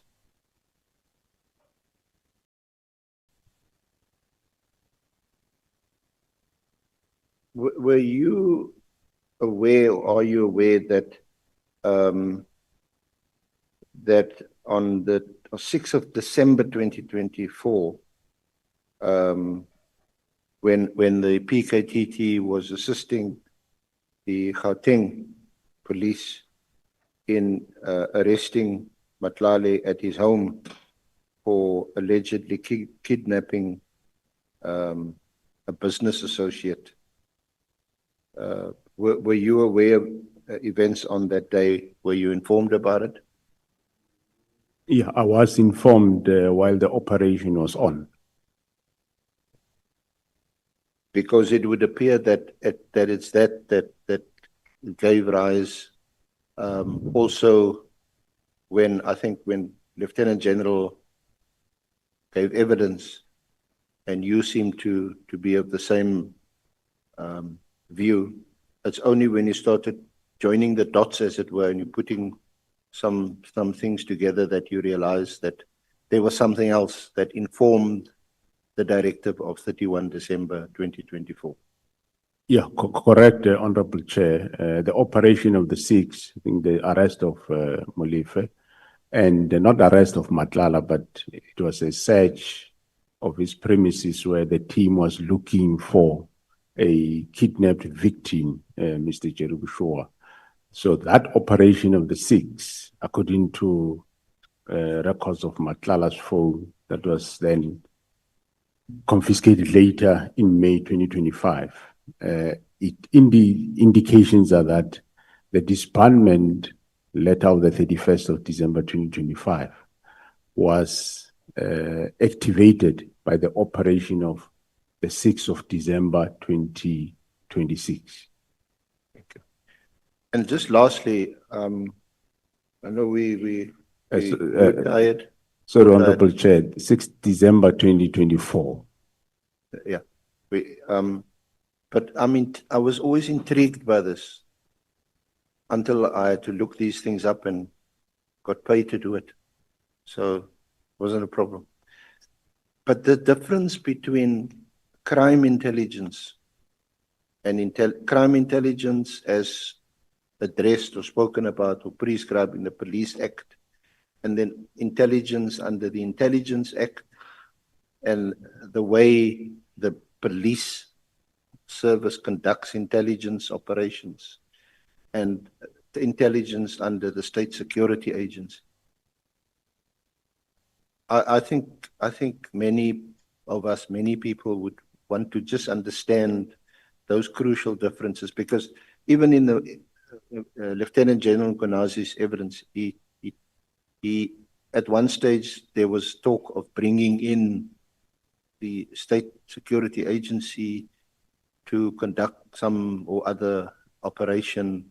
I don't know whether to assist the crime intelligence. So perhaps just give us your understanding of how the two operate. Do they complement each other? Do they do different things? I know State Security Intelligence mainly is concerned with protecting the borders and the integrity of the Republic. But we know also from the directive that was given on the 31st of December, one of the very interesting, intriguing directives is that relating to border control and border entry. Yeah, thanks, Honorable. Sorry, I didn't mean to give evidence or make a speech. Okay, thanks, Honorable Chair. The State Security Agency, of course, is responsible for intelligence, more on the country, security intelligence for the country, state security. However, crime intelligence deal with intelligence relating to crime. But the state security, as they do their work of state intelligence, they will come across intelligence relating to crime, so that they will obviously pass to crime intelligence. And in terms of the cluster, the Justice, Crime Prevention and Security Cluster, commonly known JCPS, state security is part of that cluster, just like defense, NPA, corrections, and all other departments. So when we do work, we work as a cluster, hence they will have a representative. They might not have a representative down on the ground, but in meetings, they will have a representative. As and when they pick up whatever, they will, if it's crime related, they will give to us. That's the difference between the two. And they are, of course, controlled by the National Strategic Intelligence Act and all other legislation related to intelligence. But the crime intelligence is a division of the police service. And they are collecting crime on intelligence. So their activities somehow are controlled by National Strategic Intelligence Act. And both conduct covert operations. Yeah, well, they can be, yeah, both. Crime intelligence is accounting. We have the two accounts, both covert and open account. That's how the nature of how they conduct business. Just lastly, would you, because it's also one of the things this committee must look at in terms of proposing some remedial measures to Parliament, would you appreciate a clarification of what 206 and 207 means? Or do you have a clear understanding of what it entails and what it means? Well, I think I do have understanding, but where clarity comes in, when Section 207 talks about minister responsible for national policing policy, I think that is very clear. There is one policy signed this year, and but where it says directions by the cabinet member responsible, that is the area that requires clarity as to what are those directions, at what level they are. Yeah, because I think some of the honorable members pointed out, some were even appear to be a bit horrified that you said your boss is the minister. You're accountable to the minister. So I'm just flagging that and asking you whether you know, whether the committee could be of some assistance in that regard. Yeah, thanks, Honorable Chair. Indeed, as I say, yes, the committee should assist in terms of what level directions does it, are those directions that the minister can give to the National Commissioner. If there can be interpretation of that, I think it will assist the situation. But of course, remember the question says, manage the police, the subject to national policing policy, which is developed by the minister, and the directions from the minister. So I do report to the minister. It's not an anomaly. Yeah. But also I do report to the president. Because a number of honorable members had also described you as the most powerful person in the country. And it would be of concern that the most powerful person is also reporting to someone higher, other than the Almighty. Yeah, I do not think, well, I don't think the post of the position of the National Commissioner is the most powerful. There is legal framework to that. And the responsibility, yes, is huge. And the money is little or is not really sufficient. You actually forsake your life when you are in this position. You don't have life, private life. It's not career limiting, it's life limiting. Well, in terms of career, I do not have a problem, Honorable Chair. I'm actually beyond pension. You could become a minister. I'm 62-year-old, so I'm actually a pensioner. So I wouldn't even want to be a minister. No. Thank you very much, General, Thank again, you for your cooperation and all your time. It's been a difficult time. I think the one thing that we all agree on is you've got an unenviable job, big job, very responsible job to keep us all safe. Thank you very much. Thank you, Honorable Chairperson. Thank you very much, Senior Counsel.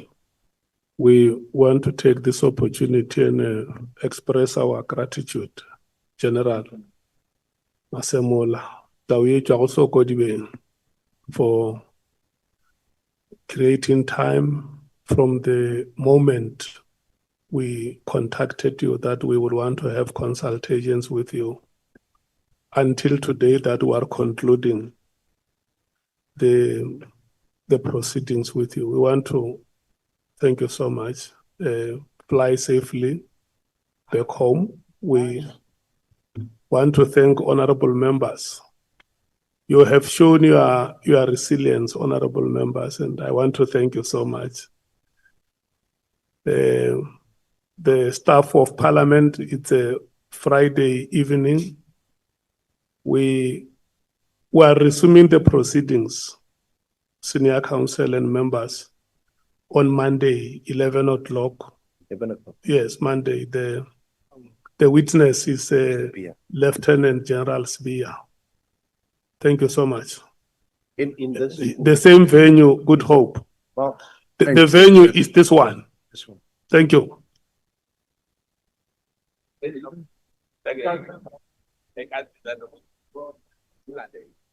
But oh, okay. Kubiza no check ukuthi ngabe ikho contact. This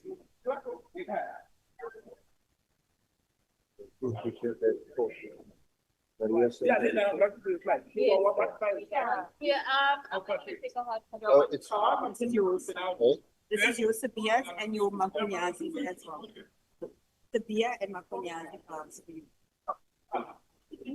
Mkhwanazi and Sabia.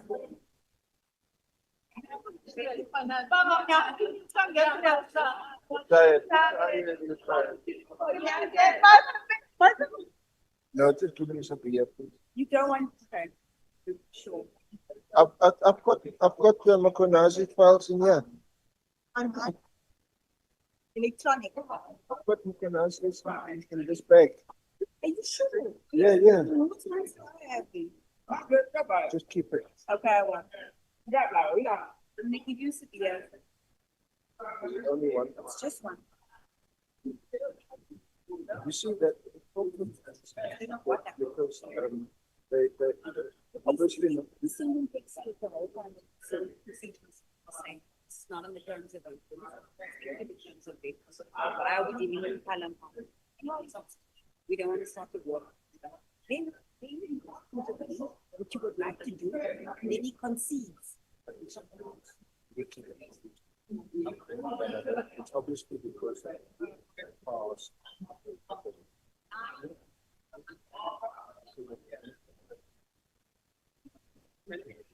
They get it right.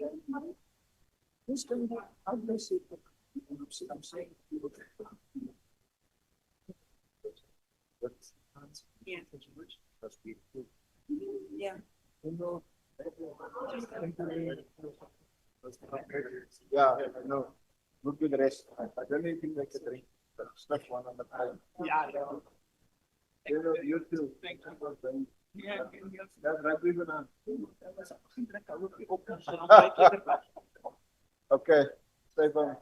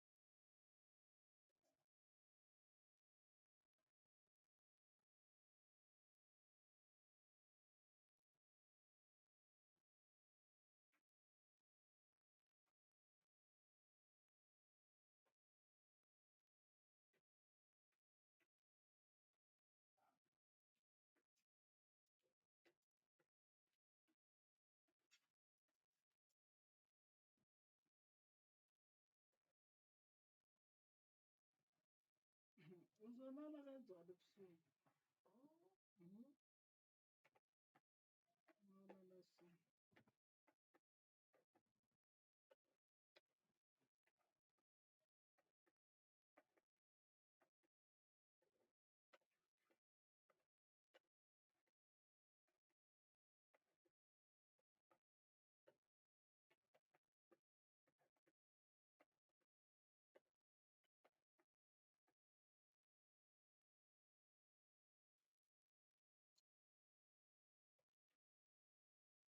Yes, I'm porridge. I knew you would come.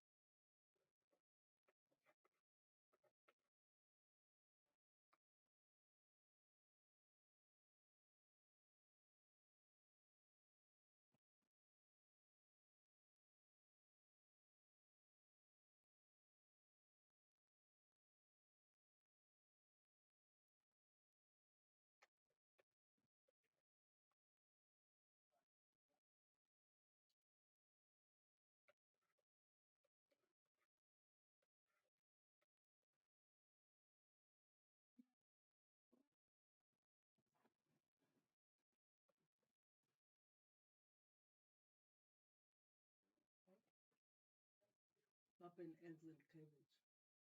Hmm? You ate chicken. I made last night. Tomorrow I'm gonna make fish.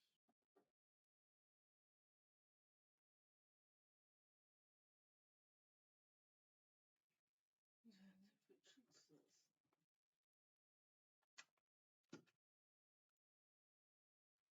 Still, I'm not even sure if it turns. If it, I may will cut out. It's me tired because I feel like. Hmm? He wants to live stream the 24/7. I don't know when this thing is gonna stop. You know? It's gonna kill my laptop.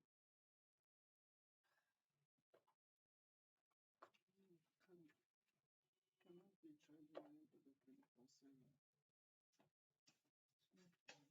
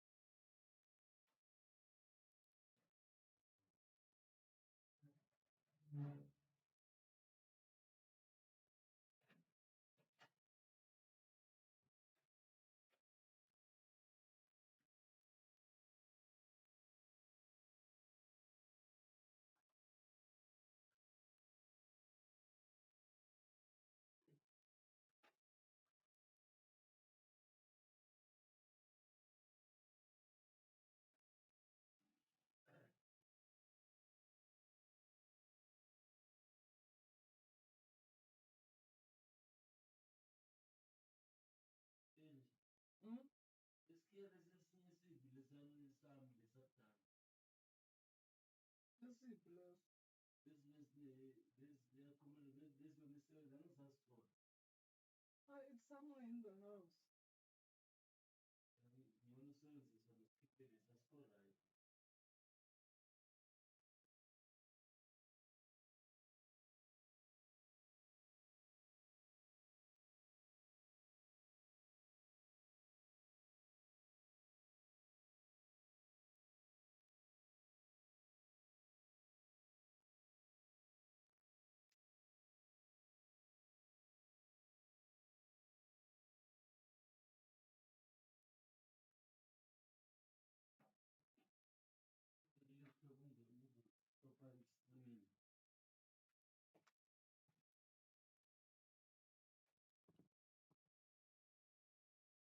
But I cannot switch it on 24/7.